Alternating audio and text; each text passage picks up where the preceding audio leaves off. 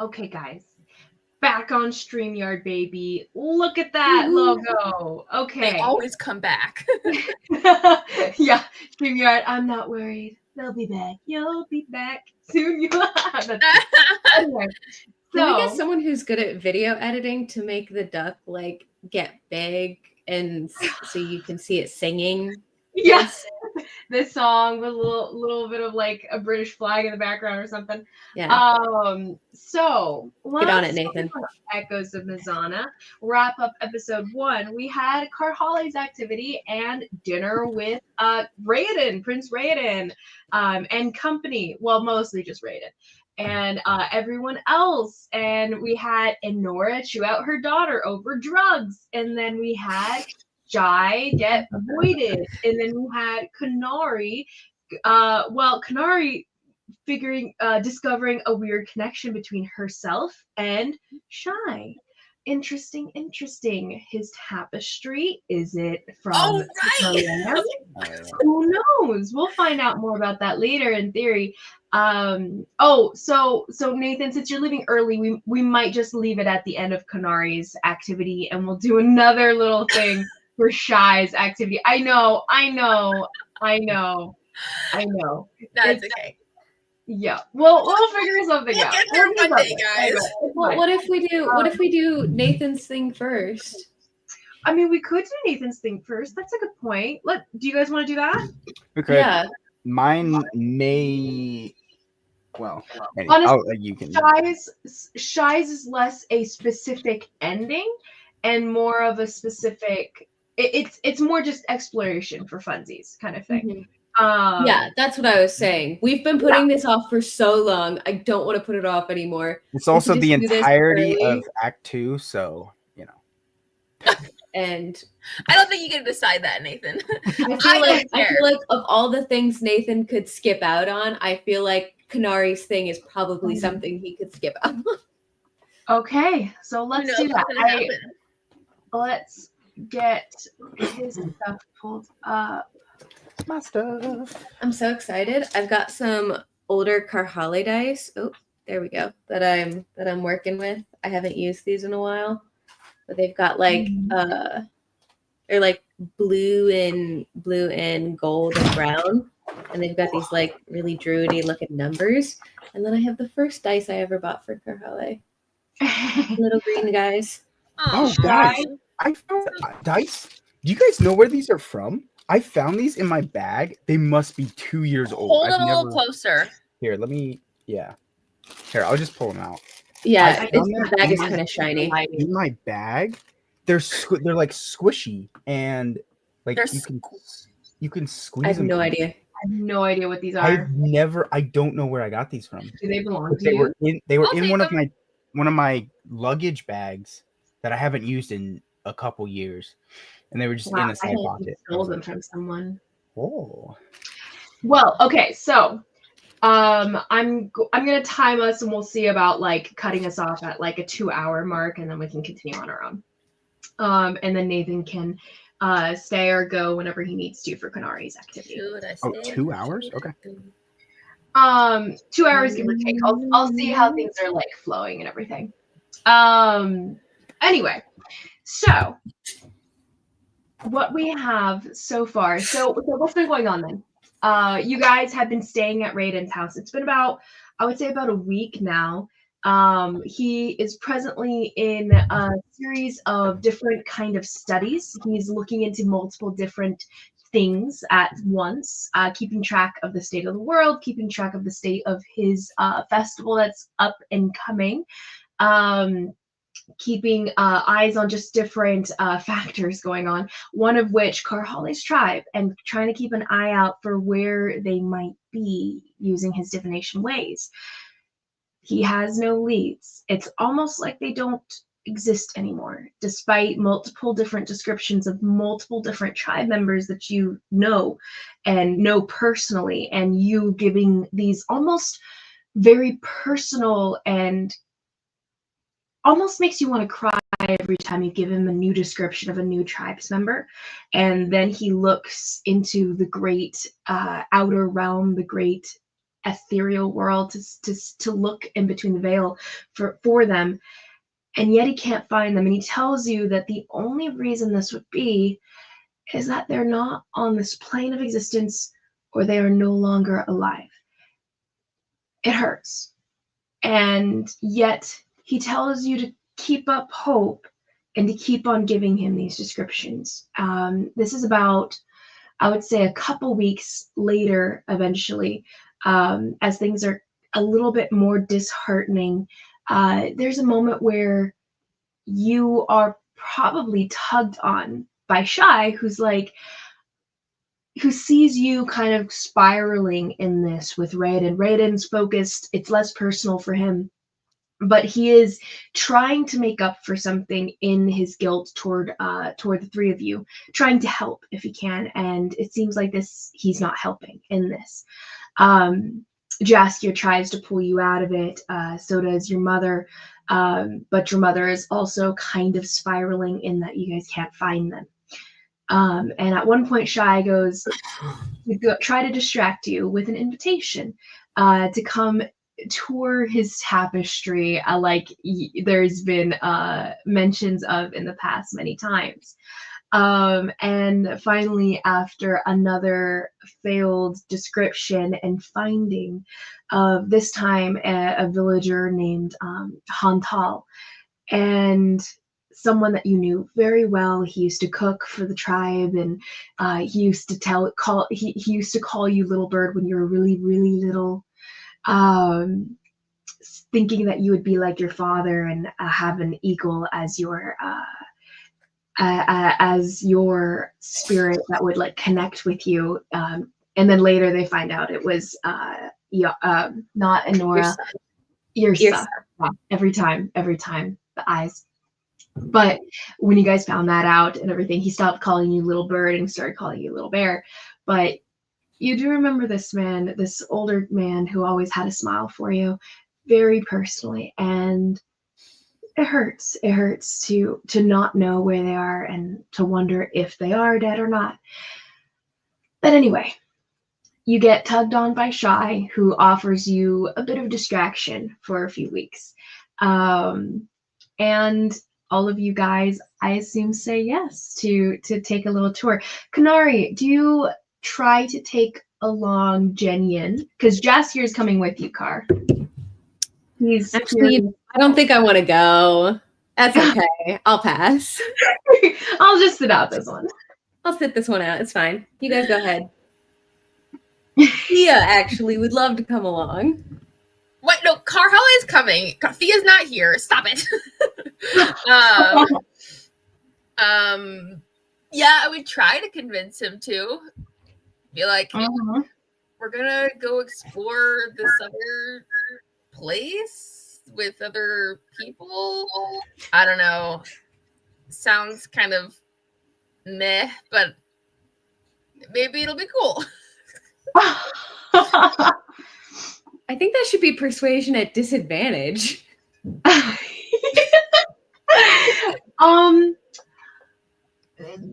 He'll ask you what it actually is. He kind of just gives you a look. It's not really with a question. He just kind of silence response, and you realize he's like just kind of wondering what this is, what you're talking about necessarily. He hasn't really had an experience with this yet. Right. Well, Shy has this like tapestry thing. Apparently, I think it belongs to my people. So that's something we'll have to figure out later. I don't know if he stole it. No, it's my home, actually. You're not there. Honestly, Konari, this is probably you entering out of curiosity, less as a funny thing and more like, I'm going to find out how he appropriated my culture here. Yeah, so like he has just like a whole bunch of other animal guys in there. I don't know. I'm going because I want to figure out how he got his hands on this, and you know, I like to have you come along with me if you want. He goes, you can actually see. You can tell me if it looks cool or not. Yeah.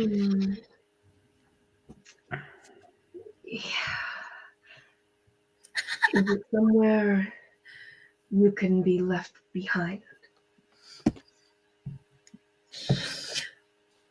I would probably kill everyone in that place before I let that happen. So I think any place counts as somewhere you could be left behind.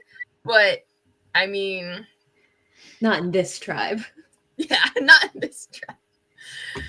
But I understand your fears, and I will not make the choice for you.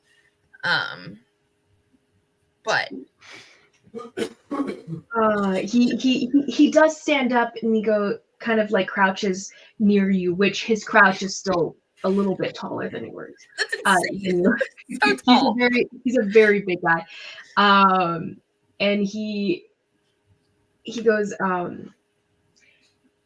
but is it somewhere you can voluntarily leave? That's a good question. Shy, can you voluntarily leave this place?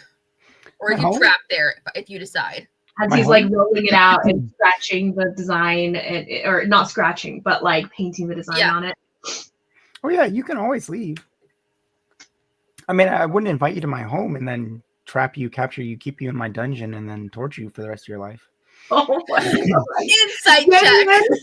He starts to like a cat, like the hairs on his back start to raise, and he starts to cringe, which is a very interesting visual for you, Karhale, to see this very large creature of a man starting to cringe away, kind of like a cat on edge here.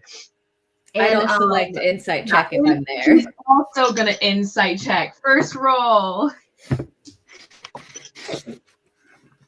We're off to a good start, guys. He cannot tell, which makes him a lot more edgy about whether you're telling the truth or not. He doesn't know you well enough to know. So he actually will kind of cringe away and be like, are you sure? You didn't ask my roll. Oh, what is your roll?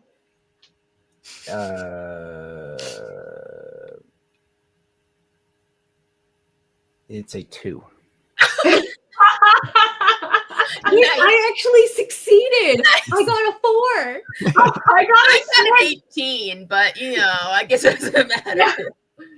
Konari just rolls her eyes there. Karhale, you cock your head. Jinyin kind of cocks his head, and Shy is just there, like shrugging, smiling. But there is this bubbliness to him that is of innocence. And though Jinyin was cringing away, it was disarming enough that he still questioningly nods to Konari. In a sense, more so, he squeezes your wrist in this familiar feel to you. But he seems willing to give it a chance to go in with you. So as you guys are entering in, okay, so the you guys going in at this point, actually, within the past week, where Karhale, you were struggling with Raiden, looking for the tribe's members and seeing if there was any evidence of their existence any longer in this world. Inala has told you guys, let you guys know that she's going to disengage with you, and she's going to be settling down into back in her home province, Daylem. She's gonna go recontact her family after seeing you trying to contact and get more to find your tribe again. She realizes that she needs to reconnect with what's going on with her family and what's going on there. Daylem? It's called Daylem. It's one of the. This is literally the first time we're hearing this. I know.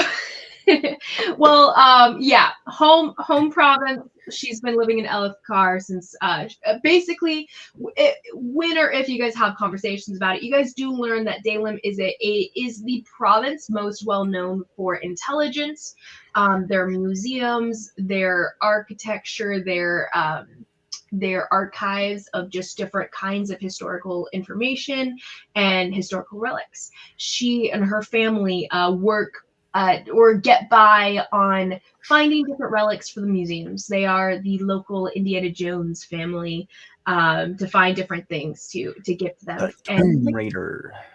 Tomb Raiders. Yeah, so she's like, I'm gonna go figure out what's going on with them. And then when you guys are like, oh, I mean, we could help if you want. And she's like, you know what? It's something I have to do on my own. And then she steps away, tosses her shaggy red mane behind her, and she's like, next time I see you guys, maybe it'll have grown back. But she does tell you guys that you guys can always drop by if you guys need anything. She'll help you out as much as she can. But she's gonna go track down a guy named Neek, see if he's got something for her. So she takes off on her own, and with a raised eyebrow actually to Karhale, she offers you the pipe you gave her way back when, with a wink wink. And do you take it? As subtly as I can. Yup. Enola's enabler. So she passes back to you. And Karhale's an addict. So yeah. Actually, no. I'm gonna roll a wisdom save. A self-imposed wisdom save. Actually, Karhale, Nah. don't roll I it. take it. Like, oh, you take it, yeah. Yeah. That's funny. The dice say no, the DM or would say be no. or would it be a con save? Either way, I rolled an 8. It would be wisdom in this context. But like since 9. you are an addict, I don't think you even roll. You can't. get triple disadvantage. Yeah. Like, I mean, it's just one of those things. I kind of technically and mechanically speaking, I'm not addicted anymore. Because it's been a week. We all know. Oh, do I need to roll for that? Oh, I would say back when you're going through withdrawal. Oh, yeah. It's probably making it hell for you. Yeah. Okay. First, give me a wisdom saving throw. And that'll determine kind of like how you're taking it in this mental way. That's better. Mm-hmm. That's a 17. 17? Okay, now give me a con saving throw. Those are good. I'm good at those. 22. 22. Okay. Yeah, you're not doing too badly.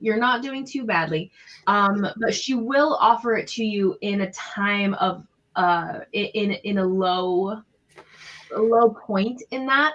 And you do take it. You haven't used it yet. So we'll still see. You're kind of weaning yourself off. You're still like coming off of it. You're out of the worst of withdrawals at this point. So in theory, if you stick with it, you're fine. But once an addict, always an addict kind of deal. So there's going to be like, if you take it up again, you will become addicted again. Like you're going to be back in once you start. Oh, there's no save. I can't save for it. It's just one of those things. Like, yeah, you can't fall back into it, or it'll become a habit again. You have to stay. I will put it in my inventory. Mm-hmm. But you have it, which is like the temptation. Yeah, which is not good. Not a good flag. Anyway, so stepping through though, you have this in your pocket, and it's kind of like a crutch at the moment. You're like, I've got it though. And when things come, like when you're kind of spiraling with Raiden, searching for the tribes members and everything, you feel it there in your pocket, and it's heavy against your leg, but you haven't used it yet. You don't need it yet. Heavy against your leg. And Shy invites you on a little trip to be a little distraction here. Konari Jenyin comes over to you as you guys, while Shy's opening up this portal. And after Shy steps through, Wale steps through, and you're about to go, Jenyan kind of pulls you back a little bit. And he leans in and he goes, Konari, how much do you trust this Shy? As far as she can throw me. Well, I don't really trust almost anybody. I don't know him that well, and he has a rug that might have been from my people. So I'm not sure, but he hasn't done anything bad yet. He knows. Most people are pretty bad within the first, 20 minutes to me if they're gonna be bad. So And he squeezes your hand, and you know it to mean like an acknowledgement of it's always been the same for him. So he lets you go, and he steps in behind you. Actually, he doesn't let you physically go, but he will step in with you. okay. So you guys go through, poofing out into another world. You guys open your eyes on what looks to be a large field of. Oh, actually, Shy, where are you opening it? Oh no, where's the map? Actually, I was Carhole. considering the same thing. Where is this freaking map? Shy has got your entire tribe in this tapestry, and that's why Raiden can't find Hey, it. whoa, spoilers. Oh no, there goes the second act. They were just hiding in here the whole time. The whole time. Your tribe was with you all along. It's I'm gonna not check your. I'm gonna check your Messenger? secrets. Maybe It's not in secrets. I already checked. You know what? Okay. Didn't Raiden say that he couldn't find Jin Yin for a while? I wonder where Jin Yin was that he couldn't find him. Oh, Raiden did explain that to you when you guys were talking about it more. But basically, when Jin Yin was under the ritual spell, which he doesn't know too much about it because you gave the book away. Golly. He wasn't able to study it or anything. Yeah. So you guys actually don't know if it has any after effects. I know. DM, trust me. This is what I'm stressing about. We can It's okay. It's okay. To It's the okay. I know. That's what we're gonna do. And we're going to. I just like giving you. I like teasing you about it. Caution. Examinations that he's been doing and everything. One of which was you being like, okay, here's Jin Yin. Do what you said you're gonna do and make sure he's good and everything. And he examined him magically at least, and he couldn't find anything residual now. But he did tell you that's not necessarily like just because a curse is not active doesn't mean it's not there necessarily. Sure. So if he does have something that's holding on to him, Raiden might not be able to tell until it starts activating itself. And that's something that might not come about unless someone magically activates it who knows it's there. Okay. So where was he though? He doesn't see anything as of yet. Nothing's bad affecting him right now. Yeah. What was your question? Sorry. Like, why couldn't he see him again? What were you saying about that part? Oh, yeah. So Raiden was explaining that it was probably some factor of the spell itself that had been on him, the ritual itself. So whatever had been done to him was probably either magically hiding him, or it was just he was in an area that was magically hidden. So the cities have been this kind of magical, like anti-divination zone for a while because they have these crystals that protect the cities. So that's why he couldn't scry on you guys within the major cities whenever you guys were within the walls. But when you left, you were good. So he just had eyes on him until he was under that hood, that umbrella. Oh, okay. In theory, that's what he thinks it is. But he's not sure because he can't he doesn't know the spell or if the spell had been the thing to hide him. Okay. Yeah. But yeah. So his thing was he didn't think he was gone from this realm. And when you talk to Jin Yin about the time that he vaguely remembers, a lot of it is a blur because he wasn't really trying to track what was going on in the trauma kind of mindset. It's all kind of like morphed into like this big cloud of bad, right? Yeah. But he does recall, or he doesn't recall traveling to other realms of sorts. Okay, sure. So there's the assumption that it was probably the same. Okay. Now, if I can find this, I don't know exactly what it looked like, but I just skimmed through. I couldn't find it. Discord, Messenger. Yeah, I'm looking at my I don't know files because I have a bunch of maps. Carhala, your people are just in Hall in one of the cities that's magically protected. No biggie. They just decided to take up city life. It's fine. No biggie. Let's see. My art. That to me is even more unlikely than them being in a different plane. Well, a different plane. Oh, this is dumb. Where would I have We'll put find it? him. Not It's fine. here. Let's just go to the east quadrant.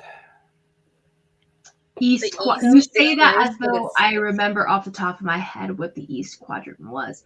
There, I'm thinking let's just make a new set of quadrants right now. Okay.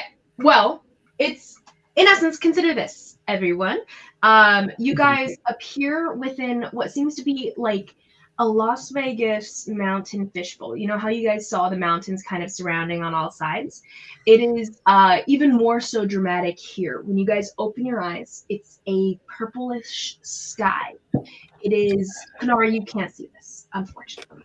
But Okay, I understand. yeah, I would describe it to her. I'll describe it to Konari. Aww.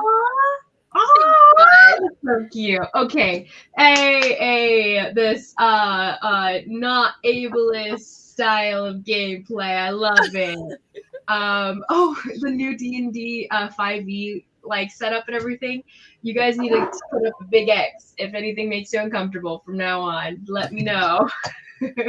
You make me uncomfortable. No. Dang it. Okay. I'll try my best. Wait. Elizabeth. Sorry, you can continue your thing. I Anytime sent you a Shy text. talks. Yeah. Every time Shy talks. Okay. We are in the middle of the ocean. Drowning. Unfortunately Shy. So there's this moment. Okay, so actually, as Karhali describes it to you, and I'll describe it to you in a second, there's this moment where Shy steps right next to you, Karhali, because you're kind of right next to Konari talking to her. And Shy kind of steps into your space, and he's like, he looks constipated as he's staring very hard at Konari. And there's like, looks up at her, blinks up at her, no reaction that he seems to be looking for, and then he closes his eyes and keeps on pushing something. All of the eyes on his cape are dead set staring at Konari. Mm-hmm. The eyes, by the way, guys, they're definitely not, they don't look like normal eyes. They are definitely what he wears, this cloak that he wears of eyes. It's got a far more Egyptian look to it than anything else. The eyes on them are these painted on eyes, which do blink, which is creepy. And so there's these moments that they shift and move on the robe itself, but it's less creepy than like just actual eyeballs on the robe. Sure. Anyway, just to clarify, because I remember picturing it originally that other way, and then I was like, let's not picture it that way. That's like that. Horrific, yeah. So all this to say, all those eyes seem to start to glow almost like a bright bluish color. They don't normally glow. In the darkness, they are still present. They have this almost reddish haze to it. But here it seems to glow an almost bluish. But anyway, he is staring at Konari very, very focused. But Shy, it cannot affect her, like her body mass in that way. So that makes it sound even weirder. That sounds a little weird. a little weird. But despite that, there's been times in the past, Shy, where you've brought in creatures that had broken legs or had had different injuries or illnesses, and the same thing happened then. You could not wish wellness upon them. You could hand them fruit, give them something to eat, something to help heal, but that process would have to happen naturally for their own body. Mm-hmm. Now, as you stare at her, it doesn't seem to work after a couple minutes, and Karhali is just kind of giving you weird looks as she's describing the scenery as this is probably making Jenyon really uncomfortable. Yeah, no, Jenyon's really like right up behind you right now, and there's this like weird hovering, menacing quality to it that Shy does not track whatsoever. Does not even like notice him for the first few minutes of him staring until finally it doesn't work. He's like, "Oh, there you are." As soon as I stop concentrating, I'm like, and I looked at him and I'm like, well, one day I'll figure it out. And then I just start walking the other way. And Genuine leans down. Is he a magic user? I thought he threw swords at people, but he just chucks swords at people. That's what Konari's impression of him is. It's like he doesn't even use them right. I don't know how he's still alive. I kind of open my mouth to say something, look at Konari, look at Jaskier, and just keep walking. And Shy, text whenever you text me things for D&D, send it in your secrets channel so we have active record of it, and I don't have to go between like, where did he text me this? Yeah, Nathan. Or D&D. Yeah, it's almost like that's what we have the Discord. That's gotta clutter the secrets though. This wasn't really like a secret. This was just no. Like secrets, anything that has to do with just the private chat. The DM. okay. Yeah. Like it's not necessarily specifically secrets because it'll just help me know like, oh, where would I have sent this secret information? It's literally just the private chat for the play. It's player DM private chat. Okay. Mm-hmm. So definitely use it so I don't have to be like, wait, did he send this to me personally or messenger or on email or on whatever? So yes. All this to say, I should have sent you. I don't think the Discord existed when I made you the map, Nathan, as a side note. It did not. Nathan, would you check Messenger? I don't have time, but obviously. Anyway, so as you guys are entering though, Carly describing it to you, purple mountains that are surrounding you guys. I already checked Messenger, but I'll check again. This dark purple, more bluish mountains, and then the sky itself is this almost lavender light purple color, very different from your home world, where the sky has this almost greenish blue hue. And here it is clear. There don't seem to be any clouds.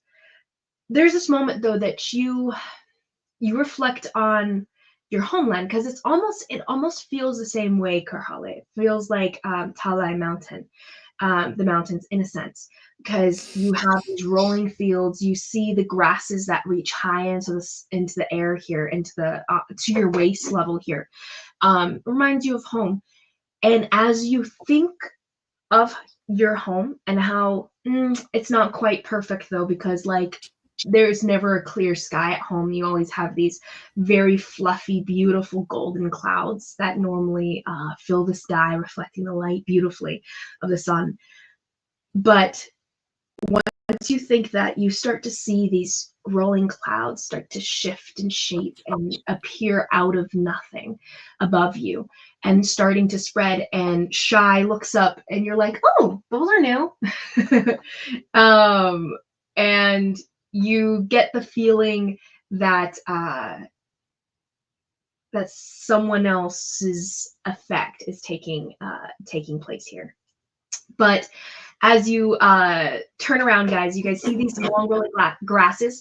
You see ahead of you what looks to be like a sharp cutoff of the rolling grasses here.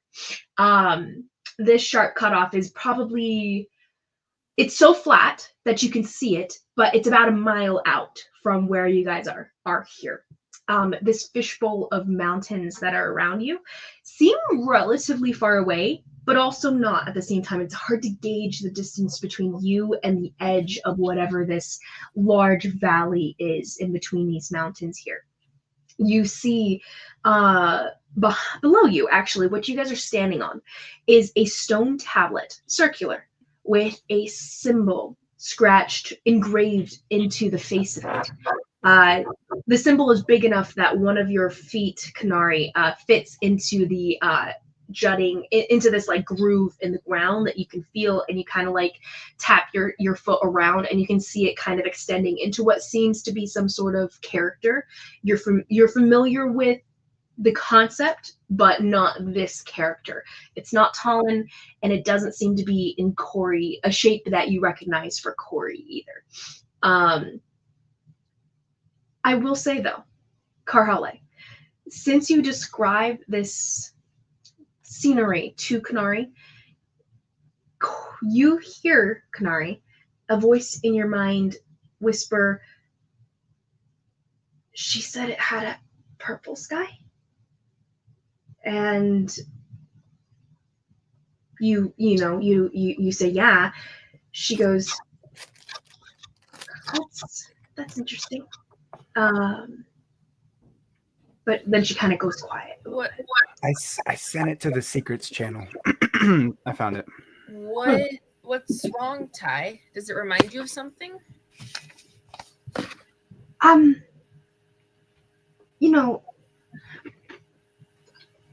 Our home, the color of the sky there, you'd call it purple in common. It's probably nothing. And she Liz, it never is. Never is. Oh, it's so cute. Okay. Let me download that again. I sometimes I'll see some old art and I'll be like, wow, I did good. And sometimes I'm like, oh, that was ugly. But in this case, I like it. You said there's like letter characters like carved into the ground. Is that what you're saying it is? So you guys are standing on a stone almost pedestal. It's not necessarily a high pedestal. It's probably only about a foot off the ground where the grass is rising up around it. Mm-hmm. But it is stone and there's this groove on it that seems to make up an actual character. Carly, you can see the character. It's larger and it's a bit of a swirling symbol. To be fair though, Konari, it's a little hard to tell whether you would recognize it or not because I'm just marking down notes mostly. Sorry, yeah. I just to clarify, I did kind of mention that it's not a language that you know. Yeah, but actually that isn't true because you don't know language written. So it's true. So it could be either of those languages and you're not aware of it. But something for you, Karhale, it's not something you read, so you're not sure what symbol. Shocking. Yeah. And it never is.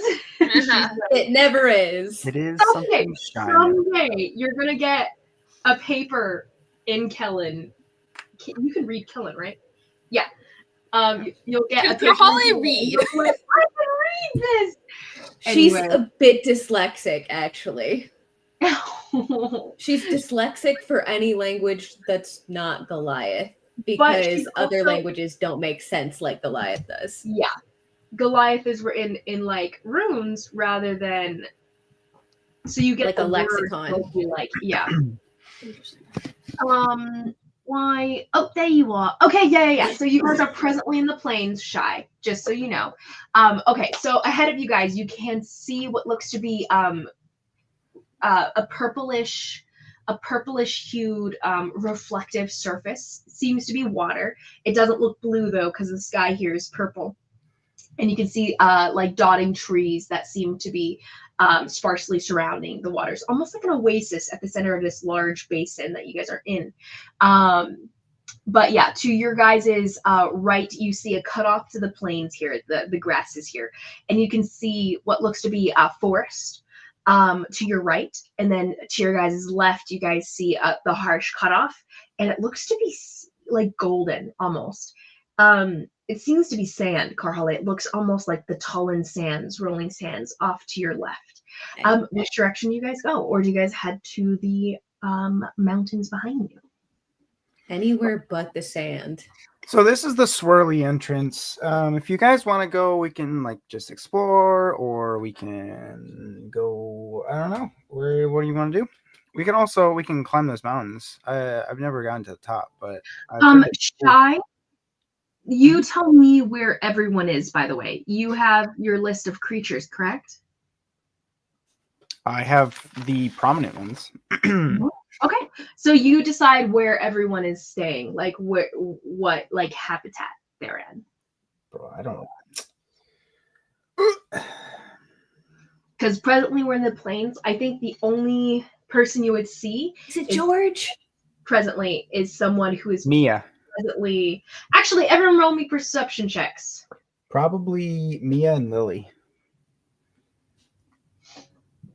Wait, Mia and Lily? That sounds so cute.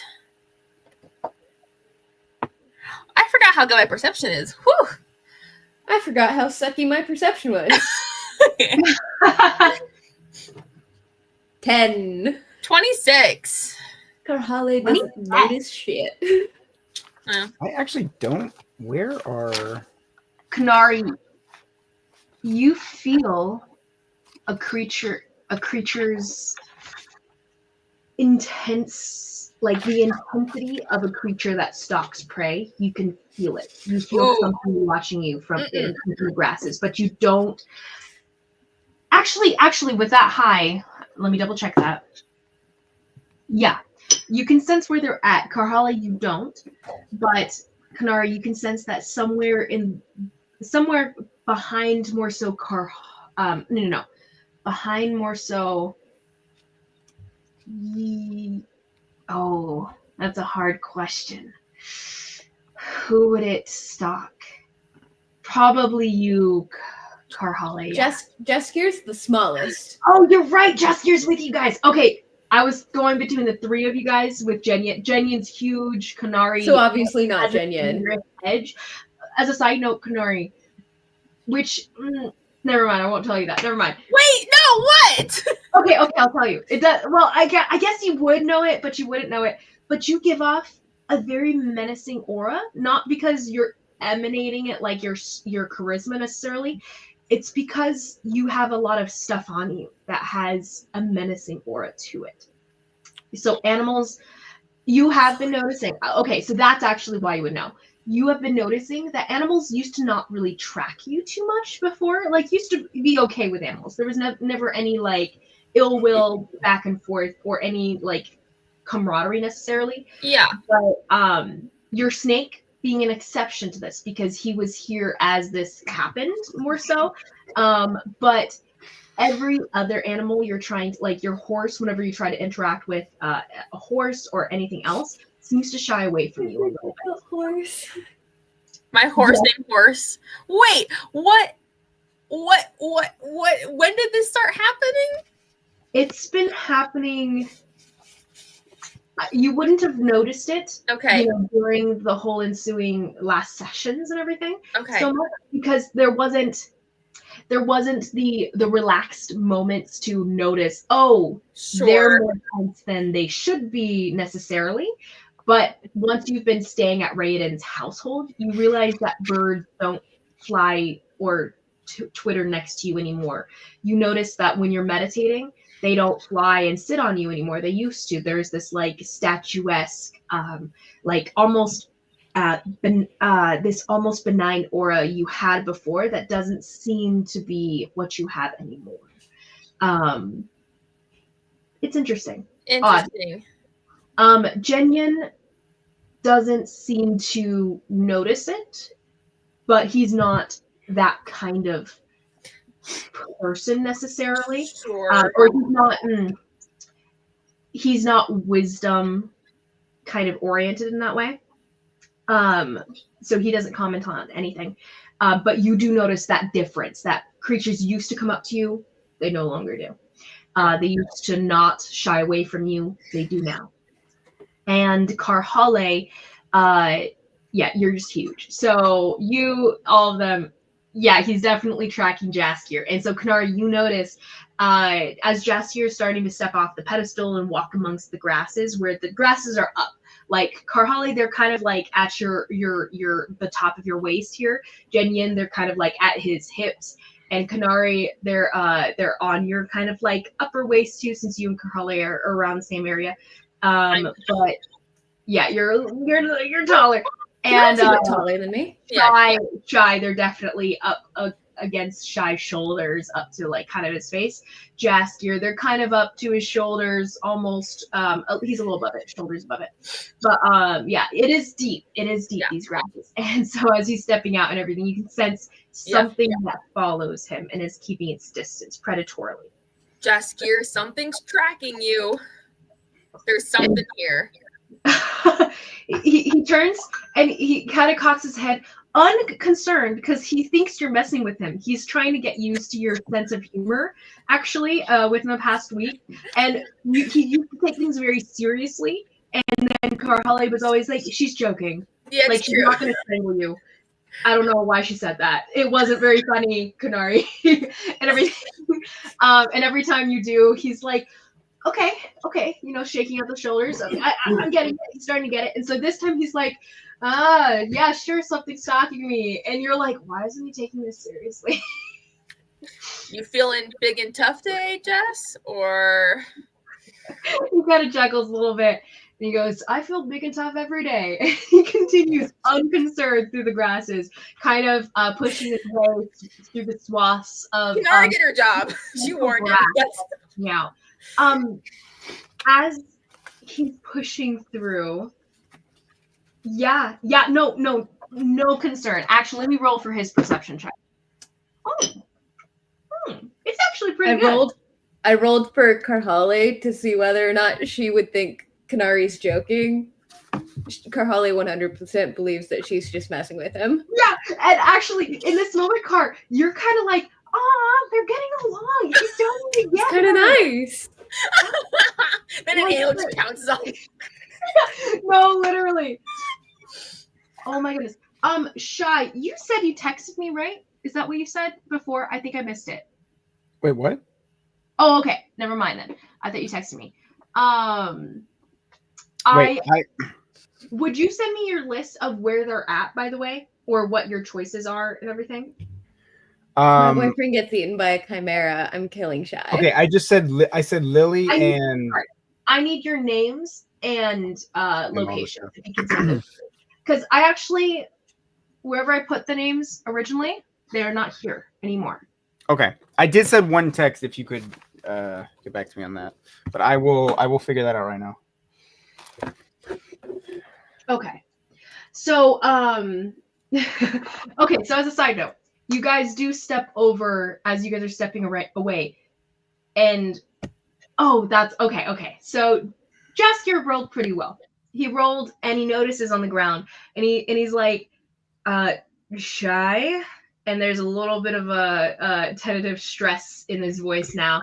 And he stands up and he's holding up what looked to be kind of like a human femur. Oh.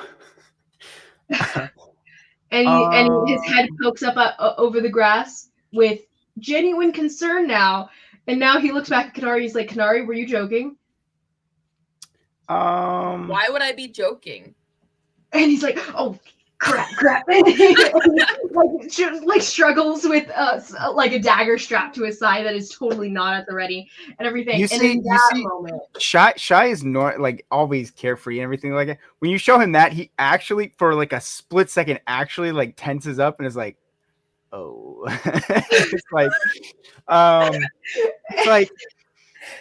So normally, a lot of animals, because they're here all the time and they don't have much to do, they like hibernate and they're never awake.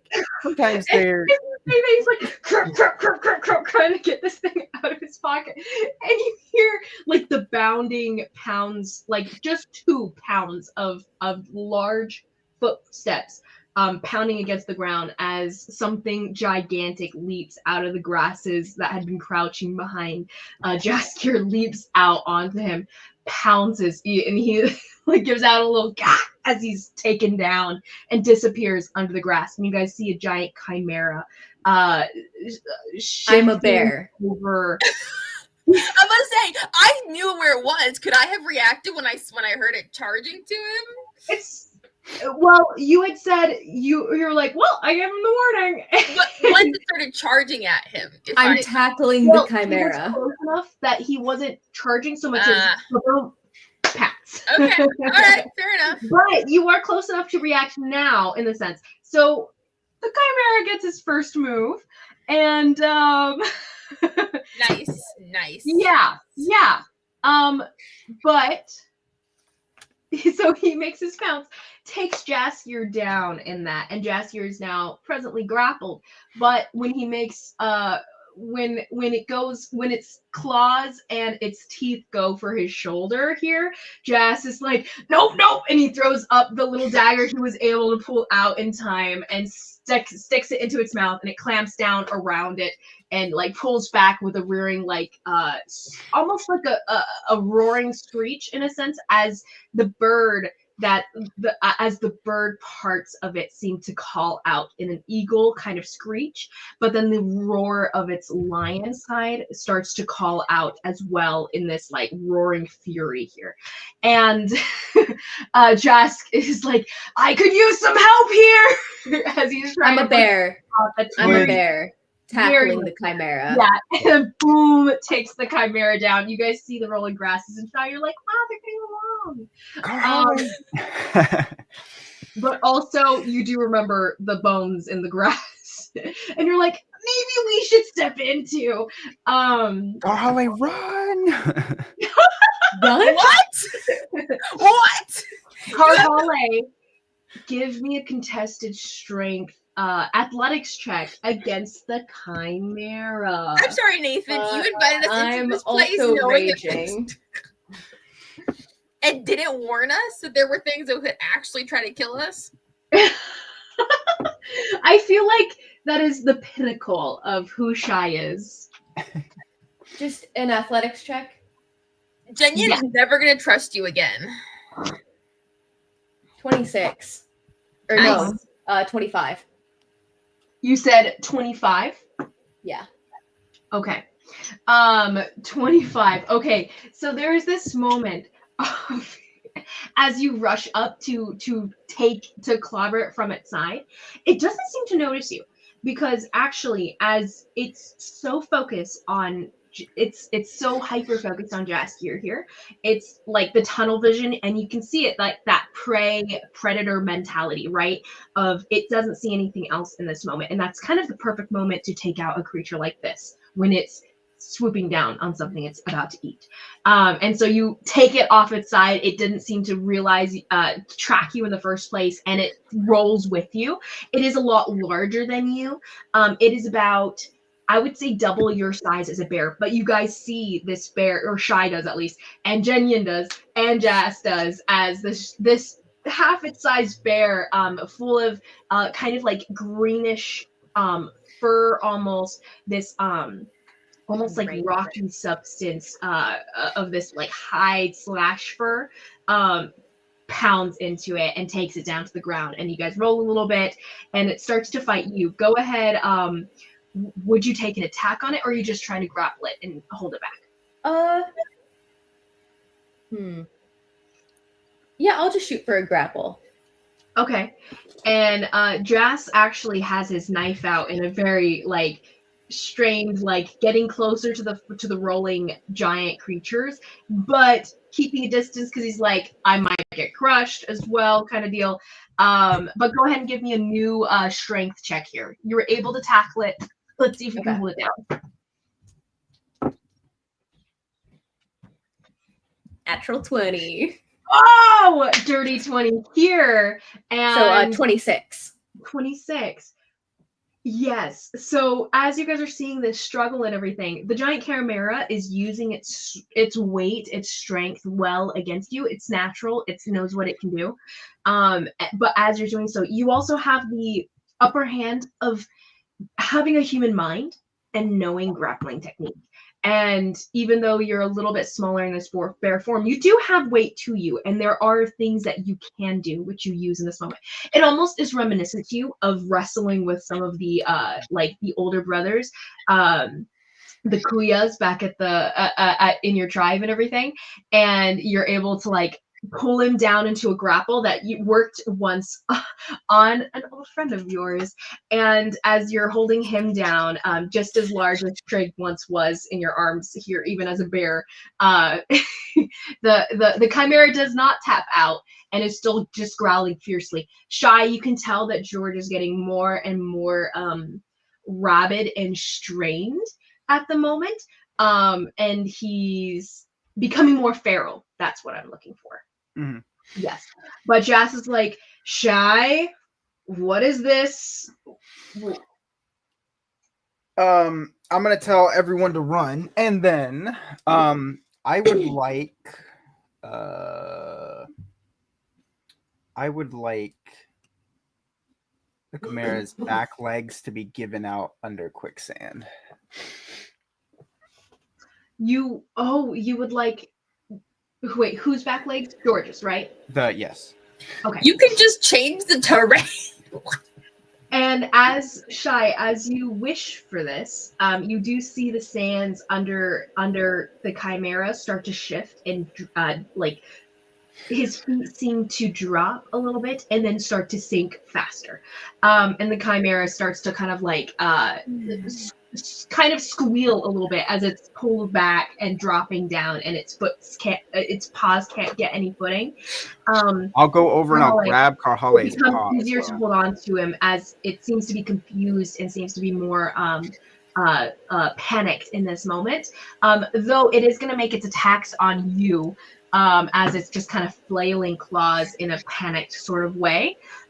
Does a 14 hit? Me or Shy? Only you, Car. 14 does not hit. Okay. Yeah, so it's making these paw attacks, but the brunt of your bear hide is taking it. It's scratching off with this like rough grain noise. It's bear AC. Hold on. Oh, you're right. Bear 14 does hit a bear. Okay, yeah, so it does scratch against your hide and carve into it with this terrible grating sound as you're almost rock and fur at the same time. And carves into you. You feel the pain of it, but it's far from you. And so it doesn't really phase you. But there is this straining, and it's crying out roars of like fear and anger here. Jas is like, I think that's making it worse, Shy. What are you doing? I'll just go over and grab Karhale's paw and like pull her out. Good luck. Go ahead and give me a strength grappling check, a chimera. You're well, I'm more like helping you away from him. I'm not like attacking you. I'm winning this. In theory. Yeah, she was doing fine in this. Yeah.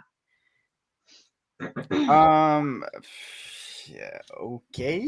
Okay, are you going to disengage though? Shy did tell you like, let's go, guys.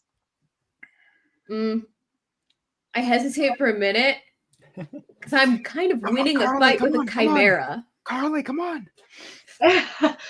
In that moment, Shy, as you get close enough to touch Karhale and you're reaching out a hand for her, the chimeras, George is going to flail and take a bite out of you, or at least try to, because you're part of the problem here.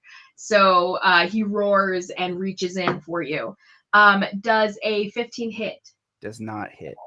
Okay, so you kind of like reach around, grabbing at his snout, pushing it down a little bit in that angle of like he's gonna miss. And I'm gonna look at him. You're not afraid of grabbing its snout, pushing it away, and keeping the teeth away from you. All that. I'm gonna go face to face with him, and be like, "Haha, loser!" And then I'm gonna grab Karhale's arm again. Rabid. Are you not trying to calm him down? No. Okay, yeah, so he's just going to continue flailing and attacking. Okay, new roll car of holding him down, keeping that grapple in check. It's a little bit easier now because he's held down. His back paws are held down, so he's kind of braced. So it's a little easier now. 25. Oh, okay. Yeah, still no trouble. You're holding him down, and you're just like, in your mind, you're kind of like, yield, but it's a creature. It's not going to really do that, so you're not saying it out loud. Well, I'm also a bear. That so too. I can't say it. Yeah, Shy, you're holding out your hand, and the bear looks at you, but you can't really tell what emotion's going on there, but it seems a little strained. And but the hold is still pure. So you've got the chimera. He buried the chimera's feet in quicksand, right? Yeah, it's back paws, yeah. Okay. I'll try to break out of the grapple and leave it in the quicksand. Okay, so as you break away, go ahead. Well, actually, it's going to take a swipe on you as well. I guess you're kind of disengaging, actually, so never mind. It'll still take a swipe at. It's fine. It can try. Disadvantage here. Oh, Okay, well, even though disadvantage and everything, taking this like just flailing, panicked here, it does get a lucky hit on you with a natural 20. So with that lucky hit, that will be 14 points of slashing damage as you just get How this much was the claw first right one? across your body. The first one. Oh, you know what? I don't think I rolled it. Because I only have 35 hit points as a bear. So that's 14 for this one. The last one had been 17. Oh, The wait. one where she didn't crit is more damage than the crit. I rolled. I'm sorry. Actually, it's 15. 15. You're correct. I rolled twice for that one too, but the first roll I rolled twice I could have. Mhm. So Wait, ironically, it's still the same amount basically. 15 and 17? Sorry, 15 and 14. Oh, okay. The lower one is the crit because I rolled so low. Okay. So I still have my bear form. Still so funny. Anyway, so you're able to disengage. You get this like claw rake across, kind of getting onto the face of the of your bear here, but you're still in your bear form and everything. I think.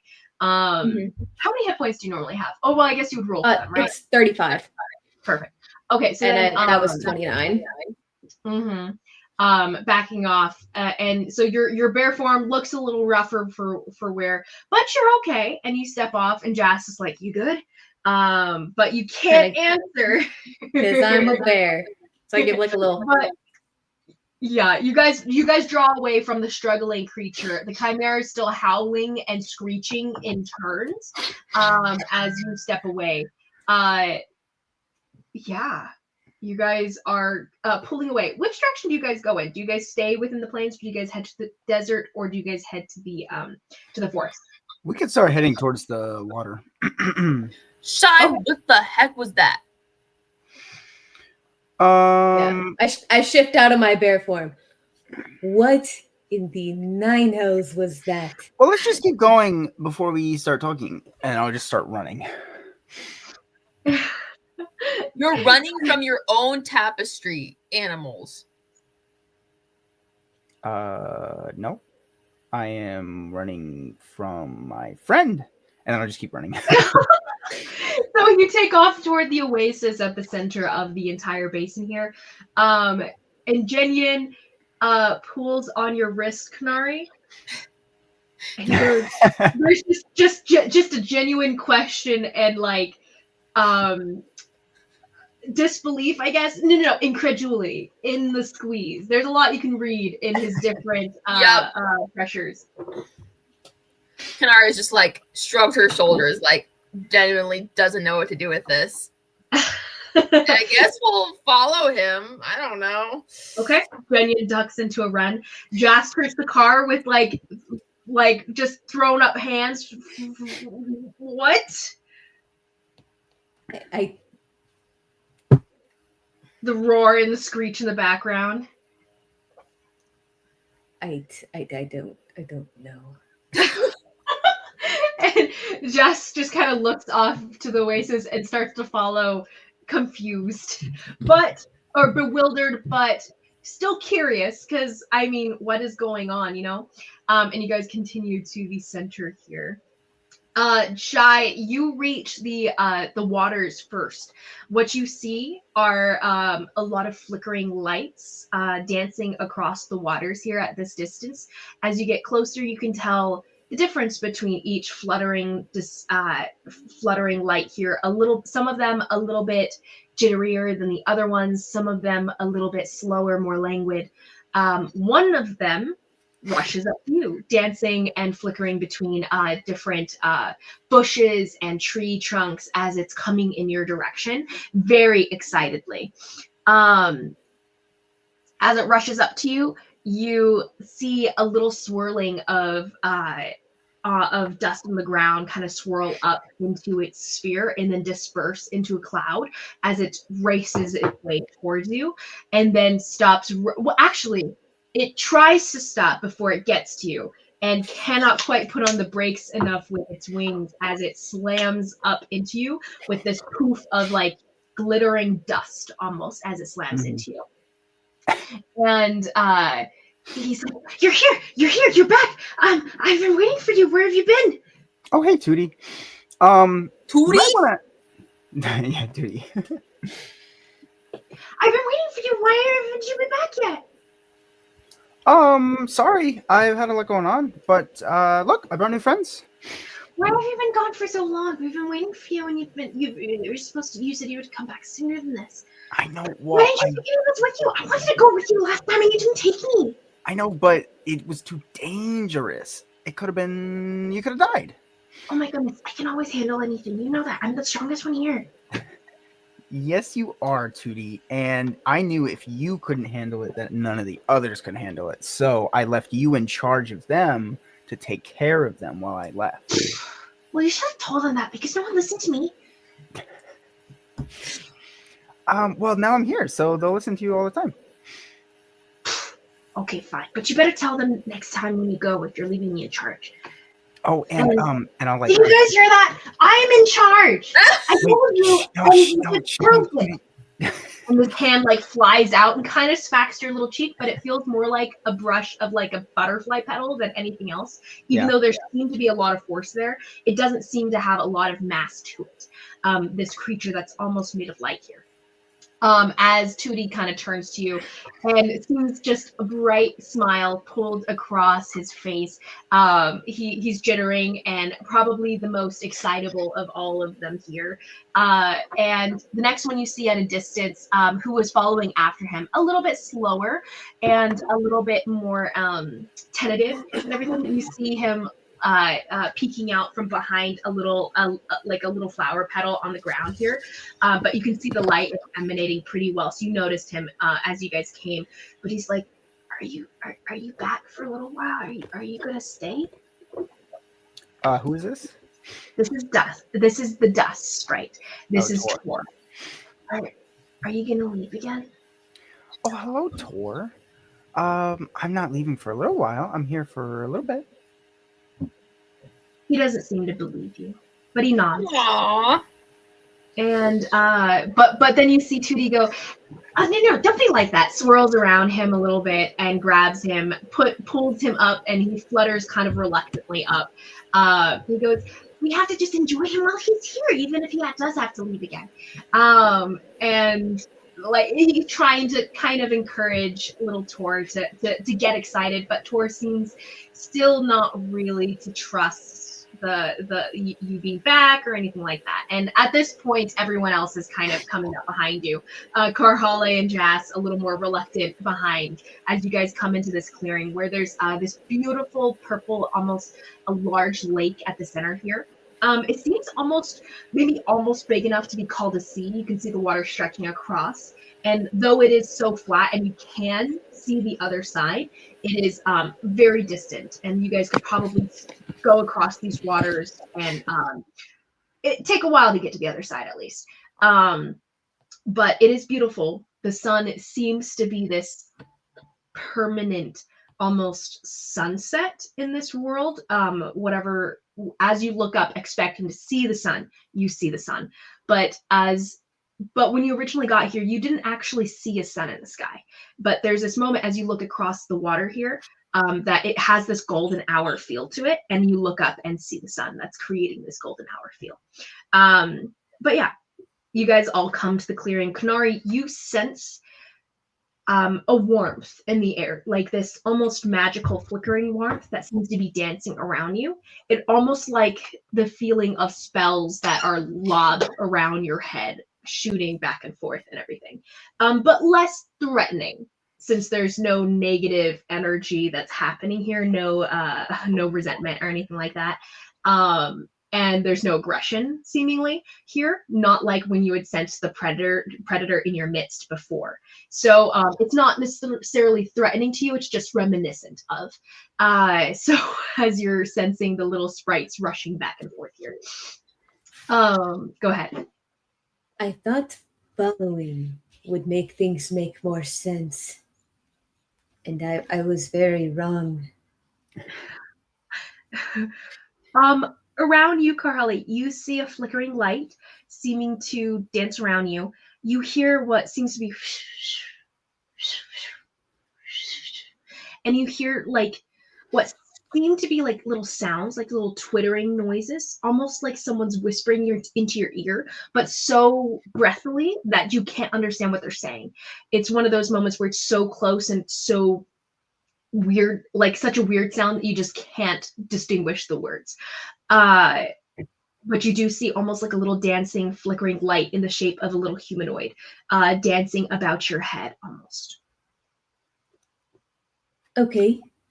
An explanation at any point would be great, Shai. Well, these are my friends, and this is Like the last guy was your friend? Yeah. Good point.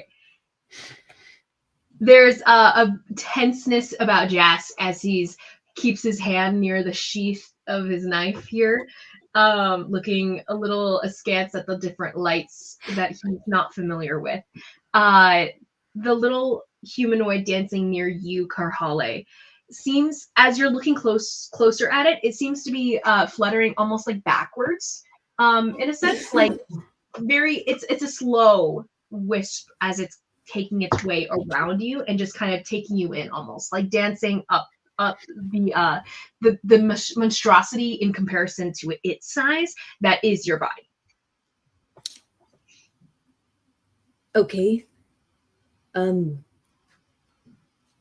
Hi. You see it come up to where your face is at this point, making its little circle around you, spiraling, and it looks at you, a little bit of a cocked head to it, but not as jittery as the ones dancing around Shai presently. And this one looks up at you with, and you can hear it say, in Goliath, it actually says this. So it's a very weird language coming from such a tiny thing here, because the language itself is a very guttural, very diaphragm-based language. And so when it speaks, you can hear that. It doesn't seem to be mouthing the words, though, as it cocks its head at you. And you hear, who are you in your own language? She's like visibly taken aback, but she'll answer back in Goliath. Karhale, who are you? Cocks its head again, looks back at Shai and says in what language do you speak, Shai? What's your like Sylvan? It says in Sylvan, actually. Never mind. You speak Sylvan, right? Yeah. Yeah. But it says in Sylvan, and this like sound of like tinkling bells meets your ears, Karhale. Very reminiscent of actually Nemo from a long time ago. The way Nemo spoke was very different from how Shai speaks Sylvan and how this creature speaks Sylvan. But it is familiar. It's almost like the sound of nature, the sound of magic in a sense. But it calls back and it goes, I don't know if I like this addition to your little museum here, Shai. And turns back to you though, and he goes, you don't seem that interesting. Why you? To me? Mm-hmm. In Goliath again. Not that interesting. Fine. I am going to. I mean, you're big, but I'm going to turn into a giant spider. Burning through wild shapes is what I'm hearing. We're not doing anything today as you shift and everything, but I'm as you shoot a web at it. Go ahead, roll to hit. Actually, The little Oh.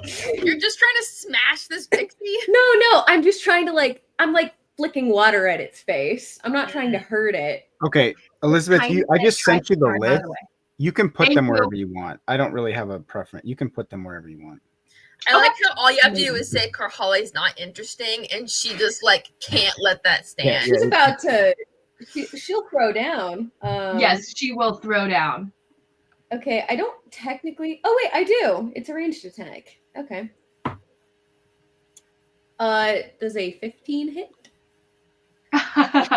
I'm not trying to hurt it. I'm trying to flick a little web at it and yeah. maybe annoy it at most. It's well, the web itself is more of a capturing thing. It's not really a painful thing. So you're not necessarily able to hold back on the pain side because it's not really a pain thing. Yeah, restrained. But the effect of it. So do you not want to shoot it at it? Like, do you not want to catch it? No, she's doing it. She's throw it at or something. But yeah. Okay. So what was your roll? I missed the number. 15. 15. Oh, okay. So just barely. So there's this moment where you see it flying at it, and it seems to duck, weave, but it didn't really calculate how a web flies through the air very well. I don't think it understands the kind of material it's made out of and how it would fall or how it would fly. So it takes a guess for how its arc is going to happen, but it miscalculates the peak there of the arc. And so as it dodges and goes up, it still gets down. And you hear it start in Shy. You hear it starting to curse in so many different languages.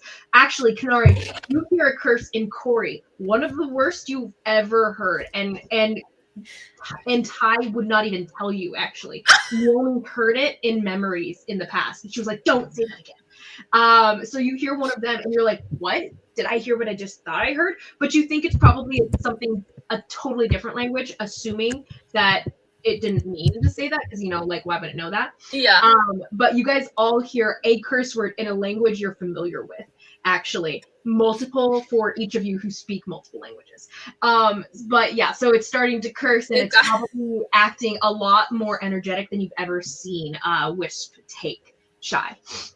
But it's like, okay, fine. I admit it. You're weird. You're weird enough to be here, okay? Let me go. And he's trying to pull himself out, but he's so stuck to it. I'll shift back and I'll druid craft a little bit of the water to rinse it off. Aw. And it lets you, and it's like the almost like humanoid made of light creatures does look to be sagging and sallow. Less wet, actually, when you put the water on it. It seems more reflective of its state that it thinks it has rather than its actual physical state, since it doesn't have as much of a physical presence as you would expect it to, or maybe it is what you would expect, since it seems to be more made out of light. It's a weird mix between physical and non-physical. But it does have form since you were able to hit it. But yeah, so as you're kind of helping it out, it's a little bit gruff with you, but it's tiny. I'll sprout a little flower after I'm done rinsing it off. I'll sprout a little flower to set it on. Okay, he is now your best friend, actually. He sits with you and the flower, and he's like, what else can he make? And he's just kind of chilling. But you guys are talking. I'm gonna shape some pebbles. Randomly. Shape some pebbles for him in random different shapes. Oh, that is amazing. He is genuinely interested. You guys will probably sit and have random conversations about different, just different fauna, honestly, and then different types of rocks that you can make. What's the limits to this? He's just curious. Really, the only limit here is what the DM tells me I can do. And he's like, "What's the DM?" As you guys speak. But yeah, you guys seem to be getting along. Car's really kinky. You don't want to ask, okay? And meanwhile, as you are interacting with Little Wisp, he introduces himself to you, actually. And he's like, yeah, Shy does not really have imagination. I I whisper a lot. I do languages, and he calls it wisp. So he's just talking with you, and you're like, okay, I gotta get this guy. But Little Wisp is talking to you. Tootie and Tor are sticking close to you, Shy. But what comes up to you, Konari, looks a bright warmth swoops up to you, and it feels less like the spells themselves as they're flittering around you, and still similar, and yet a lot hotter. It almost feels like a little fireball that shot next to you, and you almost dodge out of just a natural sense of dodging out of flinging objects and everything. But it doesn't seem to come up to you to touch you necessarily. It just gets really close to your face, and you feel this warmth like there's a torch right in front of your face. And it seems to be looking at you, waiting for a reaction. Do you say anything? She shall just be like, can I help you? I don't know. Can you not see me? No. Flickers around, seems to look at your pupils as well as it can, and it reaches forward. To dry out. And yeah, literally, your eyes start to dry out. You feel sweat start to bead on your forehead as the heat gets even closer, and you're like, it's about to burn me. Do you lean away or do you let it happen?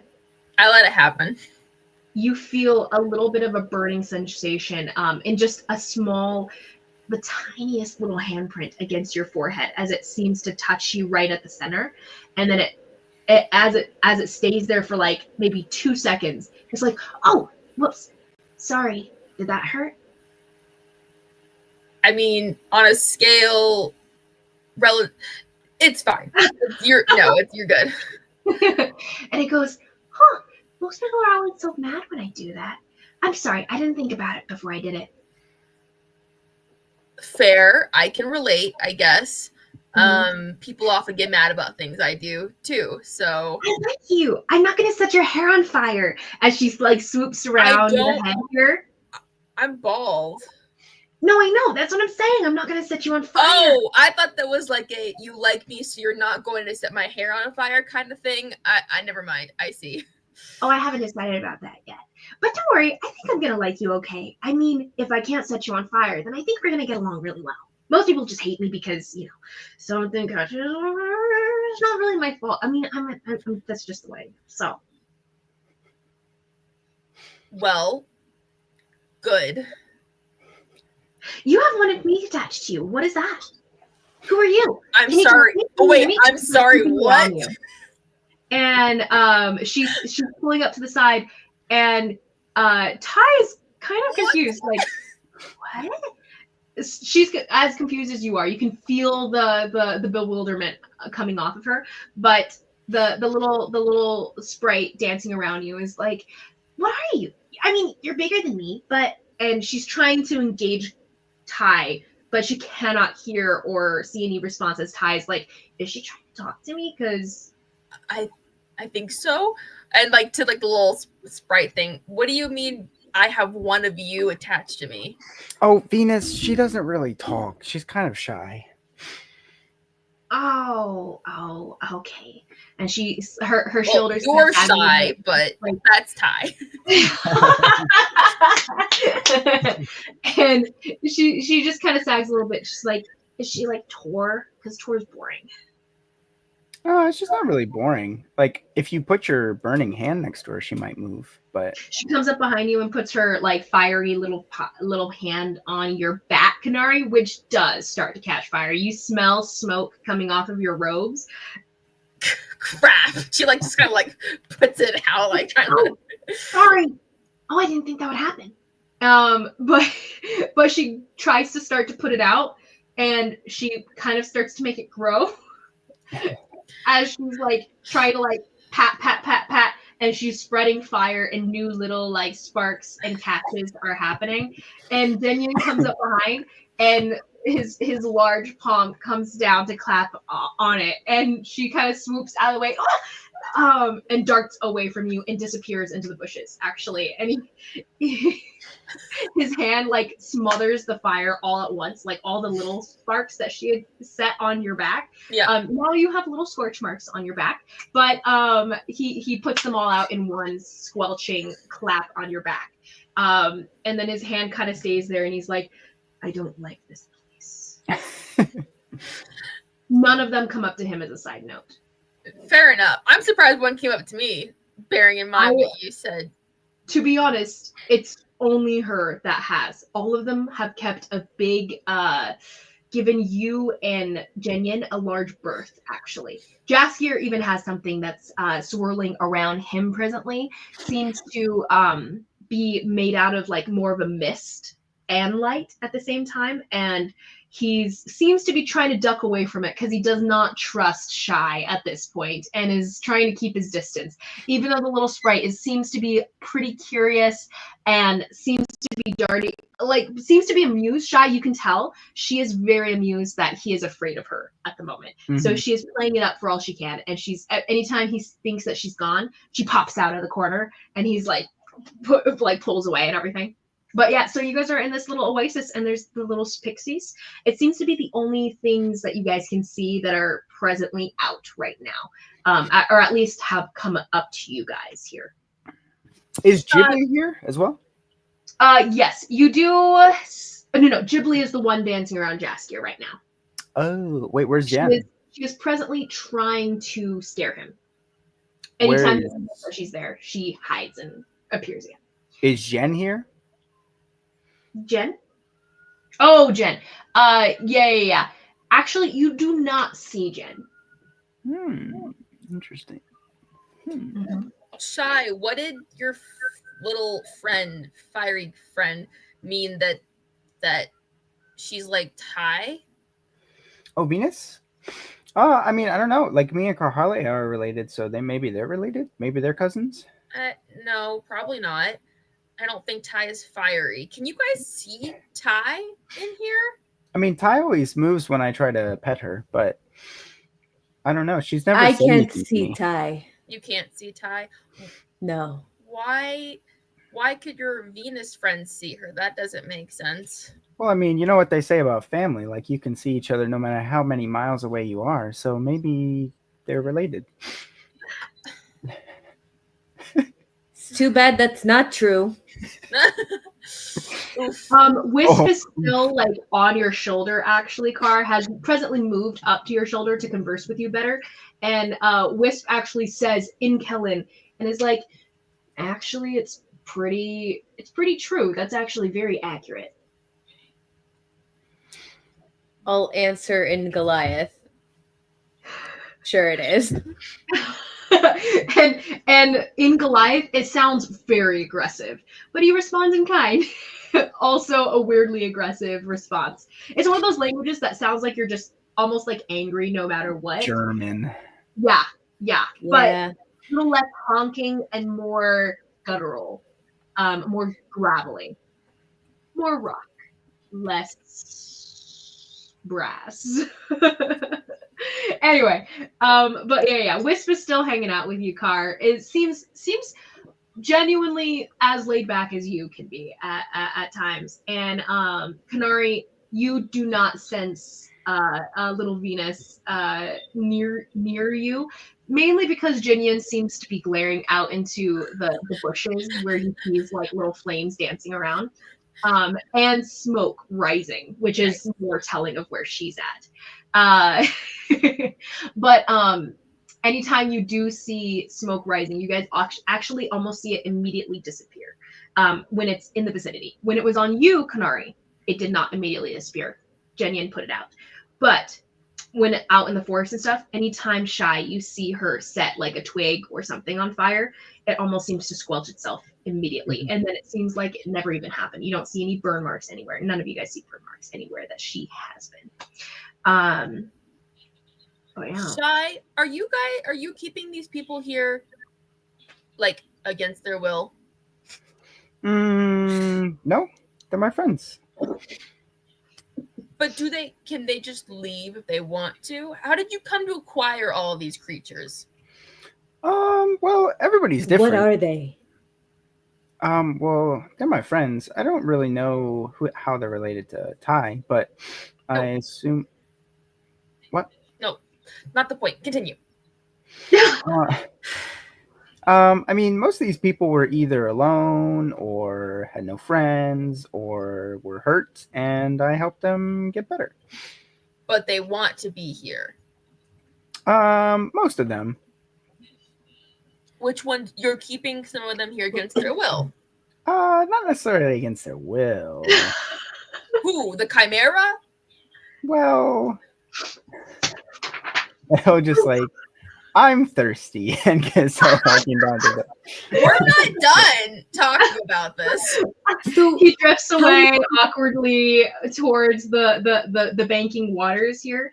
And Shy, as you step down to the weirdly placid water, you see a little shift in the very flat glass of this lake here, and it seems to ripple a little bit, but nothing happens, and you bend down to get some water. I get sucked in and die. I would like a glass to hold my water, or a cup. As you sit down, you do see a little bit of a glass cup. Seems to be pretty crude of glassware as far as glassware goes, though you're not familiar with that much glassware. So it seems about as what you would expect as you pick up a little glass that seems to be a little smudgy, and you dip it into the water to drink. Mm-hmm. Okay, so no answer. Par for the course. That's, Wait, answer. No, sounds no, about right. No, I told. No, they're all. Yeah. What who said are most they? of them? Who's Are we gonna be able to leave? Who Are you is gonna let us out of not here? Anyone can leave when they want to. Who is here not of their own free will? Who do you keep here against their will? Okay, only the people that were like. It's so tense behind you. As a side note, this guy, like as a cat, like his claws are he's starting to grow a little bit larger too. Konari, you can sense him starting to cast a larger shadow blocking the sun from you. You feel a little cold from the back here. No, how many creatures in here? How many creatures in here want to kill you? Only George, but he's just playing. Okay, so then why did you say that not all of them are here of their own free will? Well, some of them were almost dead, and so I just took them in. I didn't really ask their permission. Insight check, DM. Roll that insight check. Also insight. Perception or persuasion or deception. Okay. I got a natural 1. So that's a 2. How do you take this in the natural 1 kind of way? I'm deeply suspicious and just inching a little bit closer to Jess here. Okay, when you're taking in Shy's, explanation here, it's kind of sporadic. It almost strikes you as a little bit manic, and maybe you didn't notice in the past, but maybe it's a little psychotic. Maybe it just hasn't occurred to you, and it just never came up before. But maybe you're not even sure. You don't actually have the past experience to know what he could be doing, but it's giving you the heebie-jeebies. Konari, what did you roll? I got a 17. A 17? Okay. Shy, what did you you text me what you got, but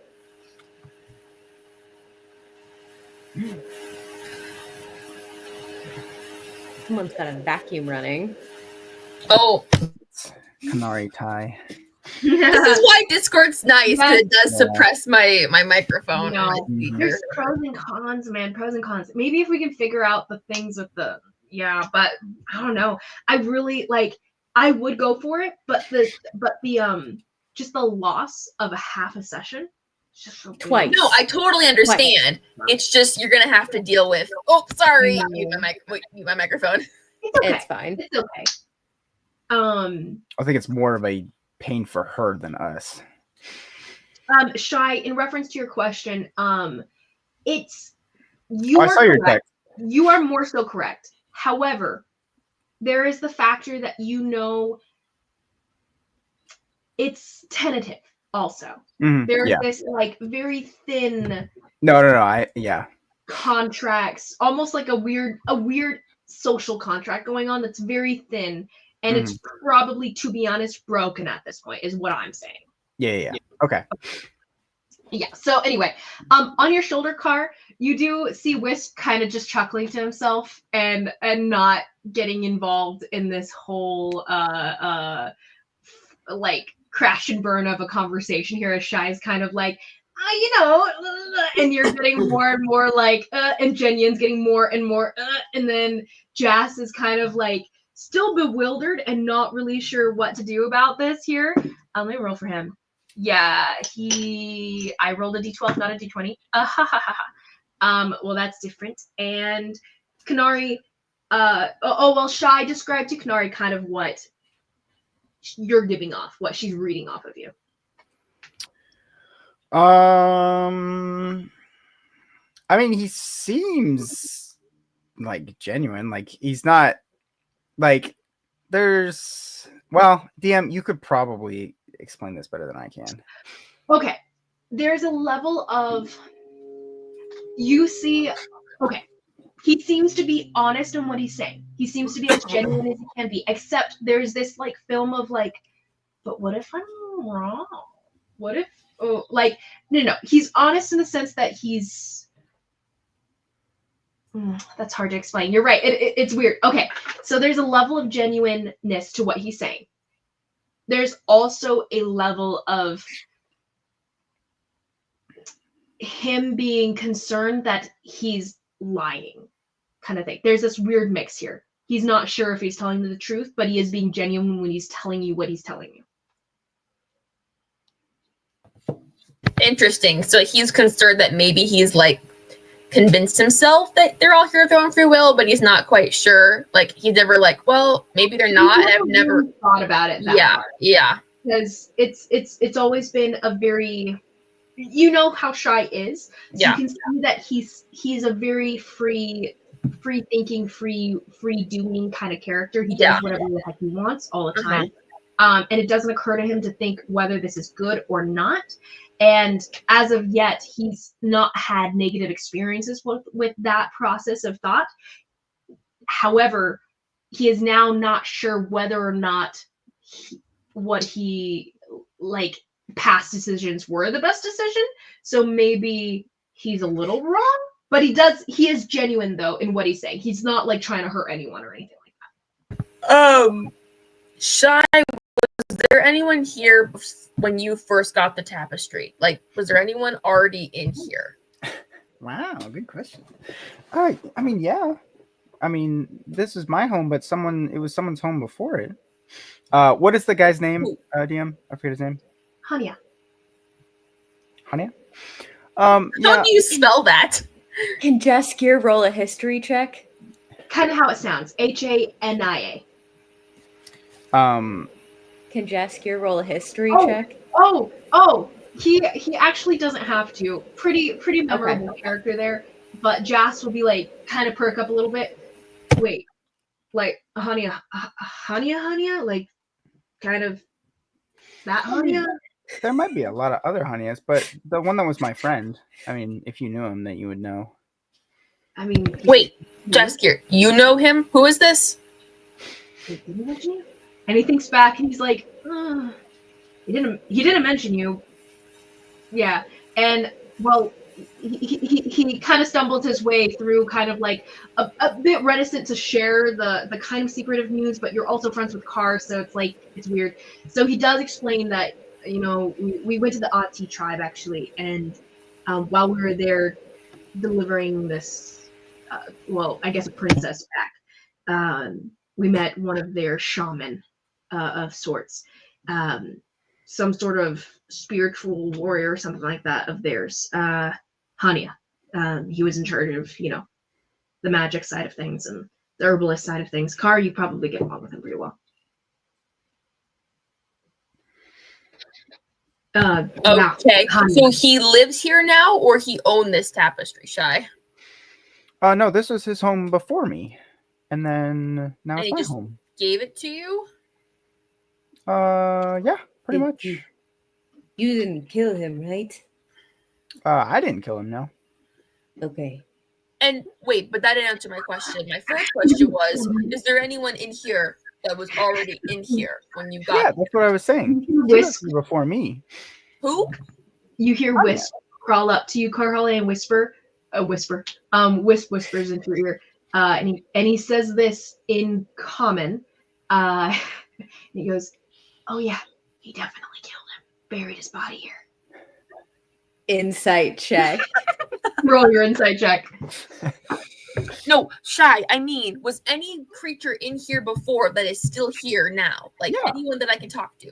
Yeah, they a lot of them were here before me. I just got this home not too long ago. Your mind flashes back to the bones out in the plains. And yeah, that's all you think of Carhale.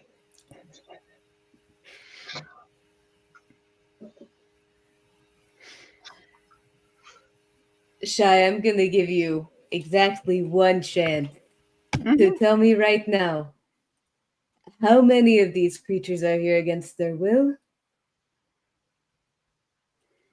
I mean, maybe one, but we don't talk about him. Maybe one. Is he one of the ones who was here before you got the tapestry? No, I definitely got him. Uh-huh. Okay, who's here that I can talk to that's been here the longest? I mean, everybody. Harm was here before. Actually, that's a good question. I don't think we've determined this. Up to you, Shaq. I mean, Harm was here. So was Sobre. Sobre. I think Ghost was here. I brought Perry in. And I mean, there's probably plenty of others that aren't like big A-listers that were here as well. Sure. The sprites were from me, right? Yeah, the sprites are definitely all yours. You basically found them out in. That's right. Yeah. Different. Yeah. Okay, no. With the sprites, actually, what had happened was that you came upon. So there's different tribes that live up in the. I remember you explaining this to me now. I don't know if you want them to know, but. Oh, it's up to you if you care me explaining. Oh yeah, I can. Yeah, sure. Okay. Yeah. In my mind, it was that they were entrapped as little spirits that had been captured by one of the other tribes, not the Ati. They wouldn't do that. But they had been trapped probably by the Reo tribe, and they had been like passing you by or something, or you would pass them by as you traveled around the different forests and everything. And you noticed them, and out of curiosity, kind of engaged with them, realized that they were alive and creatures and being kept like captive because they were being kept in these little lanterns, and kind of forced into like submission to their shaman of the Reo tribe, and so you rescued them basically, and ran off with them. Took a lantern with you and ran off with them. I won't say this, but maybe Wisp will have said it or something. But yeah, they definitely have not been here the longest. Like you said, some of the creatures here have been brought in by Hania, have been brought in by past guardians. So there's different creatures that have been here longer. Yeah, some of these people have been here longer than even Hania was alive. I want to speak to one. So why do you do this? Okay. That's also a great question. Probably. What is this? Why? Harm or maybe the nearest one right now would be Harm. Do you want to call him? Oh, interesting. I mean, Konari, if you want to talk to him, he's just down there. You could probably. You would probably assume Harm is the oldest, just because of. Yeah. On the basic kind of assumption that a person might give, you would assume Harm is the oldest. You said Ghibli is still here, right?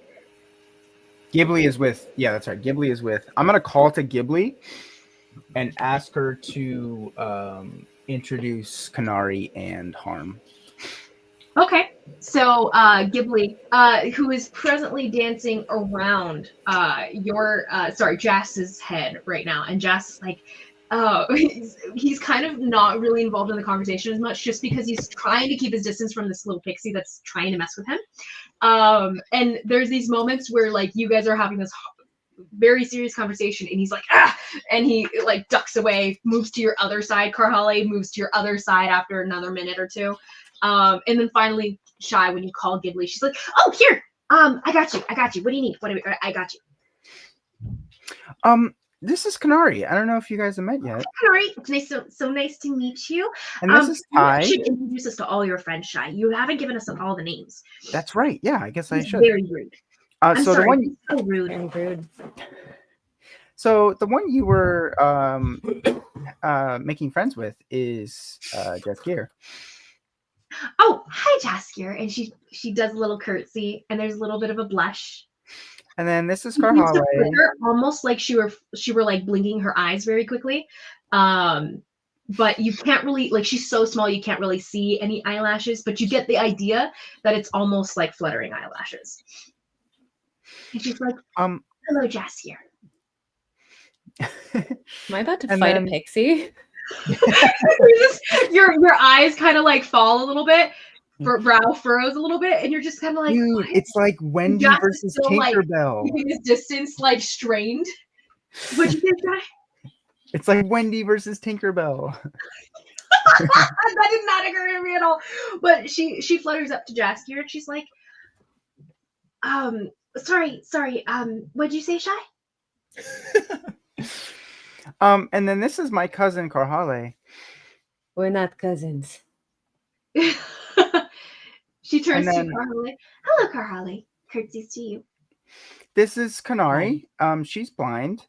And then this is Ty. She's also blind. And hi, Ty. My Ty. Kind of like a little confused, and then she raises her eyebrows and like, oh. And then this is Jen Yin. I don't really know him that much, but we've been friends for like a couple days. She'll flutter up to him, and he tenses and like doesn't pull away like Jaskier does, because that's a signal of weakness. But he tenses as she flutters up to him, and then she kind of notices, and she backs off a little bit, and she's like, "Hi, Jen Yin. I promise we're all very nice." And he just kind of nods tightly. I'm going to go over and whisper to her, definitely within earshot of him, but still whispering. He doesn't really like me that much yet. Well, I promise that Shy is actually a very kind boy. Did he kill Hanya? Oh no. No. Hanya's still, I'm sure he's still, puffing and huffing and everything he used to do, I shoot Wisp a glare. Wisp is like, he just shrugs and just continues chilling on your shoulder. No qualms whatsoever. No scruples. And she's like, so bad.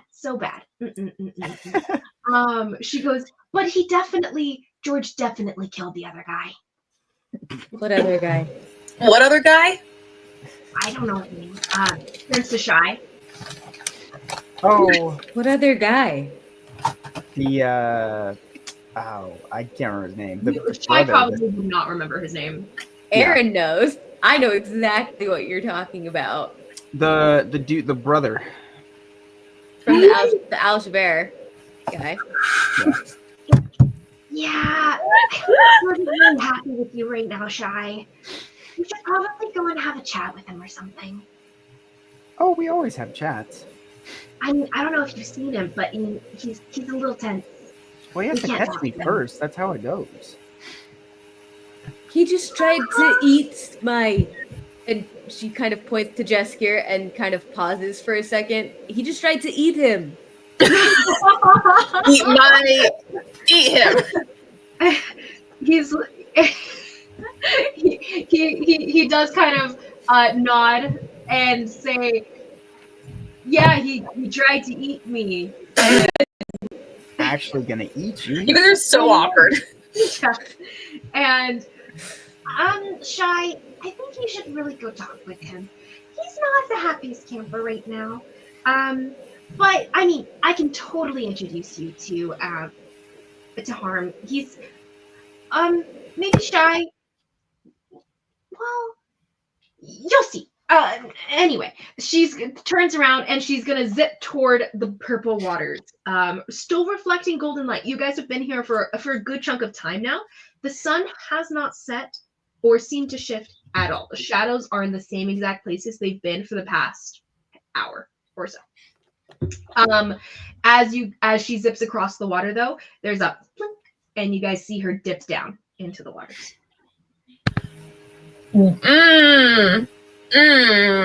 Konari does not want to go into the water. In the water?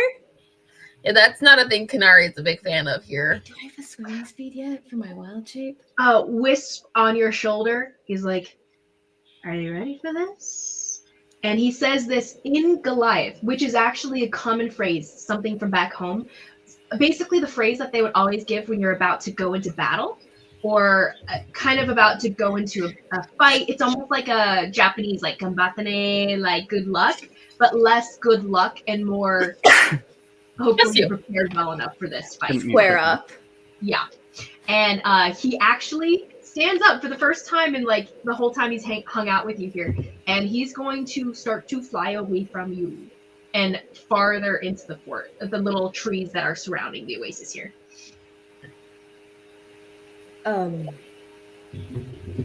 Sorry, in the water? Wisp is now gone away. He does not answer you, but next to where Shy's hovering, you guys see a flickering, a very dim light. Who does answer you, Carly, is like, I think she's gonna call him out more so. Oh, he's right. gonna. Thanks. Good. Yeah. Mm-hmm, mm-hmm. And he just kind of hovers and kind of hides behind Shy, and he's like, I don't think this is a good idea. Okay, I mean, George is like angry at you, but Harm's. Well, you'll see. And he's going to drift away from you into the tree. Oh my goodness. All of the other pixies actually are going to kind of tense up a little bit. I will Some go. of them mumble different things. Like all of them are kind of like, I don't know if you want to do this, Shy. And everyone's a little bit unsure I'm about holding a wild shape. I'll go and collect Venus and hold her in my protector in my hands like this. Oh, little Shy, is this thing going to try to kill us? No, that was just George. Try again. Is this thing going to try to kill us? Konari is readying herself for whatever's happening. Genyon is tensing up, growing a little bigger. Now, at this point, you guys see the water start to shift and ripple and sway. The water's been placid up to now. And at this point, you guys see the water seem to rise up, almost like the water bending wave as it comes upwards. But instead, you guys see something dark and black and slick rise out of the water. It seems to be long with these like puckered circles on it. And it seems to be a long tentacle rising up and out of the water. And it slaps down onto the beach beside you guys. Not quite in range of you all. And Shy, you're like, there's Harm. He's gone so big. And you see what looks to be the top of some sort of curved creature, some sort of slick looking reflective of the sun and the light coming down on you guys creature coming up and out of the water. It is large. It's as big as probably a ship, a pirate ship or anything of that sort. Probably bigger. And as it rises up out of the water, you guys hear this crooning sound. It's hard to quite grasp what it sounds like even. It doesn't seem to be comparable to anything you guys have heard before. I don't think any of you guys really have experience with sea creatures so much. No. Probably the best is Jaskier, who's kind of like starts cursing in the background and Talent and starts to back off from the beach. Guys, Then just squares up and starts to like hackles rise. He makes himself look bigger, like that whole deal. He does not move from your side, Konari. He stays there. Guys, I'm don't be squared up. scared. He's just a baby. One And more time. in terms of them, Shy, you see the large tentacle that is probably about the height of Jaskier. It's about 6 feet tall in thickness, laying on the beach here. It starts to sweep across the beach toward all of you. Everyone give me strength saving throws as it slams into the side of you guys. What have you done, Shy? 27. 27? Yeah. Okay, 27. Okay, so This is strength.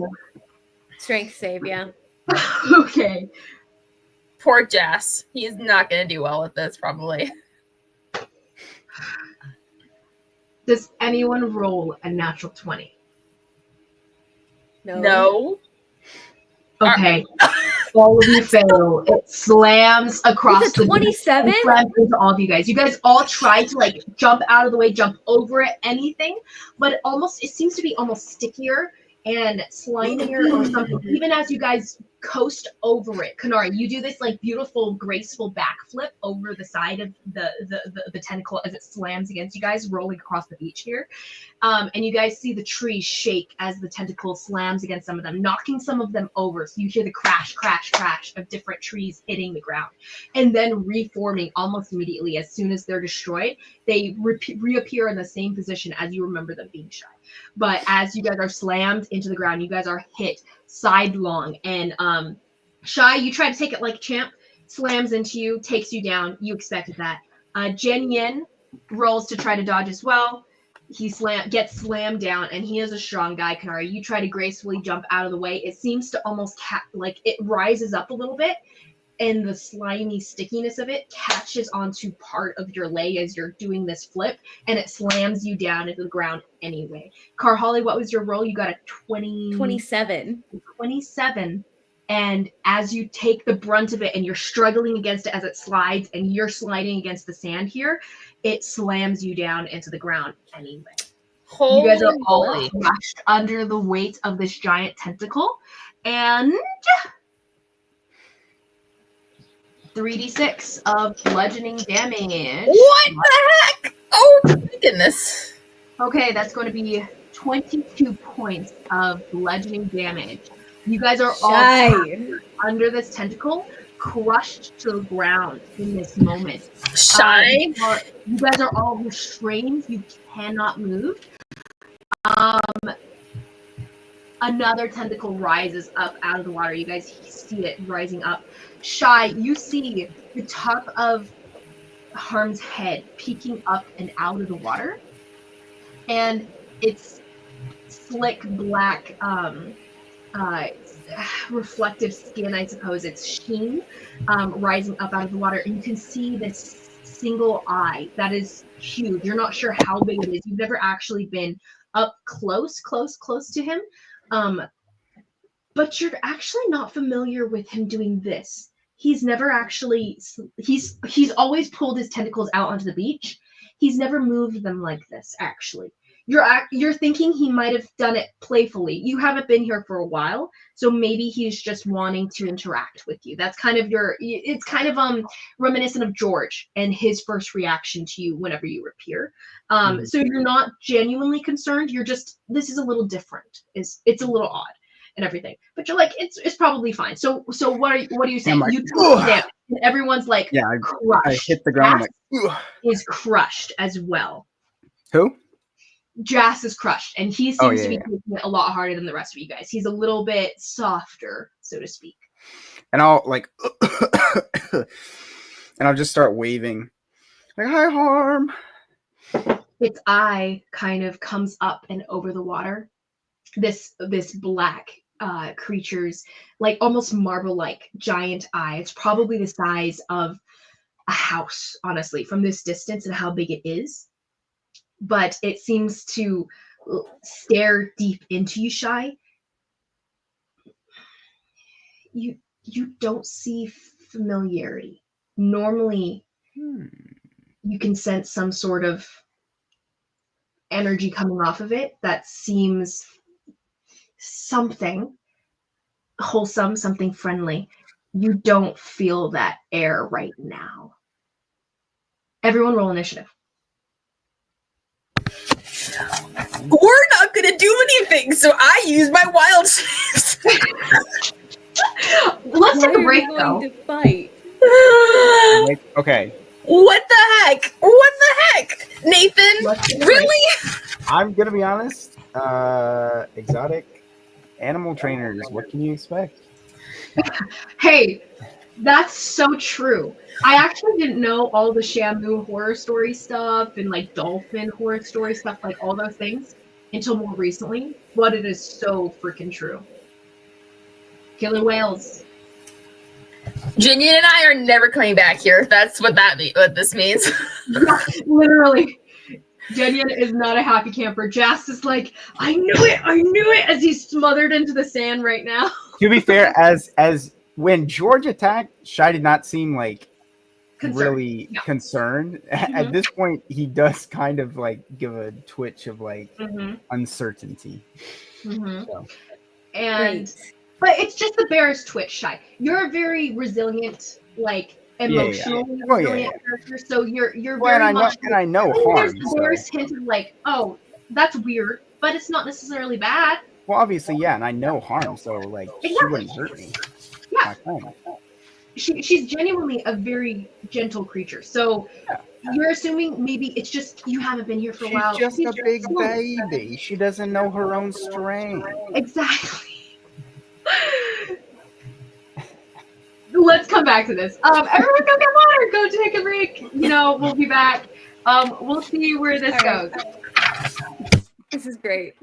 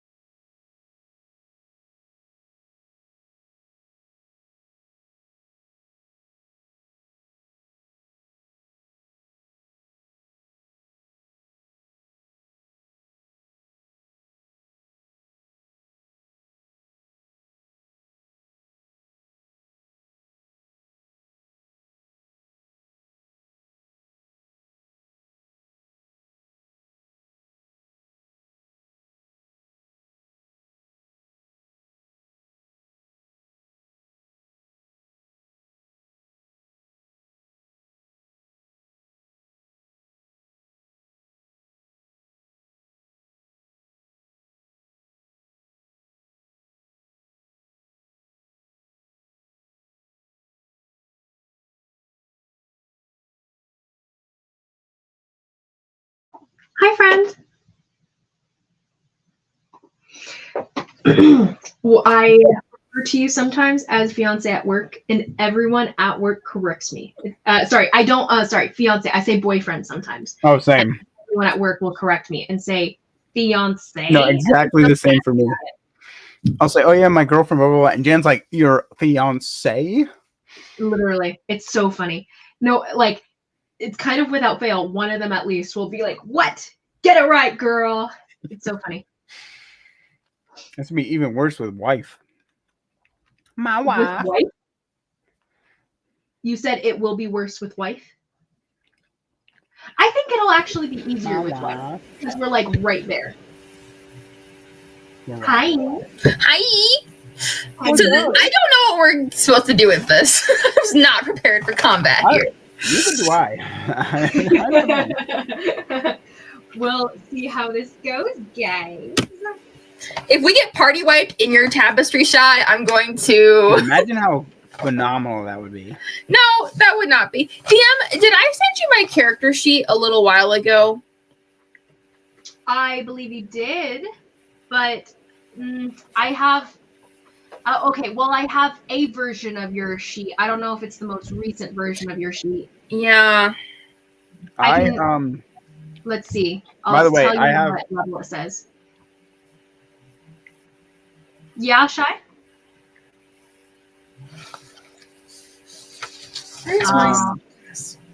Depending on how or Mine says level 8, Konari, sorry. No, it's okay. Where did I put that thing? There it is.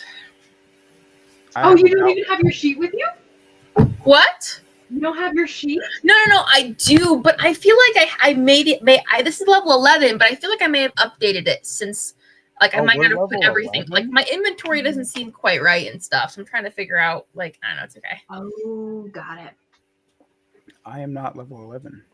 Oh, well, you don't get much for level 11, right?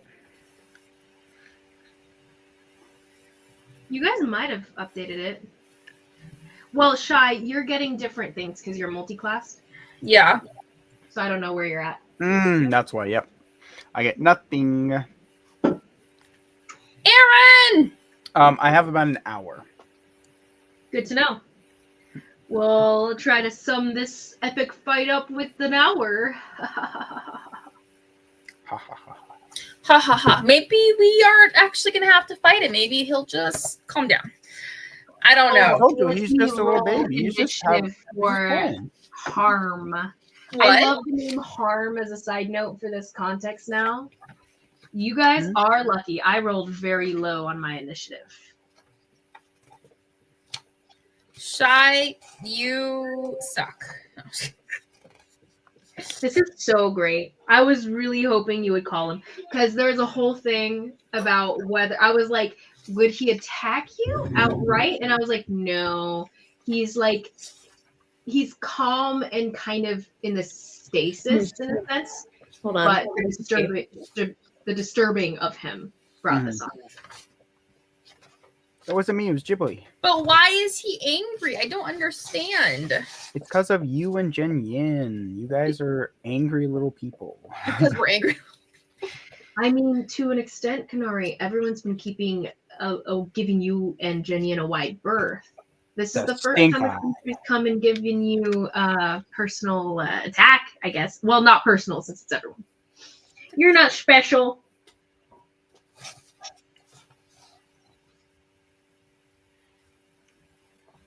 Venus likes her.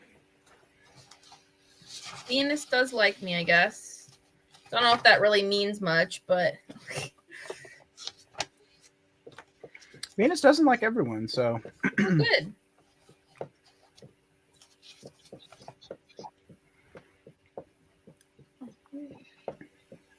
Okay. As a character, very annoyed. As a player, thrilled. I'm excited. We have never seen Jaskier actually fight, so I'm very excited to see what he can do. If he gets to. He's already very low health. That is accurate. He'll be fine.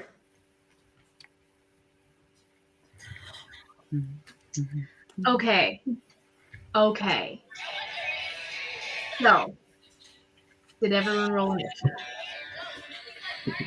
Why is our We're doing Discord? D, David. Get off Instagram. Well, what is going on? Who is that? I'm on Discord. Why is my... What is happening? Something's playing? Aaron, your hair's so cute. Thanks. And then as soon as I get off Discord, it stops. Lizzie. Yes? Oh, no, I saw your background picture. You were on his phone his background. phone. Oh. Oh, my I did roll initiative. Yes. I got 14. Go ahead, Car. 15? 14. 14? So low for me. 19. 19. Nice. 11. Pretty par for the course for Konari. 11. Oh, hey, this is just the first time think. we've been back to fighting for a little while, huh? Mm-hmm. Now that Anala's gone, you can create your encounters like normal, and it might be a challenge. Konari, Carholly, would you guys roll for Jas and Jenyan respectively? Oh, Sure. Jinian and Jess. I feel like I need to get different dice out for him. 15. I am going to get different dice out for him. Ooh. Yeah, he's got a +4 to his dex, which is good. You have +4 to initiative? Who does? Jen Yen or Jess? Jenyan. Sorry, Jas. Oh my gosh. Same I think letter. Jessica's going first. Hey, got a you guys are 23. both K names, and they're both J names. Well, I guess Jenyan's a ZHJ sound, but Jessica got a 23 on his initiative. also courtesy of Rachel's gift for me a little while ago. Little Kraken card. Ah, Aww. love the Kraken. I specifically got out my little copper metal dice to roll. Very for him. cool. And the dice gods rewarded it.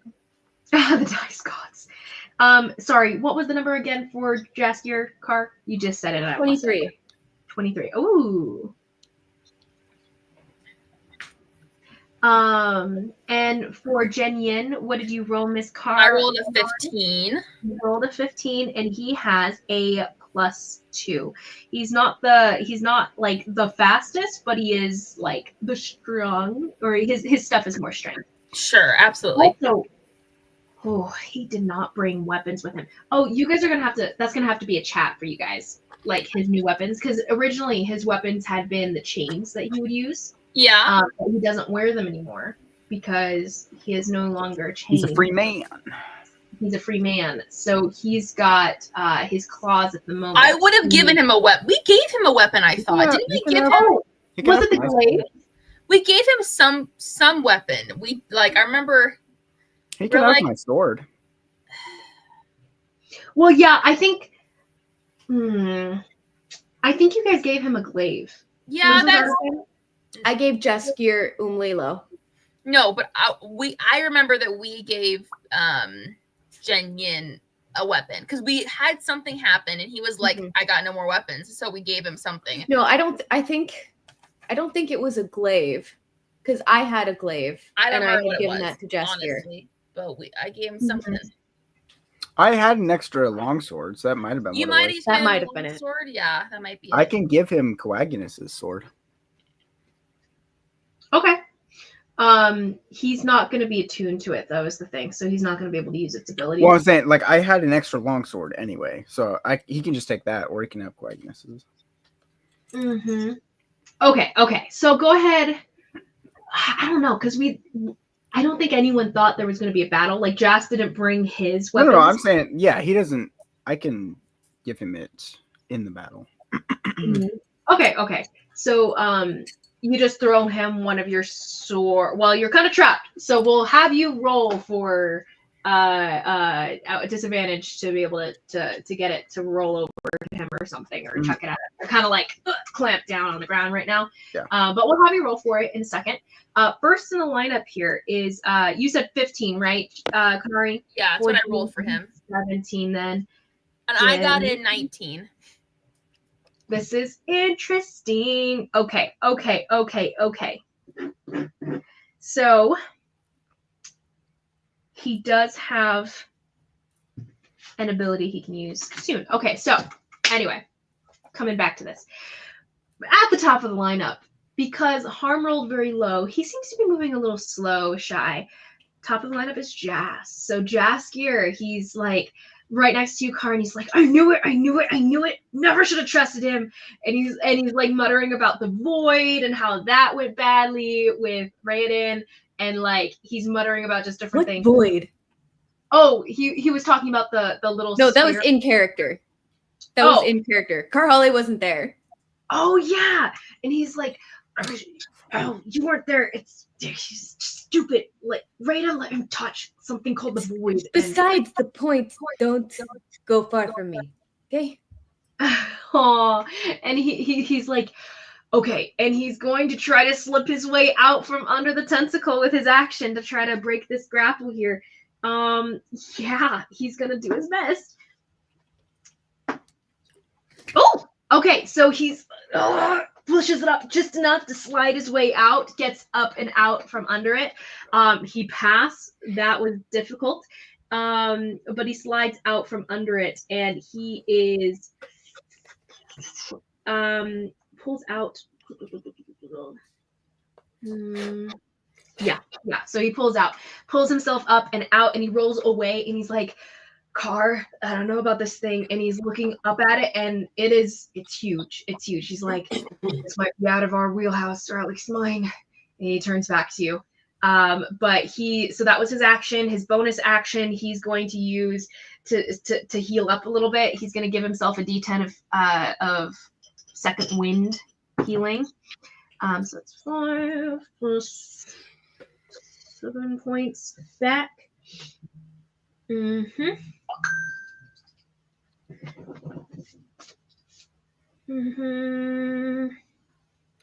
Okay, so he's back on his feet. He's kind of breathing hard, and he tries to shake it off a little bit.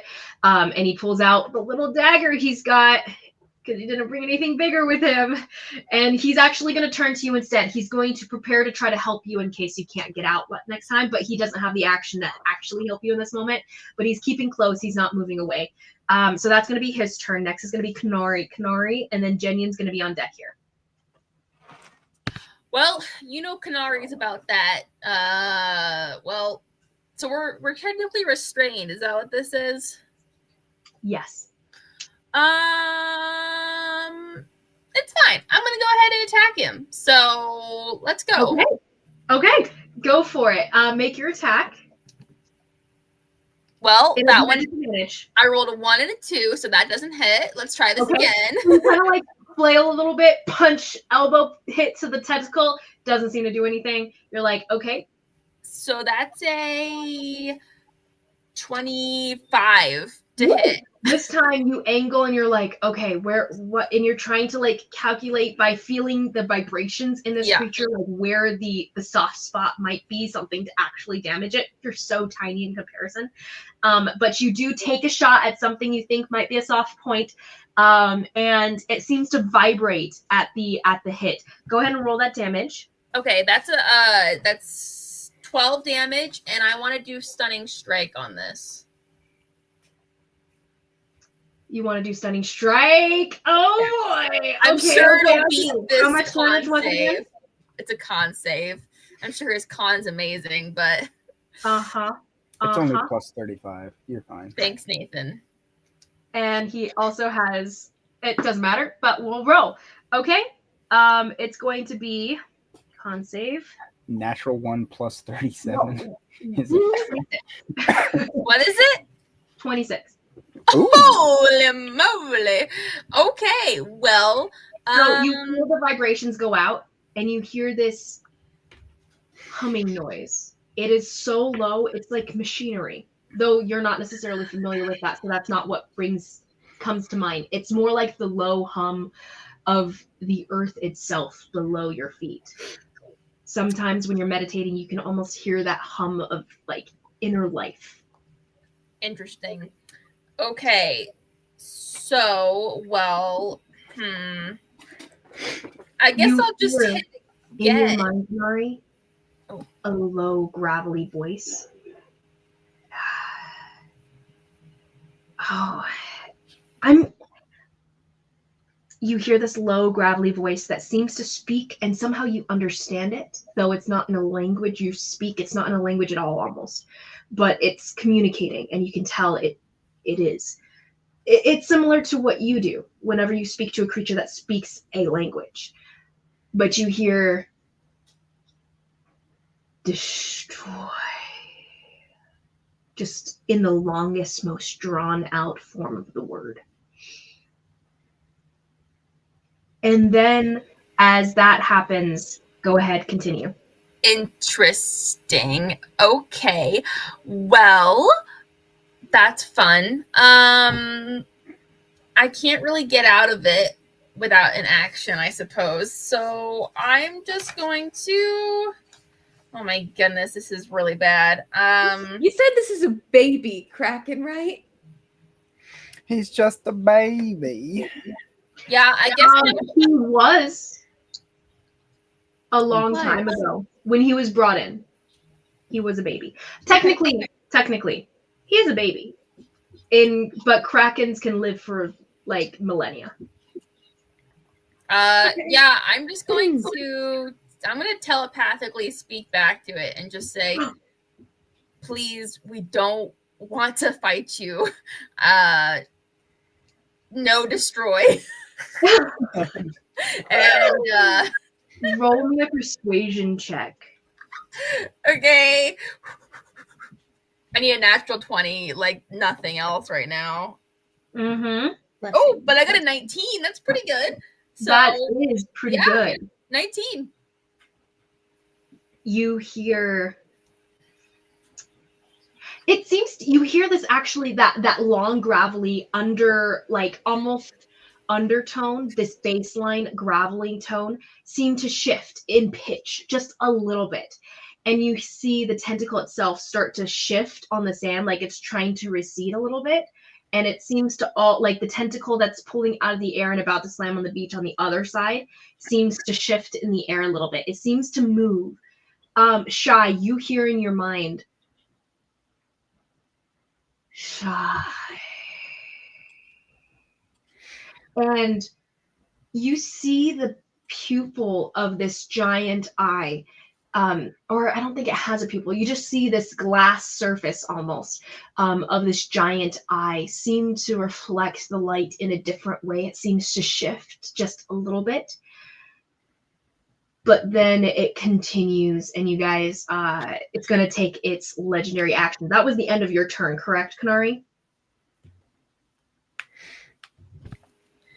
Yes. Well, I'm going to use humiliating pain. So I'm going to spend 2 key points on this. And it needs to make a wisdom saving throw, please. Okay. Wisdom save. Okay. 13. That fails my very badly. I will use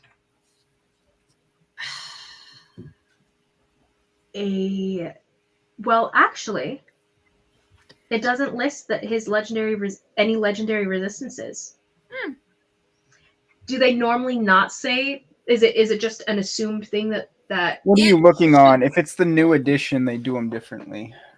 Mm-hmm. Well, it's not the new edition. It should probably list it because it should say how many times per day it can have a legendary resistance if it does have that. Okay. So we'll go with he doesn't have a legendary resistance in this case. Okay, so he cannot take legendary actions in this round. So, describe to me how that would work on a creature in this size and magnitude in comparison to so tiny you.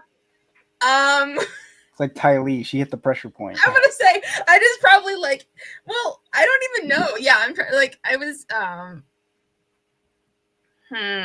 Yeah, I guess with my strike, the stunning strike didn't quite take a hold of it, but it did kind of tingle some nerves, maybe, or you know what I mean, make him feel like that when you hear elbow and you hear funny bone and your nerves are tingly. So it's kind of like he doesn't. The whole tentacle arm goes numb for him, and he's just very confused.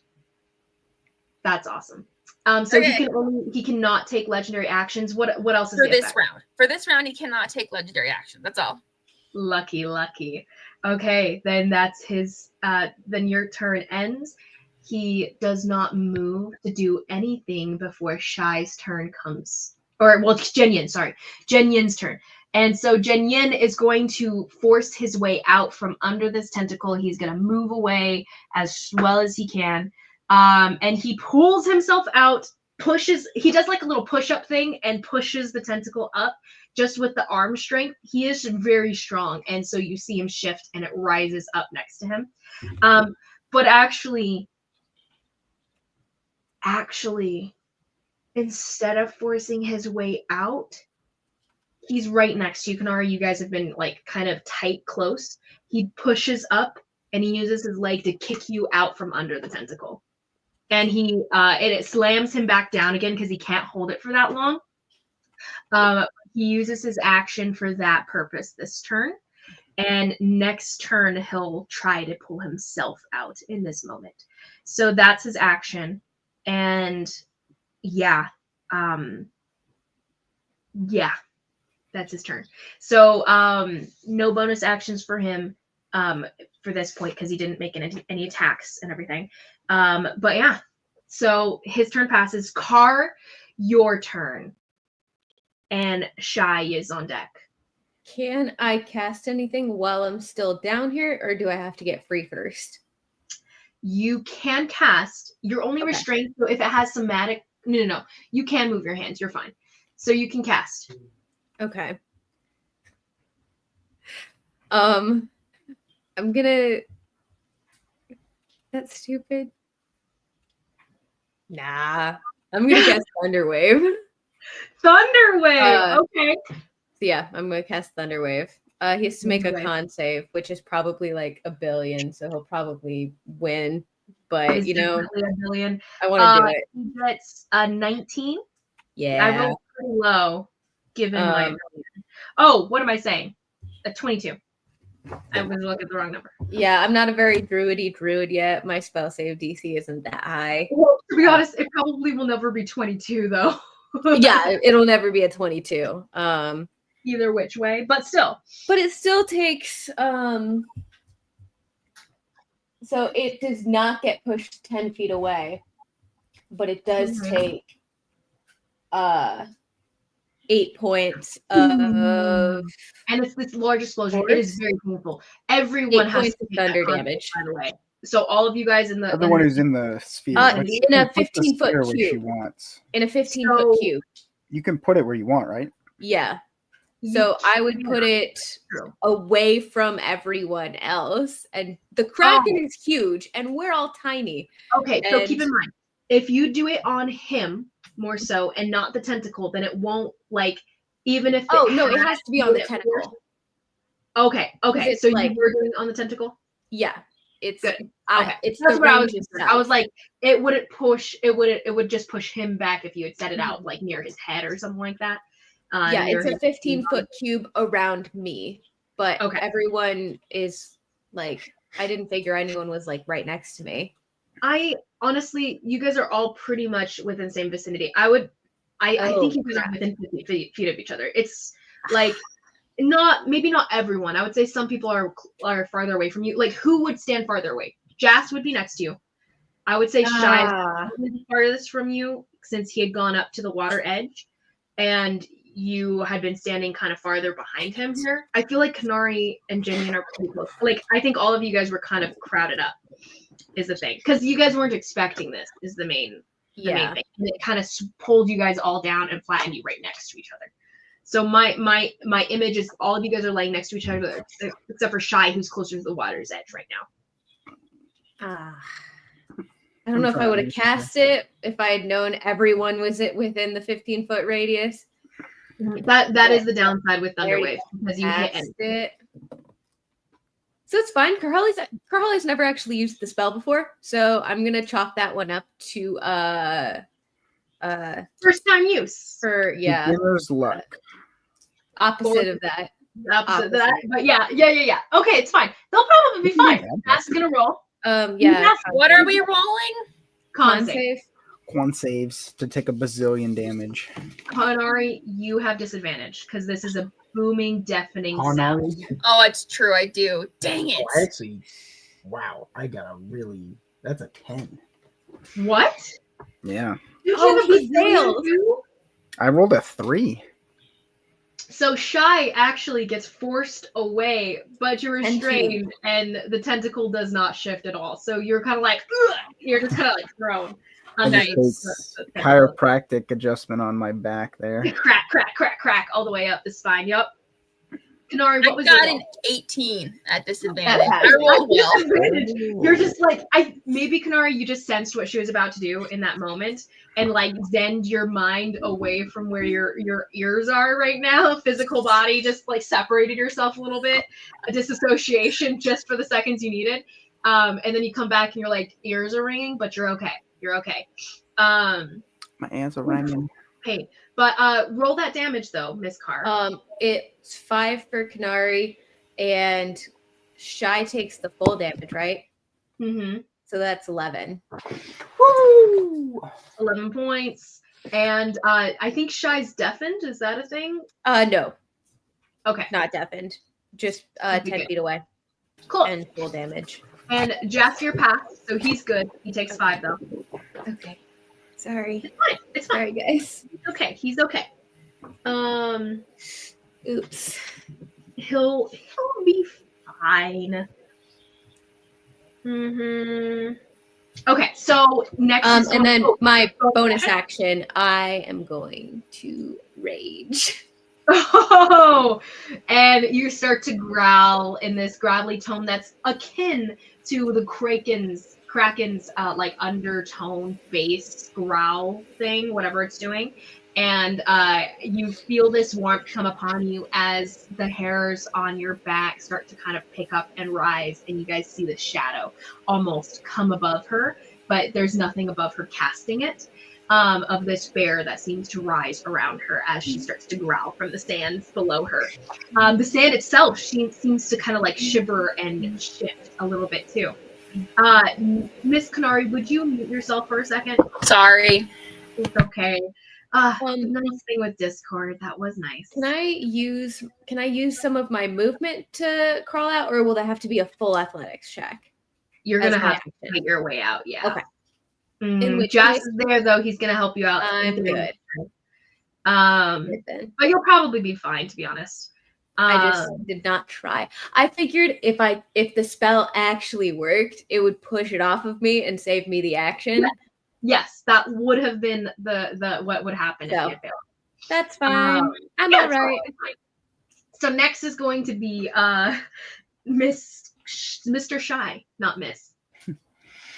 I'm Actually, gonna roll me a d20. oh giggity giggity 14. You say giggity giggity? 14 you say? 14.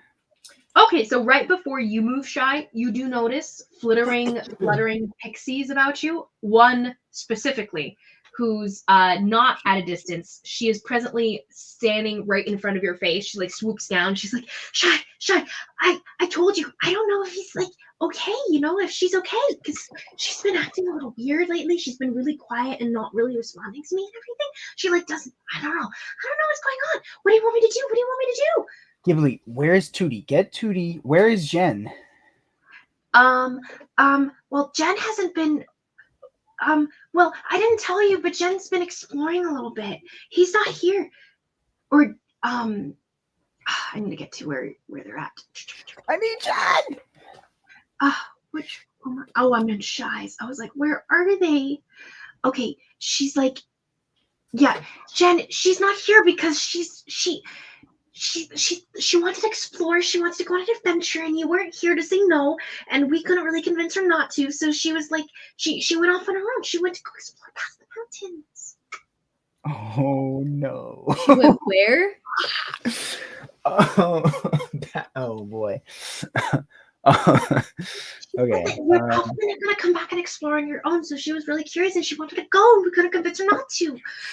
That's why you have to come back more often, Shy. I need her right now. Okay. But- and I'm gonna but- open up Venus out of my hands, and I'm gonna Okay. tell them to. You know that Wisp could send a message, but No, the no. thing is that she's just far away. Is the main thing. Wisp could. Mhm. Okay.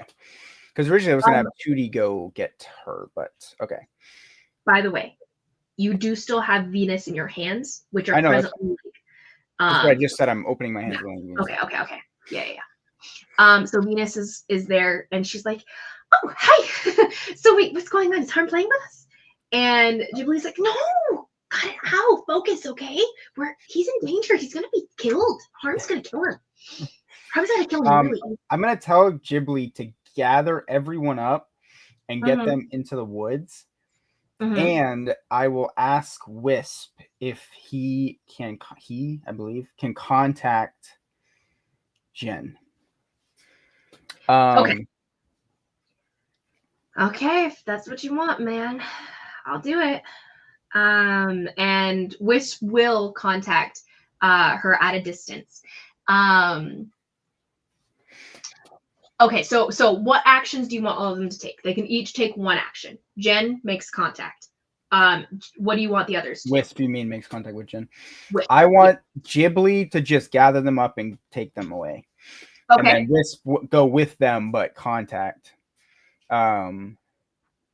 If Jen's that far away, I don't think she'll be able to help.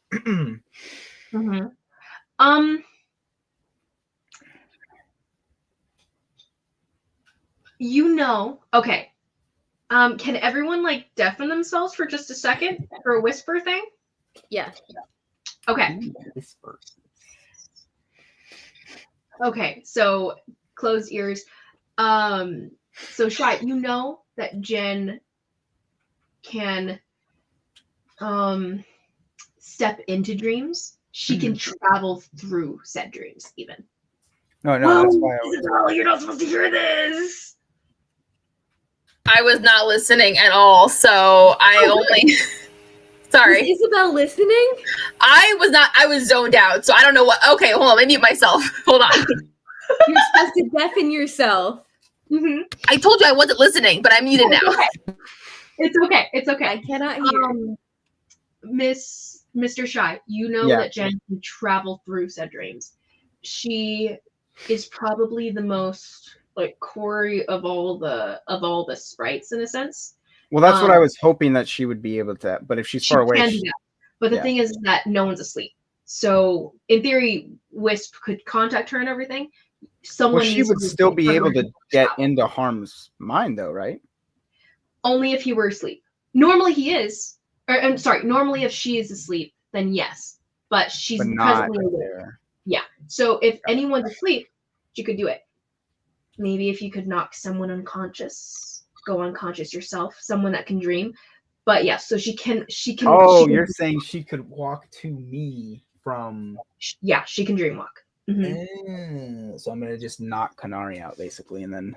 She'll be the easiest. Have tie anyway, so that is a factor, which means that yes, like it's definitely feasible in theory.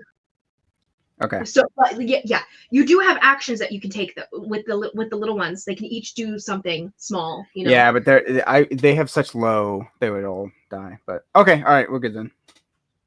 Okay. Yes. I can hear now. Okay. So what actions do you I don't like the look on Nathan's face. Ghibli is collecting the spirits and sprites and getting them to kind of stay safe or whatever. Venus is firing. She's like, I can do something if you want me to. I can burn it. I can burn her so good. She'll like lift the tentacles. She'll probably hate it. You know. Venus, you are like the most vulnerable right now. She definitely is. Yes. A splash of water can literally kill this child. Anyway, okay, but I am gonna have I will have Wisp contact, and then I am going to wish that the coastline, the sand line, grows and transforms into a hill. Oh, okay. So as you do so, the hill itself starts, the sand starts to rise. All of you guys feel the sand shifting below you as it rises into this tall dune-like hill. Are you imagining something other than the sands of the beach, or are you imagining something more like grassy and rocky or something like that? Like No, it's fine if it stays sand. I'm basically just trying to create a barrier. Space. Okay, so it starts to rise. Are you trying to make that rise between you and the waters, or under you? Okay. In between us and the water. Okay, so you guys see the tentacles start to rise, and some of the weight is starting to be lifted off of you guys as it's like curled upward. It's still holding you guys down. I will say the DC will go down a bit since its angle is changing, and it's kind of like a little bit pulled out now as the sand starts to rise in front of you guys higher and higher and higher. Shy, the focus that it takes to imagine something in this scenario is an action. Just so you know. I had intended for that. Giant barrier, and that will be your action. Any bonus action you'd like to take? I'll just.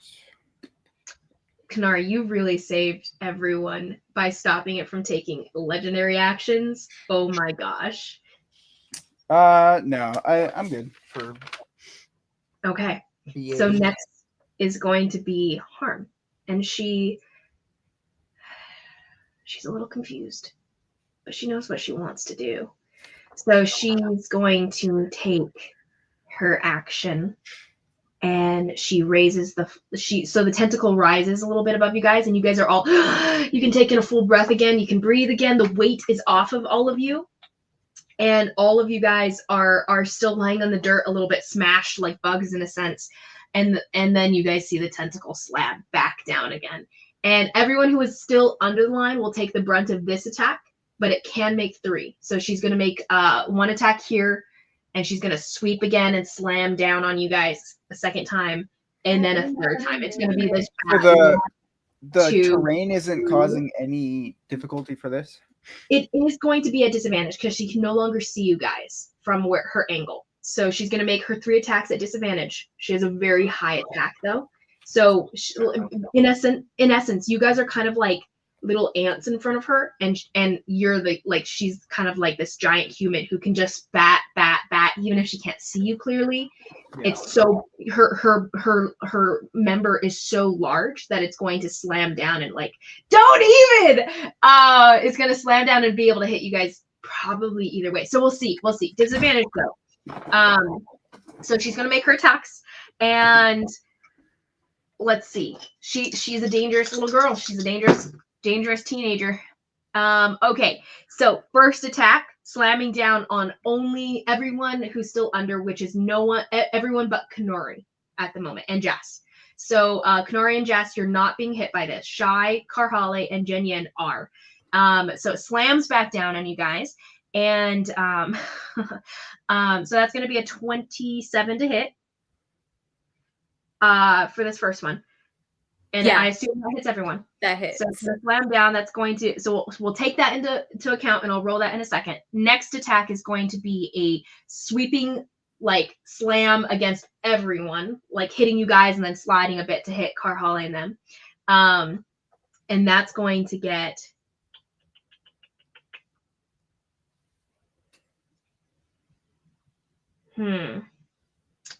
okay, correction. She's actually going to be choosing who to hit with this one. So she's going to hit the 2 that hadn't been hit in the first place. She's going to kind of slam into you guys, throwing the tentacle sideways. And then she's going to slam it back and hit you guys again. So you guys are going to get hit twice. The 2 that are standing are a little separate. So she's going to hit them separately once. It's going to be this whack, whack, whack. But the second one to hit is a 30 something. So you guys definitely get hit for that. Oh, correction. Sorry. Let me roll again with the disadvantage. Yeah, it's going to be 30 something with disadvantage. And then the third one, which is for you guys again. Oh, this one is a 19. Does that hit? It just hits me. 19 hits me, yeah. Okay, so correction. Okay. So the one that was 30 something, Konari, that's the one that was angled toward you. Okay. This last one is only angled toward the 3 that were still laying on the ground. Okay. You guys aren't. Well, 19 Car Holly, does that hit? Okay.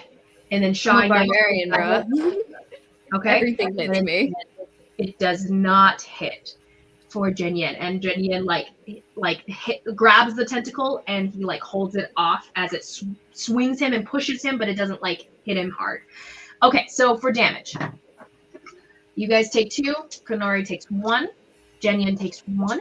So for the first one, that's going to be 3d 9, 8, 10. Okay, so 20 bludgeoning damage for one.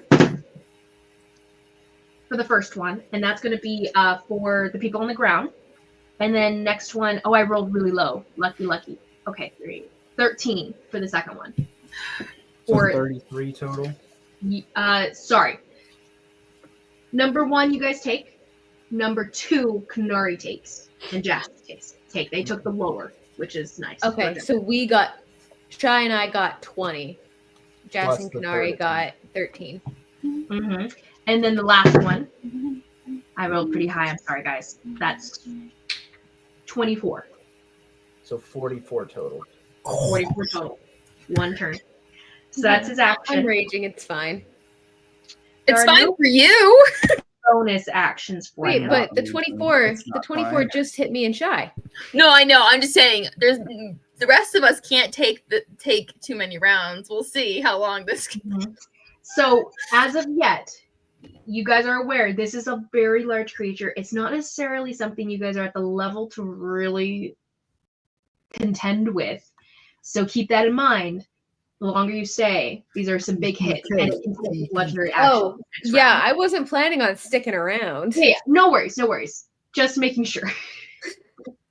So now coming into the top of the round here, after Har makes her move, she also, you guys hear another whispered, destroy. Do I hear this too? Yes.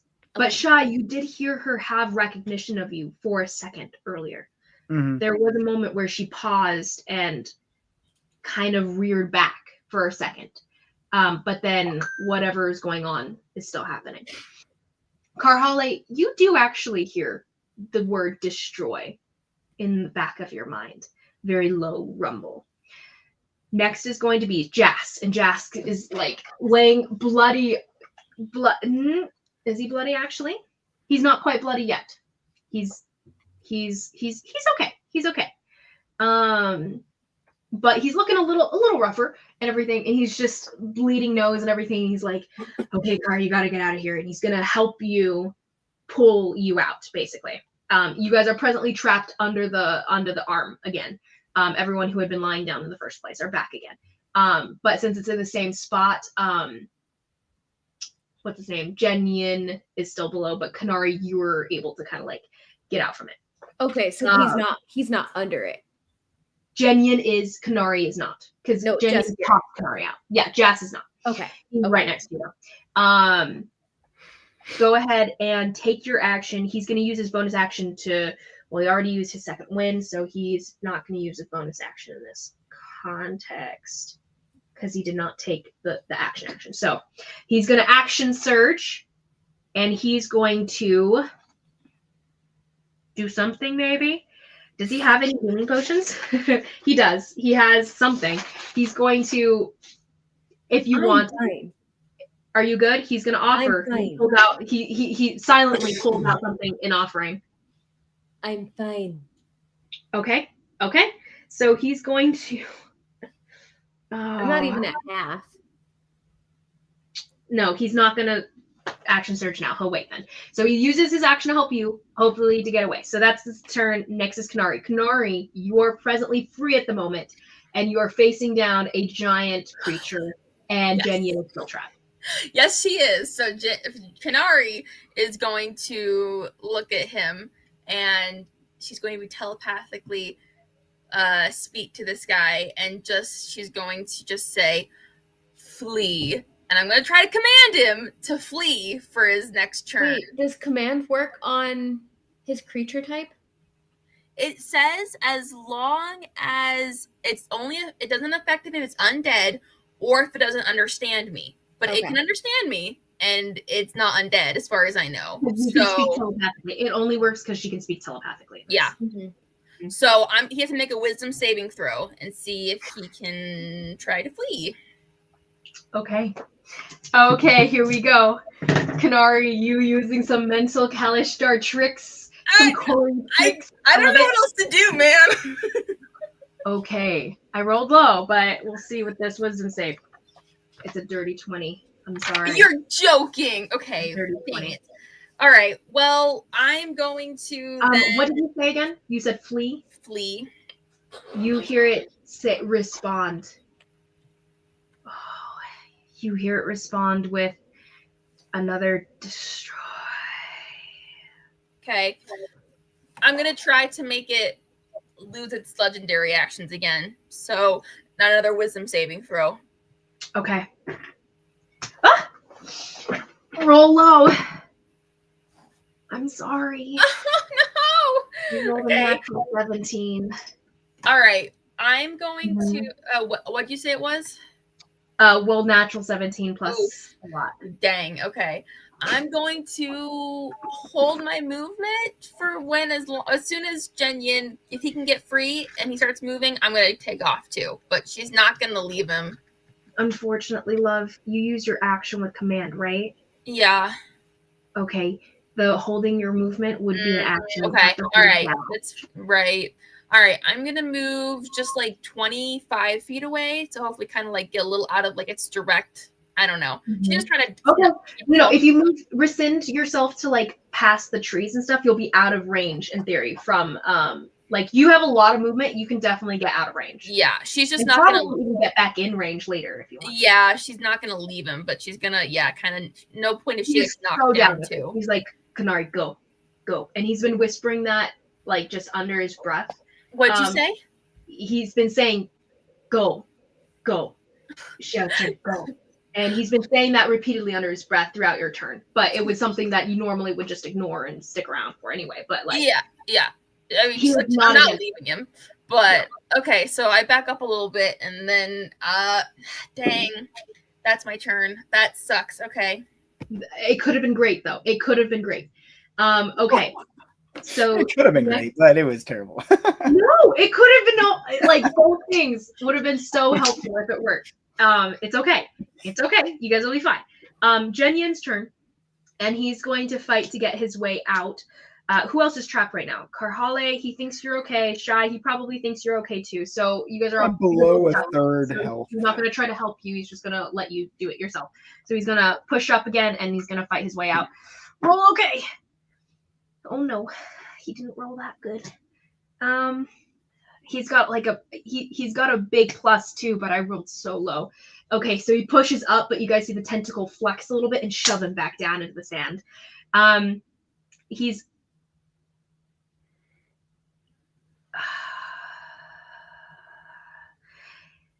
going to tense up, and Konari, you know he has this ability to shift through shadows. And he's done it in the past in the darkness, but it's not dark here. He has no shadow to shift through. So that is a factor. But anyway, he's trapped. He's stuck. Next is going to be does Shy know that? Shy? Do you know what? That he has this ability? Mm-hmm. You guys remember fighting him. He would shift in, like he would almost teleport in the shadows sometimes. Like he wasn't where he was. I know that's like an act. Okay. Would I know that as an actual, like, that's his thing? Or, like, would Shy gather that from interacting just that way? What are you specifically asking right now? If Shy would know that he has that ability. Well, or, like, you know, register that he has. He was able to kind of teleport before. You're not really sure how he was doing or why he was, or like, what exactly he was doing to do so. Okay. Mm-hmm. But he seems a little strained. But Konari is out, so he's a little less strained now. Like it's a little bit of a weight off his shoulders that you're out of harm's way in this context. Literally. Anyway, Karhala, your turn. That was a great pun, by the way. I enjoyed it Totally. thoroughly. So yeah, I'm going to try to get out. And is that double advantage? Because A, I'm raging, and B, Jess is helping me. A, you're raging, B, Jess is helping me. And yes, double advantage. Karhale, Shy is gonna call out to you. Fail. And no, I said can't fail. Oh. Shy is gonna call out to you and tell you to choke him out. Choke who out? Shy? Shy, yeah. Wait, sorry. Shy wants me to choke him out, or Shy wants me to choke the Kraken out? I thought you were saying Jaskier out, and I was like, she's not gonna listen. Shy is save that for later. Karhale to choke himself out. Shy, Wait. you can just hold your breath if you want to. Yeah, but I won't go unconscious if I Yes, you could. hold my breath. You definitely could. Maybe not as fast though. I guess It would that take, would like, be a factor. 3 He can minutes, hold his breath and for a your long mind is time. not going to let you just do that. Some people can. Maybe if you make yourself hyperventilate. Shy couldn't. Well, okay. And you, either way, he's asking you, choke me, choke me. Choke me, choke me. It's I real. don't know kinky how when to he's respond no. to that.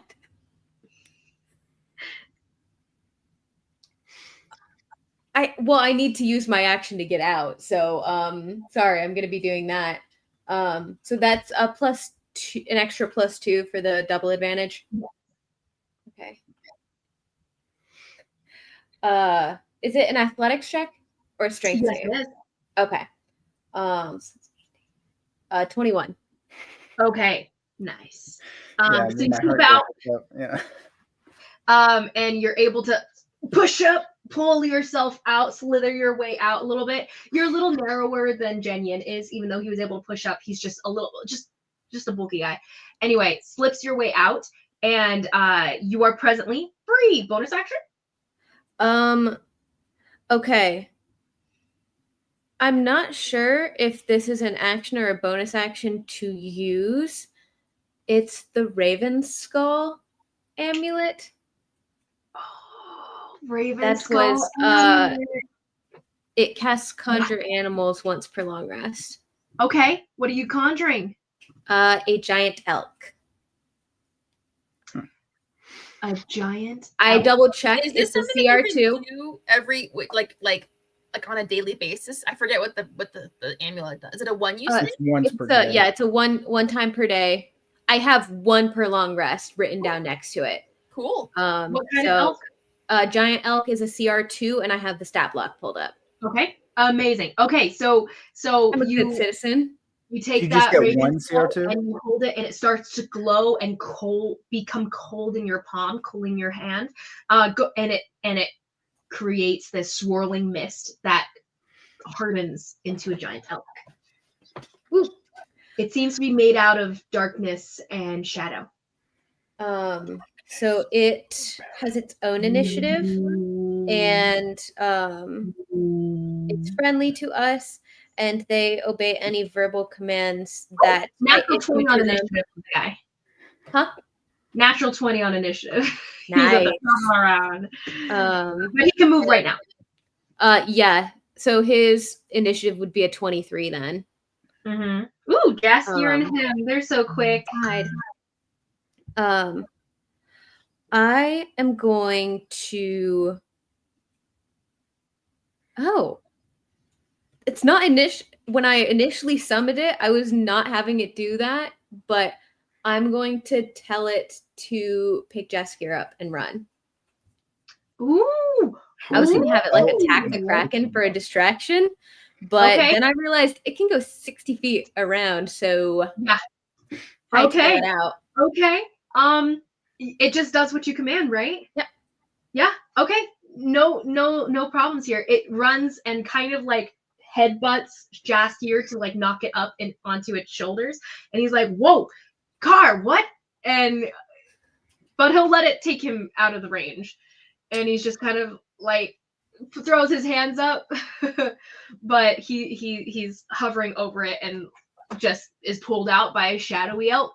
The elk is vaguely reminiscent of Wapiti, but it's a different feel. It's not him at all, but it's the vision you have of an elk. Yeah. And so it disperses, not disperses, sorry. It brings Jaskier out of range, all the way out of there, toward the forest, closer to where Konari's at, though not right next to you.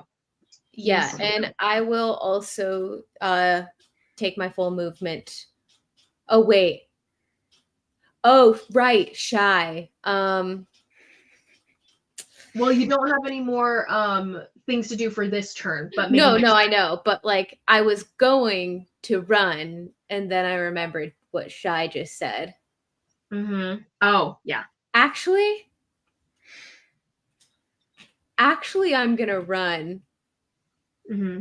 Just with all the rolls that I had made against Shy about the day thus far. I don't trust him right now, so I'm going to run. Okay. So you can bring yourself, you have 45 feet of movement, right? 40. Oh, I'm sorry, love. You're right at the edge of like where it can still hit you. It's right at 40 here. Because Konari can coast 45. She got right out of it. And the elk has 60. You're right at the edge there. Do you still want to go? You know you won't be able to make it based on your own understanding. How far away is Shy from me? He's pretty close. He's about 10 feet. And is he still trapped? Yeah. Okay, in that case, I'll go help Shy out. Choke me, don't help me, choke me. No. Okay, so you're standing there to be able to help. You're not going to be able to do the help action until next turn, but you're there at the ready. And Shy, your turn is about to come up. The pixies move first, and you hear a voice in your mind saying, "I did it, man, I did it. Is that all you needed?"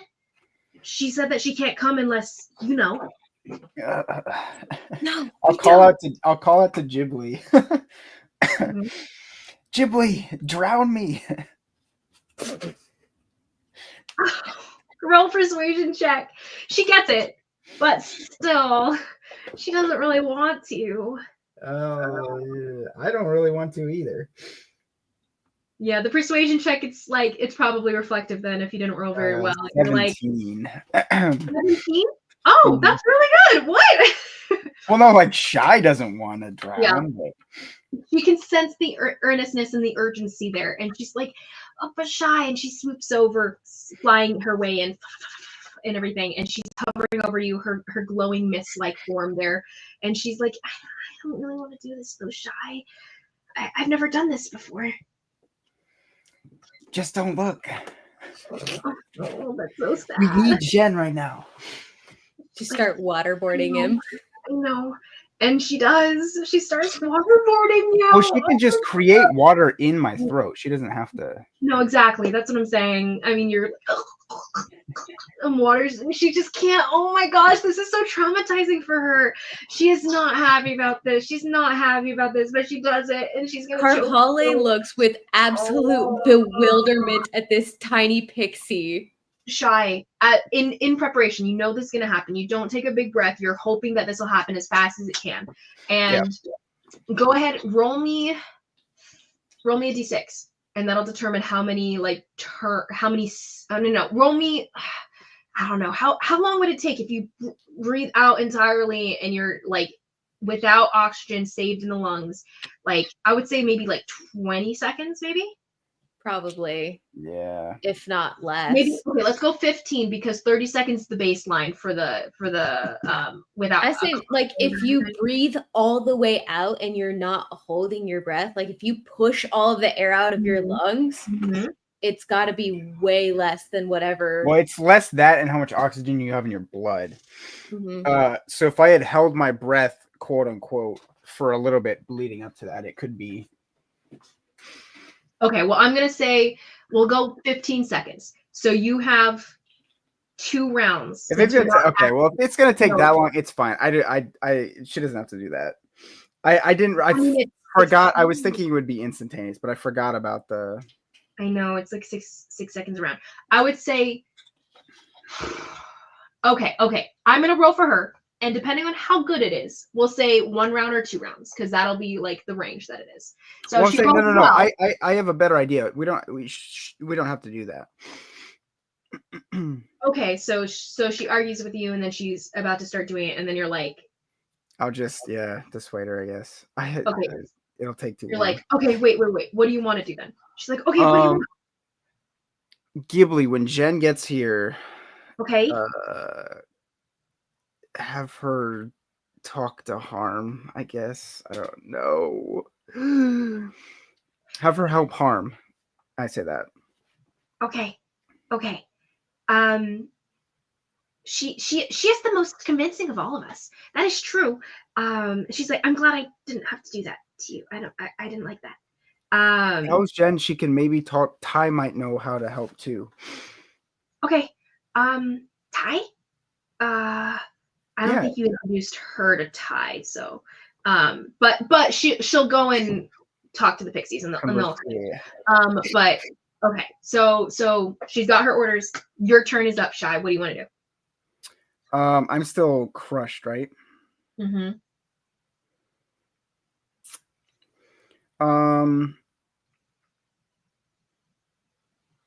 I'm going to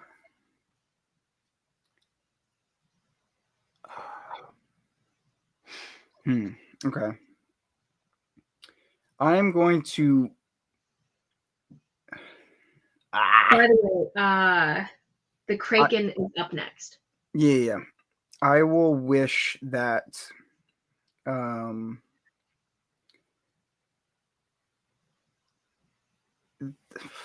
I don't know. You can affect the matter here, just not matter from outside. Yeah.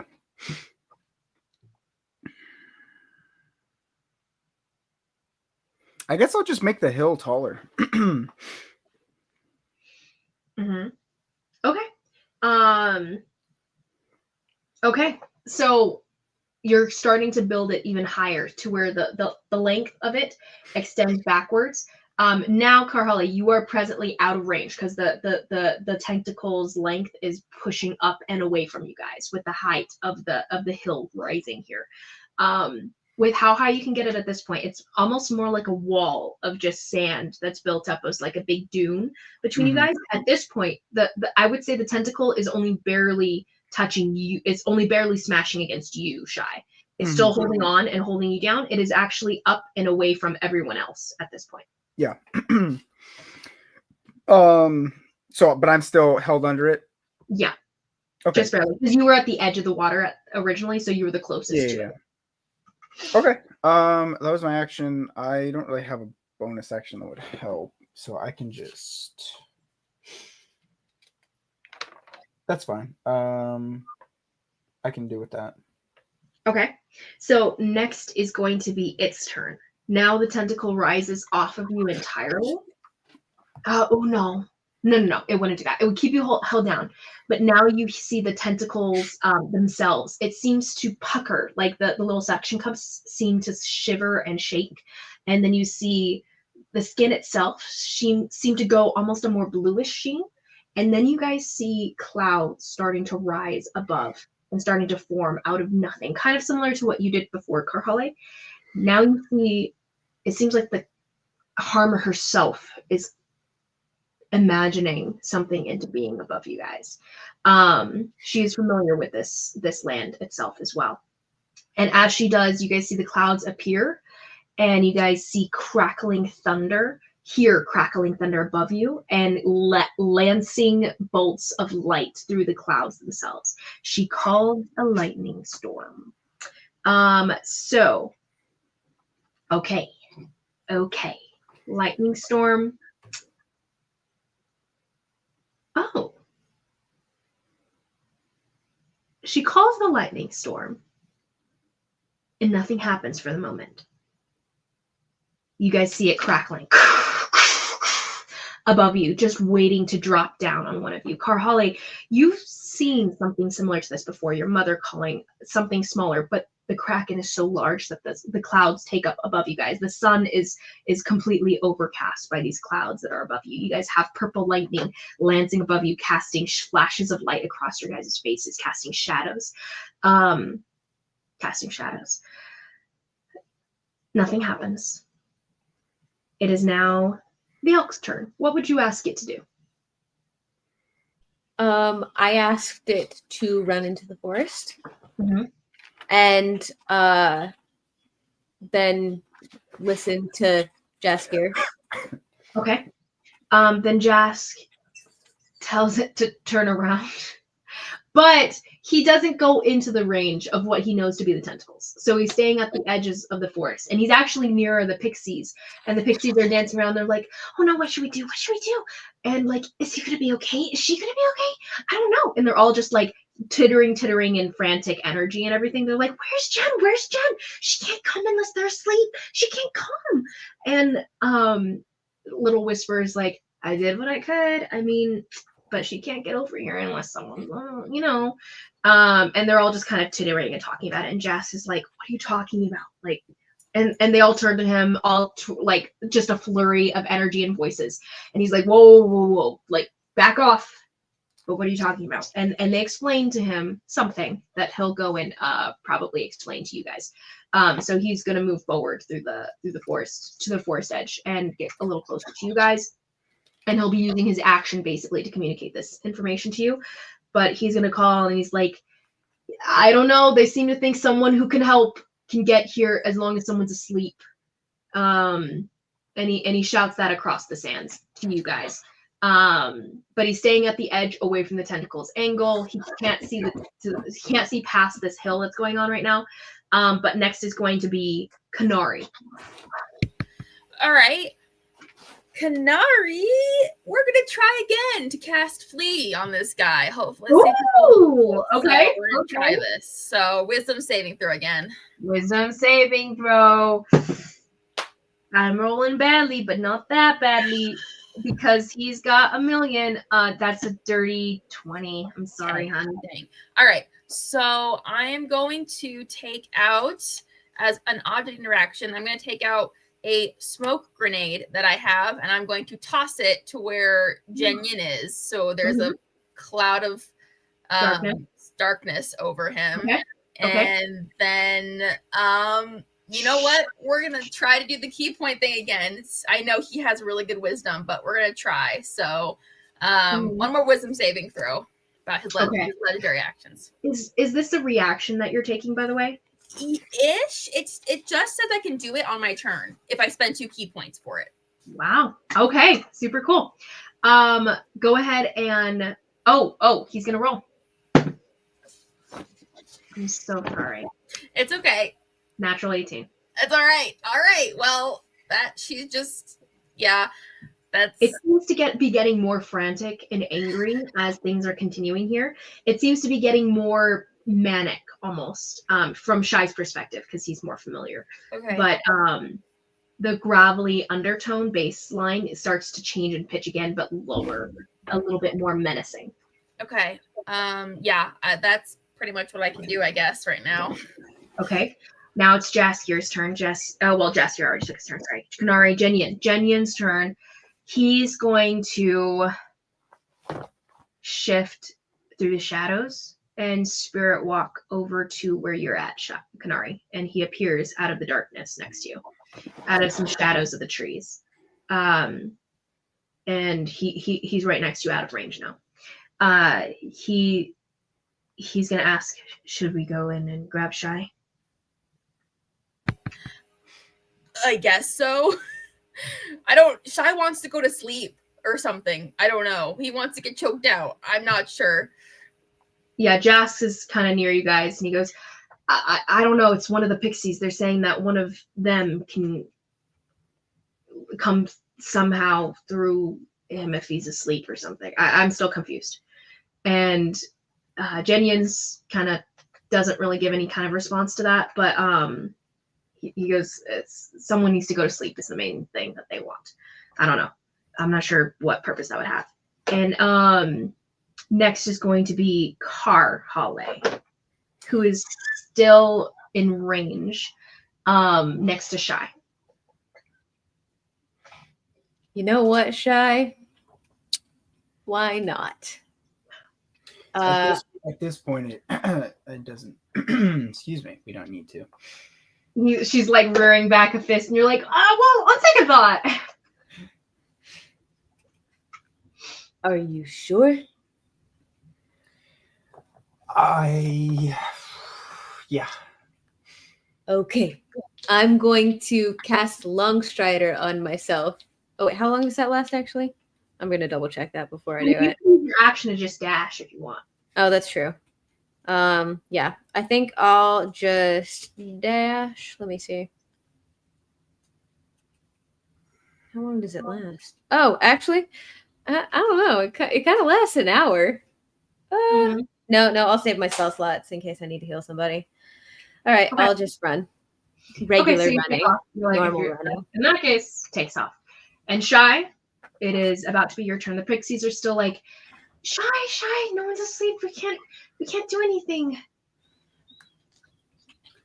At this point, we can. I don't know. Am I out of the? Am I still under? You're still under. You'd have to fight your way up. Oh, he's still under it. Okay. Oh, I will try to push and just get myself out then. Okay. Roll a strength saving throw. Well, no. Athletics check. Athletics check. Not good. I got a 14.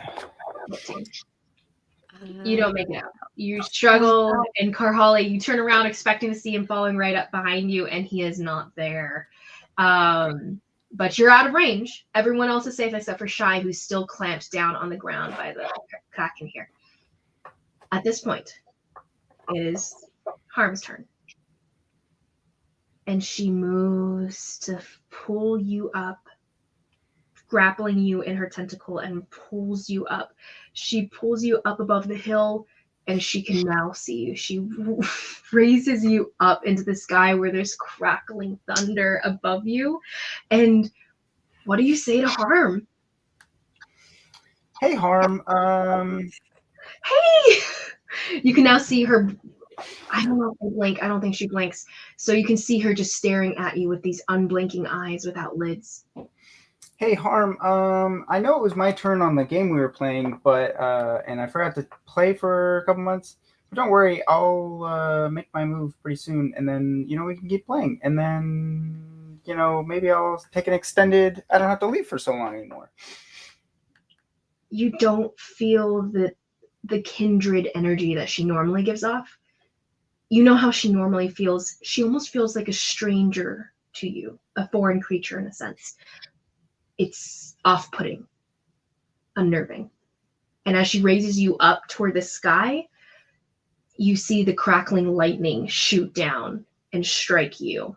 And the lightning courses through her as well, but it doesn't hurt her in this. It hurts you. Roll me Constitution saving throw. Oh. I don't know what we can do. I don't know how to save you from this. Why? It was just the fact that I'm still under was kind of hard to. Dang. Okay. It's fine. I It's really totally thought fine. he was loose. I wouldn't have left. I would have used my action. Yeah, to I was help the him last out. one under when I lifted again. Right.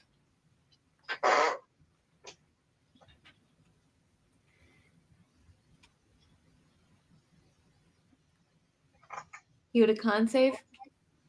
Oh, con save? Oh. Not good. Right. Have you rolled good at all this session?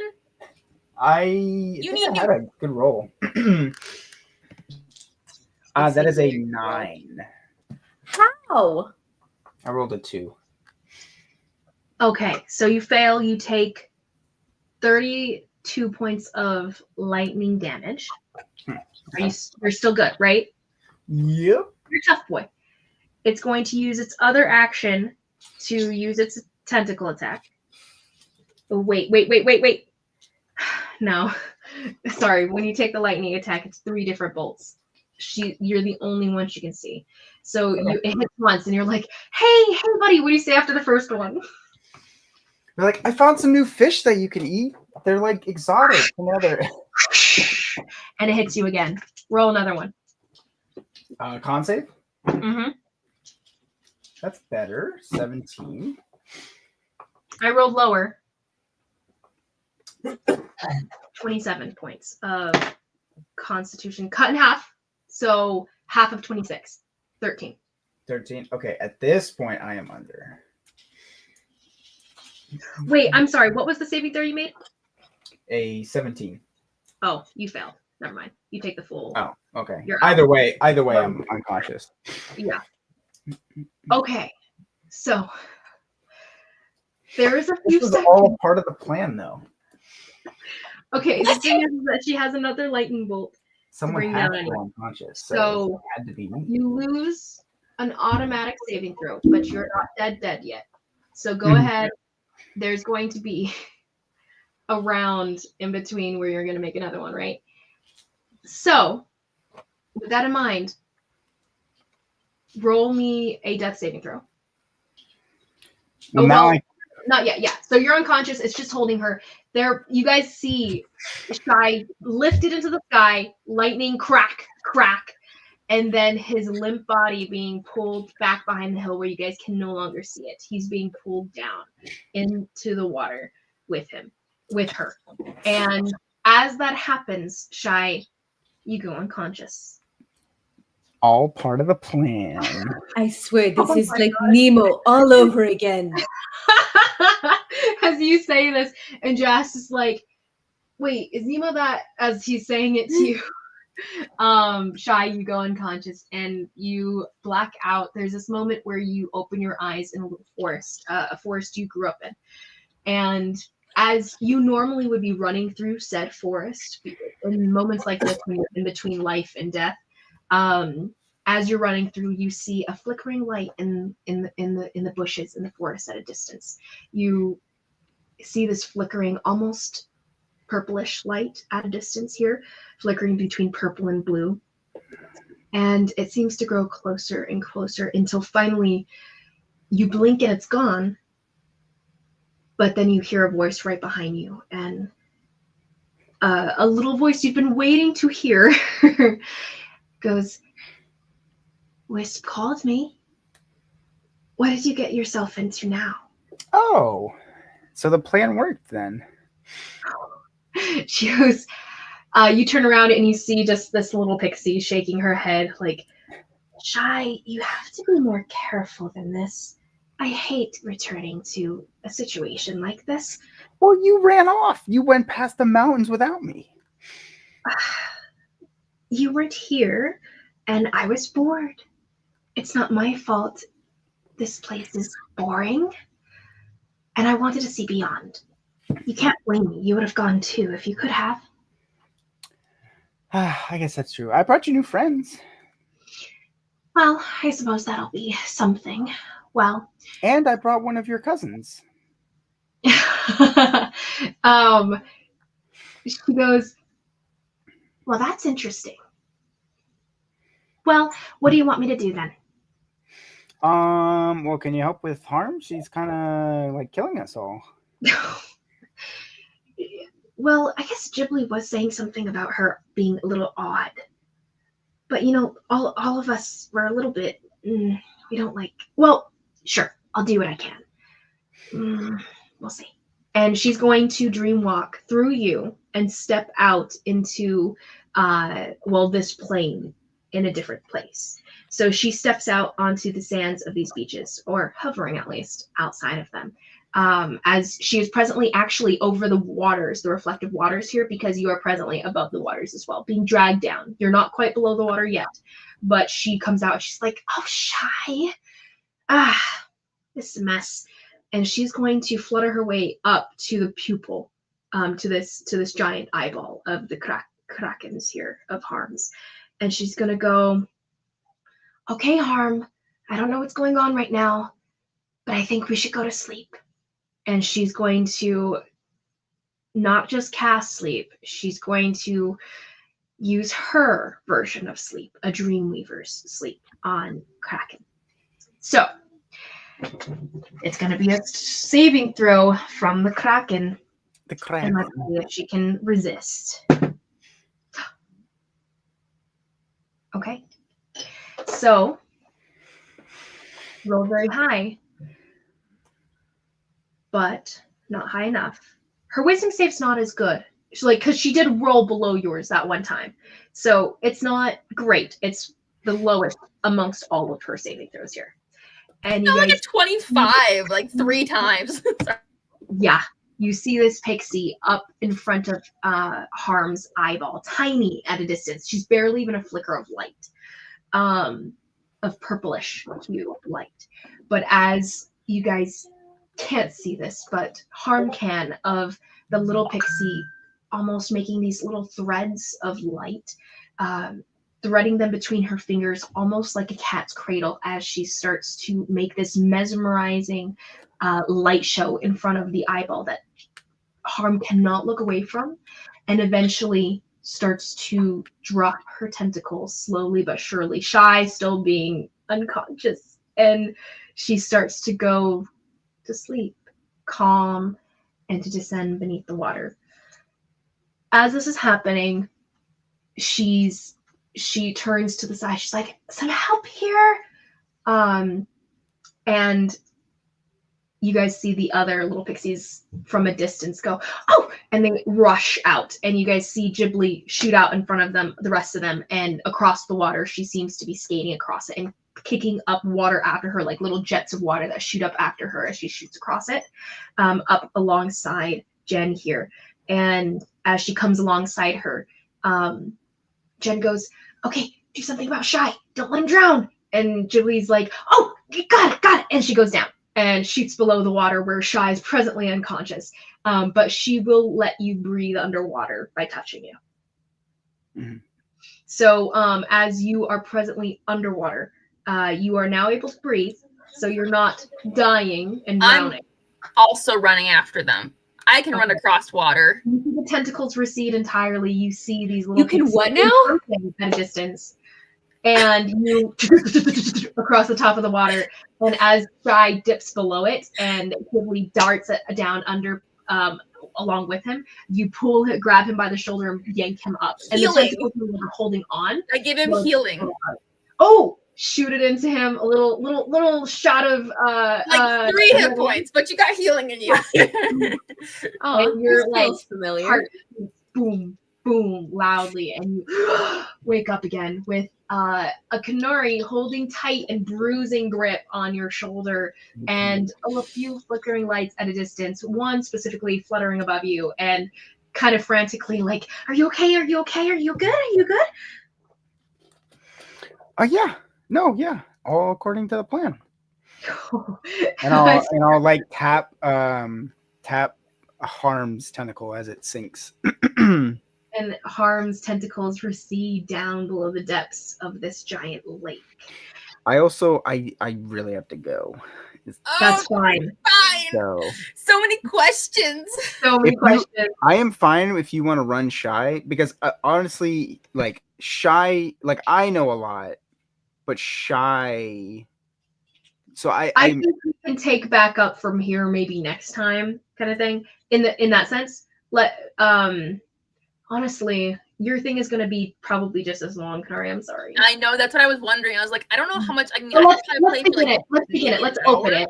But there's, so I'm kind of like opening, and there's a little adventure that you're going to have. So we can open it and get there, and then we'll start the adventure maybe next time. And then we can seal up any questions that you guys have. Because from here, you guys aren't going to be in danger necessarily, depending on what you guys do. But like, you won't be in danger necessarily from here on. So it'd just be a conversation that you guys would have next time. So we can seal that up and then do the adventure itself. Okay, but Shy, have fun. Great playing with you, Nathan, as always. Nathan, you stressed me out so bad.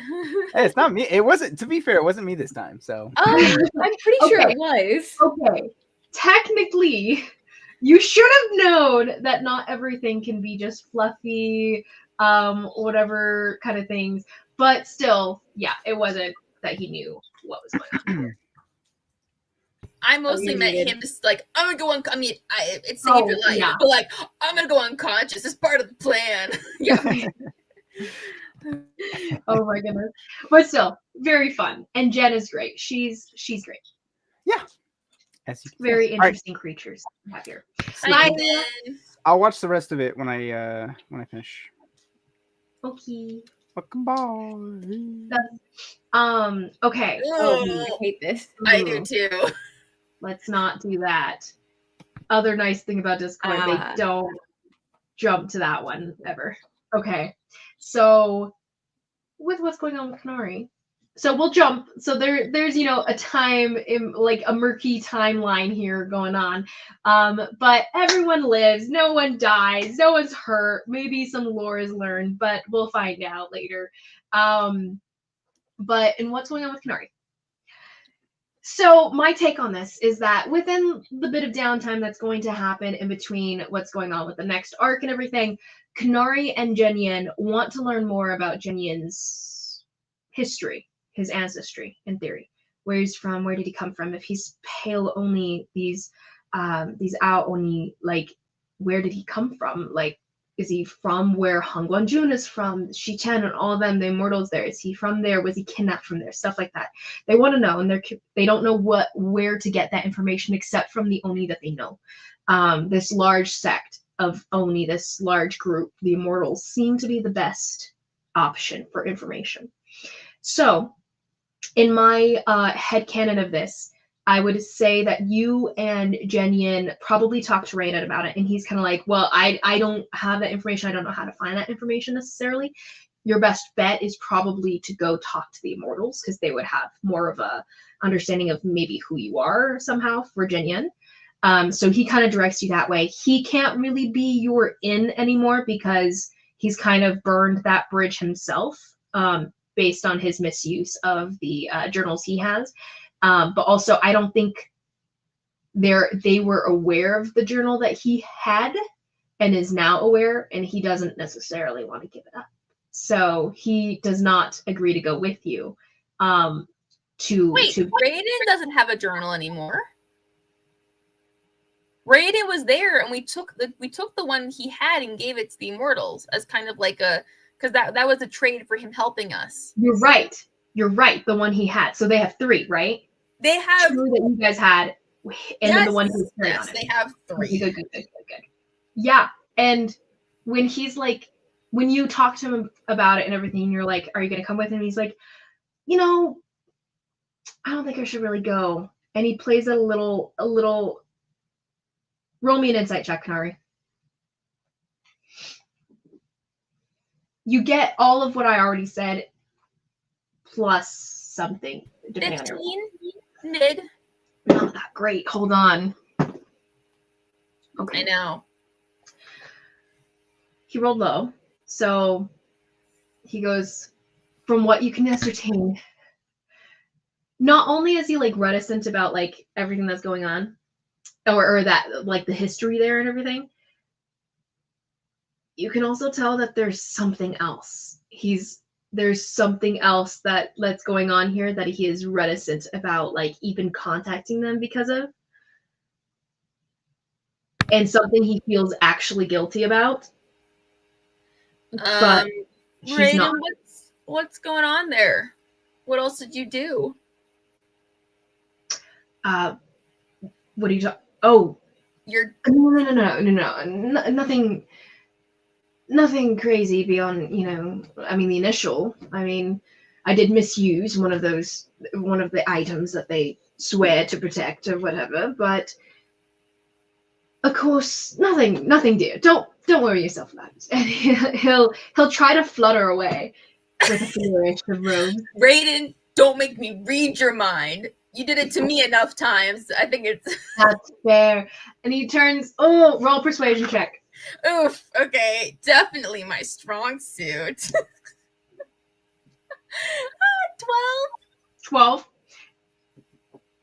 Yeah, he turns to you. He's like, nothing, dear. There's nothing to worry about at all. I promise. I'm a changed man. I won't be doing anything of the sorts that I have I'll be much more careful, no more risks, none of that. None of that, I promise.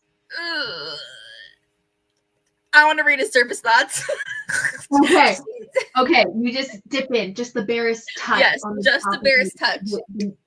The barest hint of the surface of his mind. And as you dip your fingertips into that placid lake that is a little bit calmer than you might have expected from this man, but you dip in, and what you sense initially for surface thoughts are, I mean, I'm not gonna do what I did before. I promised myself I won't do it. I'm not gonna take any more risks. I just and there's nothing to really worry about, and there's no point in giving away such an opportunity, such a source of knowledge. Like, there's no reason for that. I mean, I can control myself. I can. And he's just talking himself out of it. She doesn't need to know. Does Raiden seem to be a very wise person? He does. Or the intelligent side? Definitely both, and more the intelligent side. He is a very smart guy, though. And you are aware of that factor. Okay, I don't think Konari would leave it alone, if I'm being so. No, that is completely fair. You're a distrustful person at baseline, and though you like him, you have previous experience with him. So she's gonna try to push deeper. I would say it's at this point, it's probably been about a month that you've been hanging out and everything, hanging around anyway, and it's not long enough to build back up that kind of trust, No. So, it's a wisdom saving throw, yeah. Okay. Wisdom saving throw. He's gonna roll. He fails. Oh, yeah. Okay. So I'm pushing deeper. I'm trying to search for the cause of this. Okay. The cause of that guilt. Yeah. You get the picture. You have the flash of images of something he can see, but you cannot. And these are associated symbolic, almost memories to what he's thinking. But you see the changing of hands of a book, one of the journals, probably the journal that you gave off to Shi Chen. But you're not sure what it looked like, so you can't quite tell. But there's this exchange of changing of hands with another elven man who looks redheaded. Curly red hair, flaming red hair, to be honest. The guy seems, you're not as used to reading facial expressions and stuff, but you get the same feelings that he got in the moment, and you can tell that Raiden could sense there was urgency here. He was almost doing a favor for Rurin, and you get the thought of the name Rurin here, Rurin Grenshard specifically. And you hear the reflective thoughts of Raiden's being helpful. He wants to help his friend, but then also a bit victorious in the sense of like he's gaining something powerful in this exchange here. And then a sense of responsibility and duty toward, as a general, like almost a general benevolent sense of, I need to do right by the world and just people in general and do something good with this, right? Make something good come out of something bad. And he's holding a journal of Xian Wei, the Destroyer of Worlds, as he takes this. That's one flash. And you get another flash of him bringing that book and setting it on a table of just thousands of papers. You recognize it as his workroom, mainly because you remember the sounds of thousands of papers in that room, and you assume that must be the same place, and probably the same sense and the same atmosphere of warmth in this room, since he spends majority of his time in it, and there's a roaring fireplace that he keeps burning at all hours magically. You get the sense as he puts down this book and slams it down next to a similar journal of scribbled writings, side by side, as he starts to cross-reference, make new notes, take research, taking down research copies and such. And you get the sense that the guilt, what he's holding back, is the fact that he has another book. He had 2 of Xianwei's journals, one from Weirin Grandshard, who entrusted one to him for protection, and the other one he had found in his own excavation practices. One that was given away is something that held more of baseline spells, quick spells, and one holds bigger rituals. The one that he still has is the one with the bigger rituals. The one he gave away was the one with baseline spells. Anyway, so you're kind of back in your own mind. That's what you saw. Disappointed. We're not mad. We're just disappointed. Hey, you're 2 addicts. What was it? Birds of a feather flock together? Would Konari confront him about this right now? He's like, darling, I promise nothing like what's happened before will happen again. Konari's grown, but she hasn't grown that much. She's like, yeah, and you think you can trust yourself around having another book still? And he kind of, his eyebrows perk up a little bit, and then they fall a little bit. There's a bit of like a tightness that like fills him all of a sudden. He's had a very like calm and like dropped guard about all of you guys for the time being. He realizes what must have happened here, and not that he's offended so much as I see. No. It is totally fair. I mean, it's the same feeling of, you know, when you're an addict and your parents like end up telling you like, we're not giving you any more money, like we're not gonna enable doing this. We can't enable you. Yeah. And you know, the betrayal that person will feel in that moment is akin to is always against their rationality of like, okay, I get where you're coming from, but also no, you know. So he is offended in that kind of respect. Absolutely, yeah. And so there's this moment of like, and there's a bit of a barrier that's put up there, and in that he goes, well, what is it? What would you like me to do? Hand it off to who knows what that council will do with it. Maybe they'll protect it. They claim that, but so do I. How would you trust either of us with something so powerful? Konari. I'm not saying you should hand it off to that council. I don't know them. I don't know what they're really going to do with any of this. But I just... Konari, with this book, I could discover what maybe went down with Jenyan. I need more time to study it. Xianwei's like all of his spells and equations, rituals, all these things are so convoluted. He was not an organized character. Getting anything of use out of one of his books is a difficult process of just cross-referencing and understanding a mad mind. But perhaps I could help Jenyan. Perhaps I could make sure that nothing like this happens to him again. I could protect him with this, probably.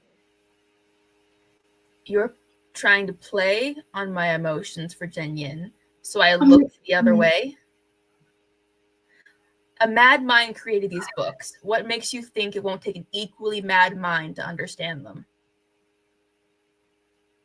His smile, his voice almost has this grim, amused edge to it. He goes, I'm called the Mad Prince for a reason, Konari. But I can control it. I can. That's what you told me when you first messed with the Aeltress. And I thought that... I know you were trying to do good. But look where it got us. It almost got me killed. It got Nemo killed. They say that power comes with a price.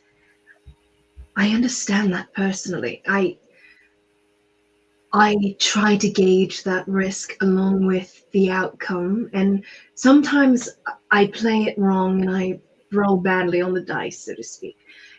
But you're here now. I won't roll badly on the dice with you at my back. You understand these things better.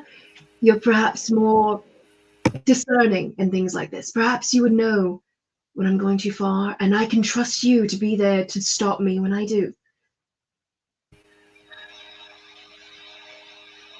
Is that me? Is that how loud that thing is? Anyway, I can't do anything about it. Okay. But I can trust you at my back to stop me when I do go too far. You were one of the first people to ever show me kindness. And then, I mean, you lost yourself. We were able to get you back, mostly, and we didn't have to do any lasting damage to you. But if something like that happens again, and I have to end you, I mean, I'm not going to let you destroy the world from good intentions. And I am not a babysitter. I am a teenager. You think I'm capable of keeping you from doing crap? I mean, like, I can try. But that's using me as your fail-safe. That is a low wisdom move right there. He kind of quirks a little smile and chuckles a bit under his breath that you can hear, and I suppose that's true. He goes, "What would you have me do with it then, Konari?" I'm not... Okay, let me think about this. Just don't try doing any of the things in that book until I get back with Jinyan and I have had a chance to think about something. I don't know. Okay. You're a smart, I won't person. I won't mess with it until you return with a decision. I respect it. I promise. Okay. I want to trust you, Raiden. Please don't mess this up. You see, actually, well, you hear some footsteps coming up the hallway a little closer. He's always actually been there.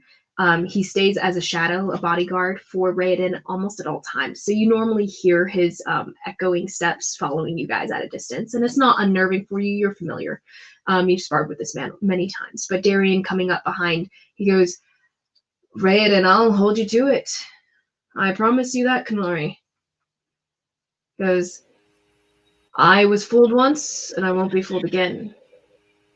Good. And Raiden turns to him, bit chagrined, and he's like, "Yes, exactly. I have multiple accountability partners in this, so it'll be fine. I'll see you when you return, Konari. Come back safe." Okay, thanks. And she'll just say, just in his head as she walks away, she'll just kind of say, "Raiden, you're too bright a light to be snuffed out by your own actions." Oh. And just kind of walk away. Like, not like a sentimental, but even just like a literally matter of fact. Like, she knows he can do so much good, and she doesn't want to see him fail because he's, pride or, You knew this conversation ended up happening. He was hosting a party at his little manor here. And as you guys are kind of making your way out, you were really skirting the wing that the party was going to be taking place at. Different guests being brought in and everything at different rates. And you were definitely not keeping contact at all. But as you were leaving and he had cut off to kind of say goodbye, and just to check in before you guys had headed off and this conversation happened, he turns from you, doesn't respond to what you say in his mind.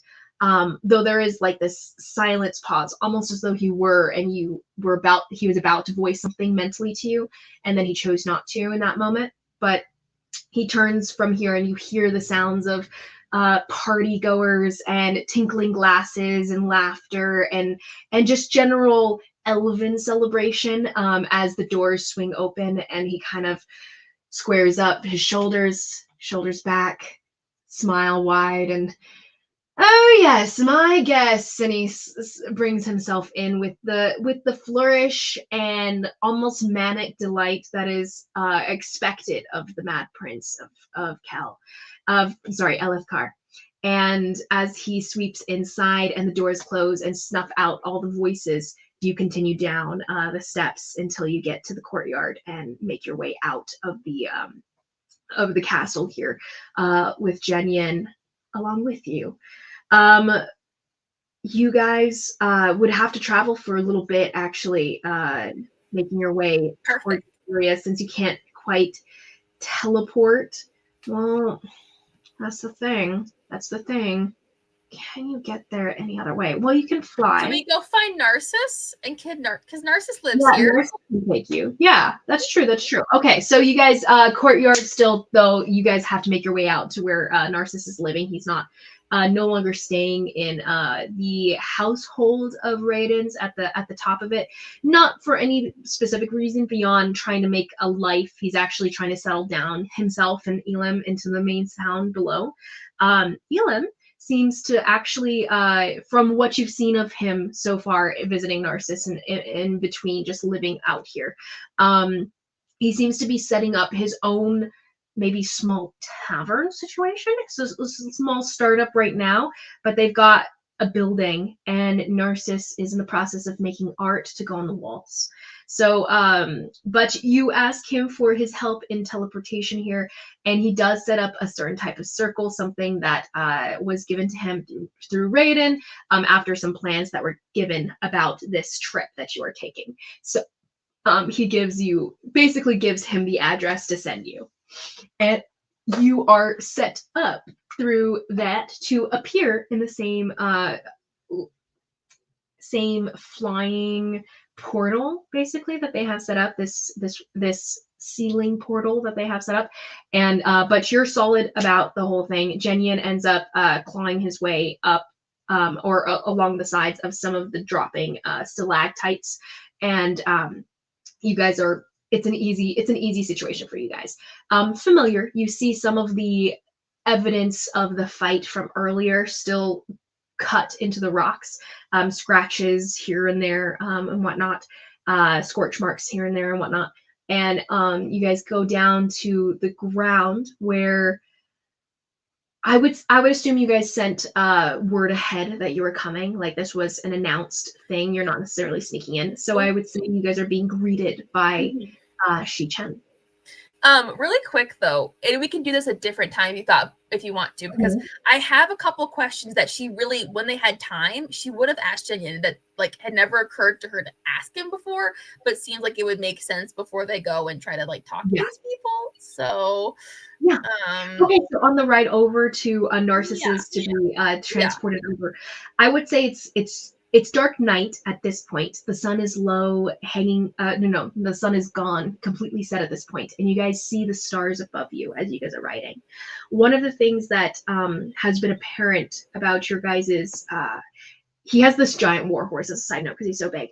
But whenever you guys are riding places, he normally doesn't ride in front of you. He lets you let your horse kind of take the way, make its way. But he always seems to get a little bit more distracted at night and everything, rather than during the day. Whenever you guys are riding somewhere, he seems almost careless in directing the horse itself. He lets the horse kind of do what it wants. But you're not really sure why he's always distracted at night rather than during the day. But that is a factor. You can go ahead and ask your questions. Oh boy. Okay, sorry. Hold on. I'm going to switch spots with Joshua so he can use this. No worries. Give me 1 second. I'm gonna grab my computer. Don't mind me. I'm gonna. Give me like 2 seconds. Oh no, I'm honestly down for however long you guys want to go. So I'm here for the ride. Okay, awesome. I'm good for. I think Isabel had the cutoff time herself. I don't have anything today because I guess I thought in my mind we were gonna do like a regular session time situation, So I had taken off the day. So my only thing, I was planning to work on invites with you. Oh yeah, I totally forgot about that. Thank you for reminding me. No worries. I'm down. But yeah, I'm down for whenever, if you want to take a break too, like after we end here and stuff. And I'm down with that. I can clean up and stuff. Yeah. Before we do our thing. But yeah, I made some short term. In other news, I made some short term like little invites that I put into my mom's Christmas cards for the relatives, because it occurred to me I need to send anything paper, like needed to send that out whenever. But it occurred to me, because I was going to do the electric for them too, but most of them are so old, they don't do anything computer oriented. Yeah. So if I'm going to send an invite to like Tia Florida, who's like 80 or 90 and stuff, I'm going to be sending that over paper, hopefully. And she'll get this Christmas card, so she'll be able to see that. We'll see. Good. At least she'll get a little invite, and she'll get our picture too. So, but I made some like really, really, really quickie, not cute ones for them, and they're not going to care. Sorry, don't mind me. Okay. No. I could be good for probably like another hour and a half, but probably not enough to get this whole thing done. Really, I mean, depending on how long it's gonna be. It's. I would assume there's gonna be a battle, and that just takes time. Yeah, it does. Unfortunately, I didn't think the Kraken thing was going to play, because I didn't think he was gonna call the Kraken to the forefront. I didn't know. I thought Shy knew a lot of creatures, so. Yeah. I just wanted to ask him questions. I didn't realize it was going to be, yeah. Oh, well. It probably wouldn't have been as big of a thing, because if he had found, obviously, like, not all the creatures are causing trouble in that way necessarily, so it's only certain ones. And, you guys might have come into contact with one that wasn't, or you guys would have come into contact with one that was, but nothing is as big as harm. So okay, so I would probably it went as horribly as it possibly could have. Oh, absolutely. The most fun way, the most interesting way. But yeah, no, it's still so great, and you guys got to meet all the creatures and different concepts that are going on there, so that's really fun. No, definitely fun. Just it went like the longest way it could have gone. Yeah, that is true. That is definitely true. I was thinking like 2 hours tops for sure. That's par for us, honestly. Yeah, the longest it can. Totally. Why not? Exactly. But yeah, so you guys are riding together, and Jen Yin distracted at night as he normally is. Yeah. But really good. That's interesting. Okay, well, first off, I guess you would say, you okay? You're always kind of off at night.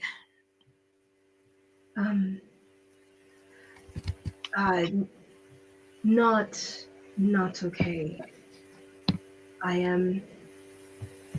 I just look at when, and he seems to kind of stumble over his words. He's not really sure how to say it. He almost seems embarrassed. And he doesn't normally sound embarrassed to you, because there's not enough social awareness there to feel embarrassment about most things.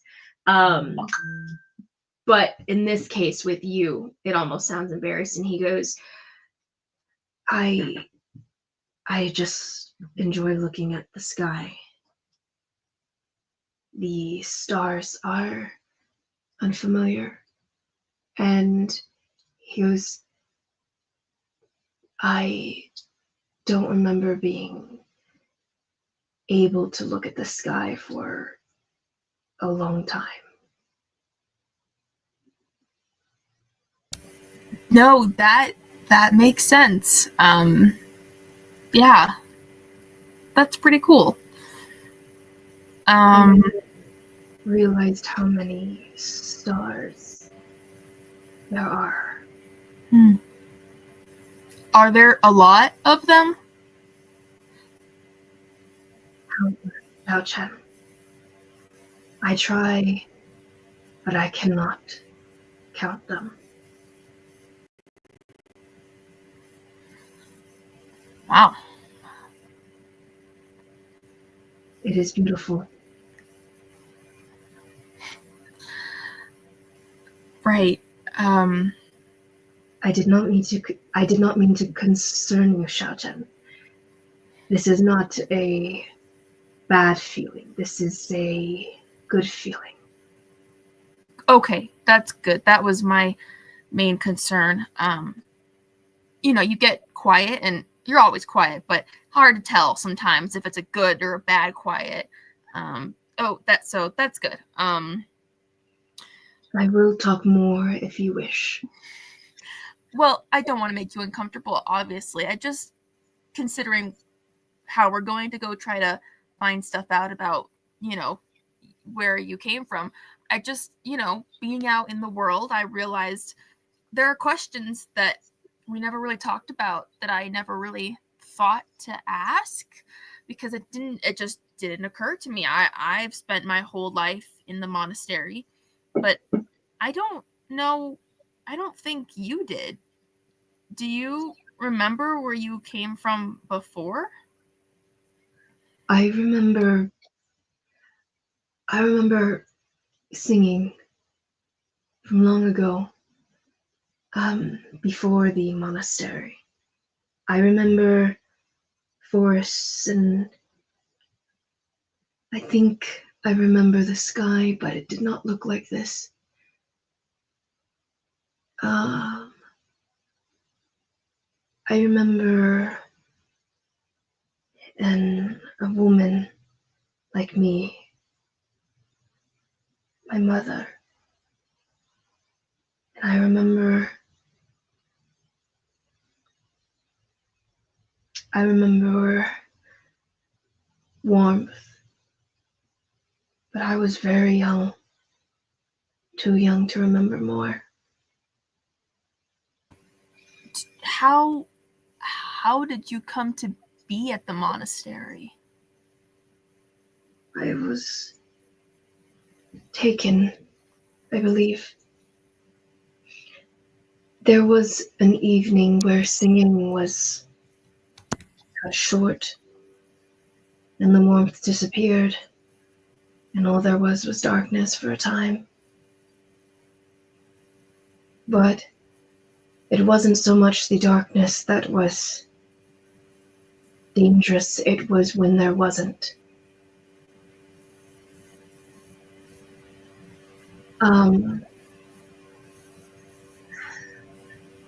Darkness has always been a part of my life, Konari. But before there was warmth, after there was cold, and darkness would recede amongst the acolytes. Wait, what'd you say? The monks, the acolytes, they were there. He seems, oh, I'm sorry, Konari, would you mute your thing for a second? Yeah, I'm sorry. Hold on, let me go get my headphones and see if it's any better. Give me 1 second. I'm gonna grab my headphones. No worries. The poor thing. If only Discord worked out. We still should get together with Ben and see if he can, maybe troubleshoot our stuff, or maybe he has a different thing that he does normally. I know Jared uses Streamlabs, but I don't know why I can't use Streamlabs for some reason. Mm-hmm. I don't know why, if that's what he uses. I don't know why that's not what he set me up with. Mm-hmm. I don't know. Mm-hmm. Every time I dive into it, I just get really confused. I know, it's such a thing. I'll look into it from my end and see if I can find anything. We'll find out. Hey, welcome back.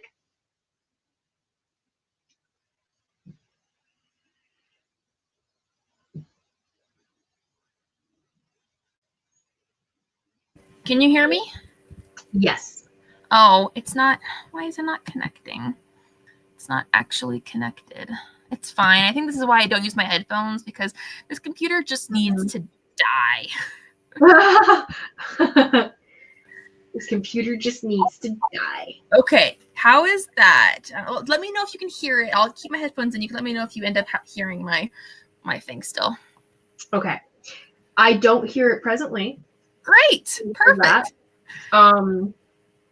So okay, so he He seems vaguely confused about what he's saying, because it's coming across like um like a 3-year-old's recollection of something. It's more instinctual memory rather than actual memory. But he does remember the singing, and that's something that's like in almost like ingrained into his system, and that's the things that he used to hum to you were things that he remembered. Um, Things that he remembers being warmth, and then the cold being the acolytes, and the dank, like the dungeon that he had been kept in for the longest time. Um, both of those things, it seems, but one thing that does stick out to you, to what he's recollecting, is that darkness has always been a factor. He's not as used to light, in the sense that he was able to relate with you weirdly well, and that's always been apparent to you. It would never really concern him that he lived in the darkness before, or at all, though the stars are new, apparently. So okay, so I'm that sounds really terrible. I'm sorry. So so you're a white Oni, right? You're one of like the good ones. I'm still kind of getting familiar with what the Oni are. You probably are too. Yes, Jojen. I recognize that I found features that were familiar when we met.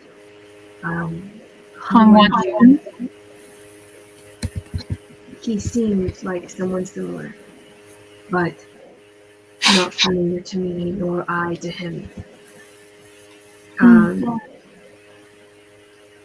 It's hard to say. They definitely looked like they would be part of the same group of people, right? But they didn't necessarily look alike. The way, sure, but yes, he's not blue or red Oni. Yes, okay. Exactly. So he is Shiro Oni. Yeah. Okay. And are you guys hearing the echo? It's just me. I don't hear it. Yeah, it was really bad a minute ago. I know that the gravel got loud again, or the fan got loud again, but not. I didn't hear the echo. Maybe. It's fine. I just need to. It's okay. I know it's okay. It's okay. We'll survive. We'll survive. It's fine. Maybe we can send you. We can invest in headphones for you. Let me try getting on my phone and seeing if I can do it that way. What do you mean? Like doing StreamYard on my phone? Oh, you don't have to. It's okay. Like okay. we've done this. We were used to this for a long time. I know. You just got used to not with the Discord stuff. My gosh. So funny. Okay. But yeah, so Jenyan tells you that. Oh, what was the last thing? I lost it. Shido Oni, yeah. The idea, the concept being Shido Oni, that's kind of why you guys have a bit of a hopeful edge to going to visit the Immortals, since it is a giant group, in theory, of Shido Oni. So, does that make you immortal as well? It makes me... I suppose so. I would not know. Interesting. I don't know if you just age slowly or you just really don't die. I mean, from your perspective, he doesn't seem at all changed within the past months at all, but it's hard to gauge because you don't see him necessarily, so you're not seeing the transition of time on him, and his voice is no different, his spirit's no different. It would be hard to gauge until, years, decades pass. Well, maybe we'll ask the other Oni that. I'm just intrigued, is all. She definitely seems concerned about something, but she's not like. Yeah. But she just, something does occur to him, and he does ask, Xiaochen, how? He kind of stumbles, like trails off for a second, and he's silent for like a minute or two of writing, and then he says it again, and he goes, Xiaochen, how long will you live? What is a normal lifespan? That's an objective question. Yeah, I mean, I don't know. I do some stupid things, but taking that out of account, I think from what I've learned from Ty, it's similar to like a human. 80 years, 100 if you're really, really lucky. And that is very short, yes. I mean, I think so. I know different races can live hundreds, even thousands of years sometimes. And he doesn't respond, like, and he goes kind of quiet after that. Yeah. Like, mulling that over. That is what Konari was also thinking about, but she wasn't going to say anything. So yeah. She didn't want to stress him out. Mm-hmm. Okay, well. It's fine. He'll be fine. You guys, any more questions for him? I think that's good for now. We're both kind of writing in silence for a while till they get to nurses. Oh boy. But silence isn't necessarily a bad thing between the two of you. You guys we're never really talkers so much as like bonders in silence or shared activity. And this falls under that. So he's contemplating the ramifications of that. And he is contemplating the ramifications. So but you guys arrive at Narcissus' place.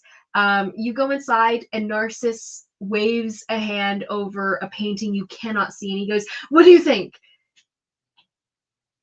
Oh, how about you, new friend? Jenyin. Yes, Jenyin. What do you think? I mean, I think it's wonderful. Elam won't look at it, but perhaps you'll have something better to say. And there's no response, though you do hear this like guttural like grunt under, like, just in his diaphragm, deep inside his body. He gives this little grunt of a half acknowledgement, but it seems more tense and almost threatened in a sense, like a sound he might make when someone is threatening him with something. But he does not answer. And tough crowd. Well, I suppose I'll wait for the next passerby, but I'm sure this one's a winner. We'll put it on the wall for now. But yes, okay, I have it already set up. The magic circle I was given by Raiden should be good. I believe I transferred it perfectly. I am not as skilled with conjuration magic as say Raiden might be, but don't blame me if you end up somewhere else entirely. I'm sure that's not a concern. I am sure. So let's go ahead and do this. I need to get back to my painting. It's almost finished. I have a glaze I need to use, actually. So let's see. And he sets you guys into the center of the circle here, and he is about to activate it. And he goes, "One note, something I was aware of with Raiden and his interactions with the immortals. Perhaps don't question their authority on things. You, Konari, are not from their sex. You're not part of their people. They would not exercise any weight of authority over you. However," and his eyes do shift to Jinyan, and he goes, they would consider under their purview. As far as I understand with the immortals, they do consider the Oni to be under their arm of influence. of sorts. Not necessarily in this negative note, but they take it very seriously when one of their own errs. So don't let them think you've erred, Genyan. It might not be something you can come back from. So keep that in mind. It's probably for the best. For creatures such as these, so powerful and so long-lived, I mean, if they let anyone who causes destruction or mayhem continue without a curb of some sort, then what would you do? What would this world do? Well, on a brighter note, let's see if this works. And he's going to activate the magic itself, and you guys feel this swirling sensation around you as the magic takes hold, starts to disperse the atoms of your body itself, and almost weave you into the magical essence of the world as you guys are transported to another location. So with that, we'll probably take up next time hanging out with Miss Konari's activity here. But yeah, so some fun interludes here between the two of you. And I look forward to a new one. It's gonna be fun. Oh boy, I'm nervous. Yes. So we'll open with probably an interaction with Shiken, going into his introduction for you to the council, and how they'll help you either which way, whether they will or not. And do I rat out Raiden? No, I'm just kidding. Yeah. Oh yeah, that's so true. So that is one of the things. It is the interesting like politics that go on with the Baoshan Mountains, is that like they try not to meddle with mortal affairs, right? Because they try to keep themselves separate. They're not really involved with you people. Like they try to not delve into world politics. If there's a war going on between the two of you, they're not going to get involved. The only ones who do are the ones that are like rogues, basically. So the ones like Hongwen-jun who might decide out of I thought kind of he a was a meddling bard. spirit. And say it again. I thought he was a bard. You said rogue ones? Oh! I'm sorry, it was dumb. That's cute. That's cute. It's funny. I laugh. I liked it. I was also thinking the rogue one. Oh, I know what you mean. Yeah. Or like people who are just not Ashido Oni specifically. Blue Oni are just known as the types that really get involved in the mortal realm.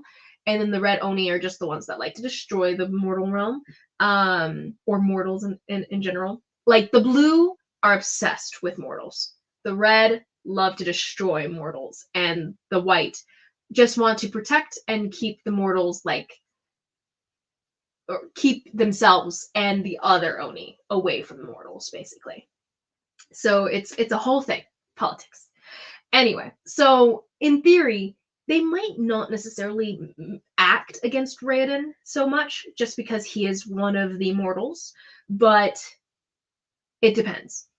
Basically, kind of if he screws with anything again, they might, but it's a weird balancing act. It depends on the council and what they say, but yeah. So anyway, you're gonna go talk to the council. Fun times.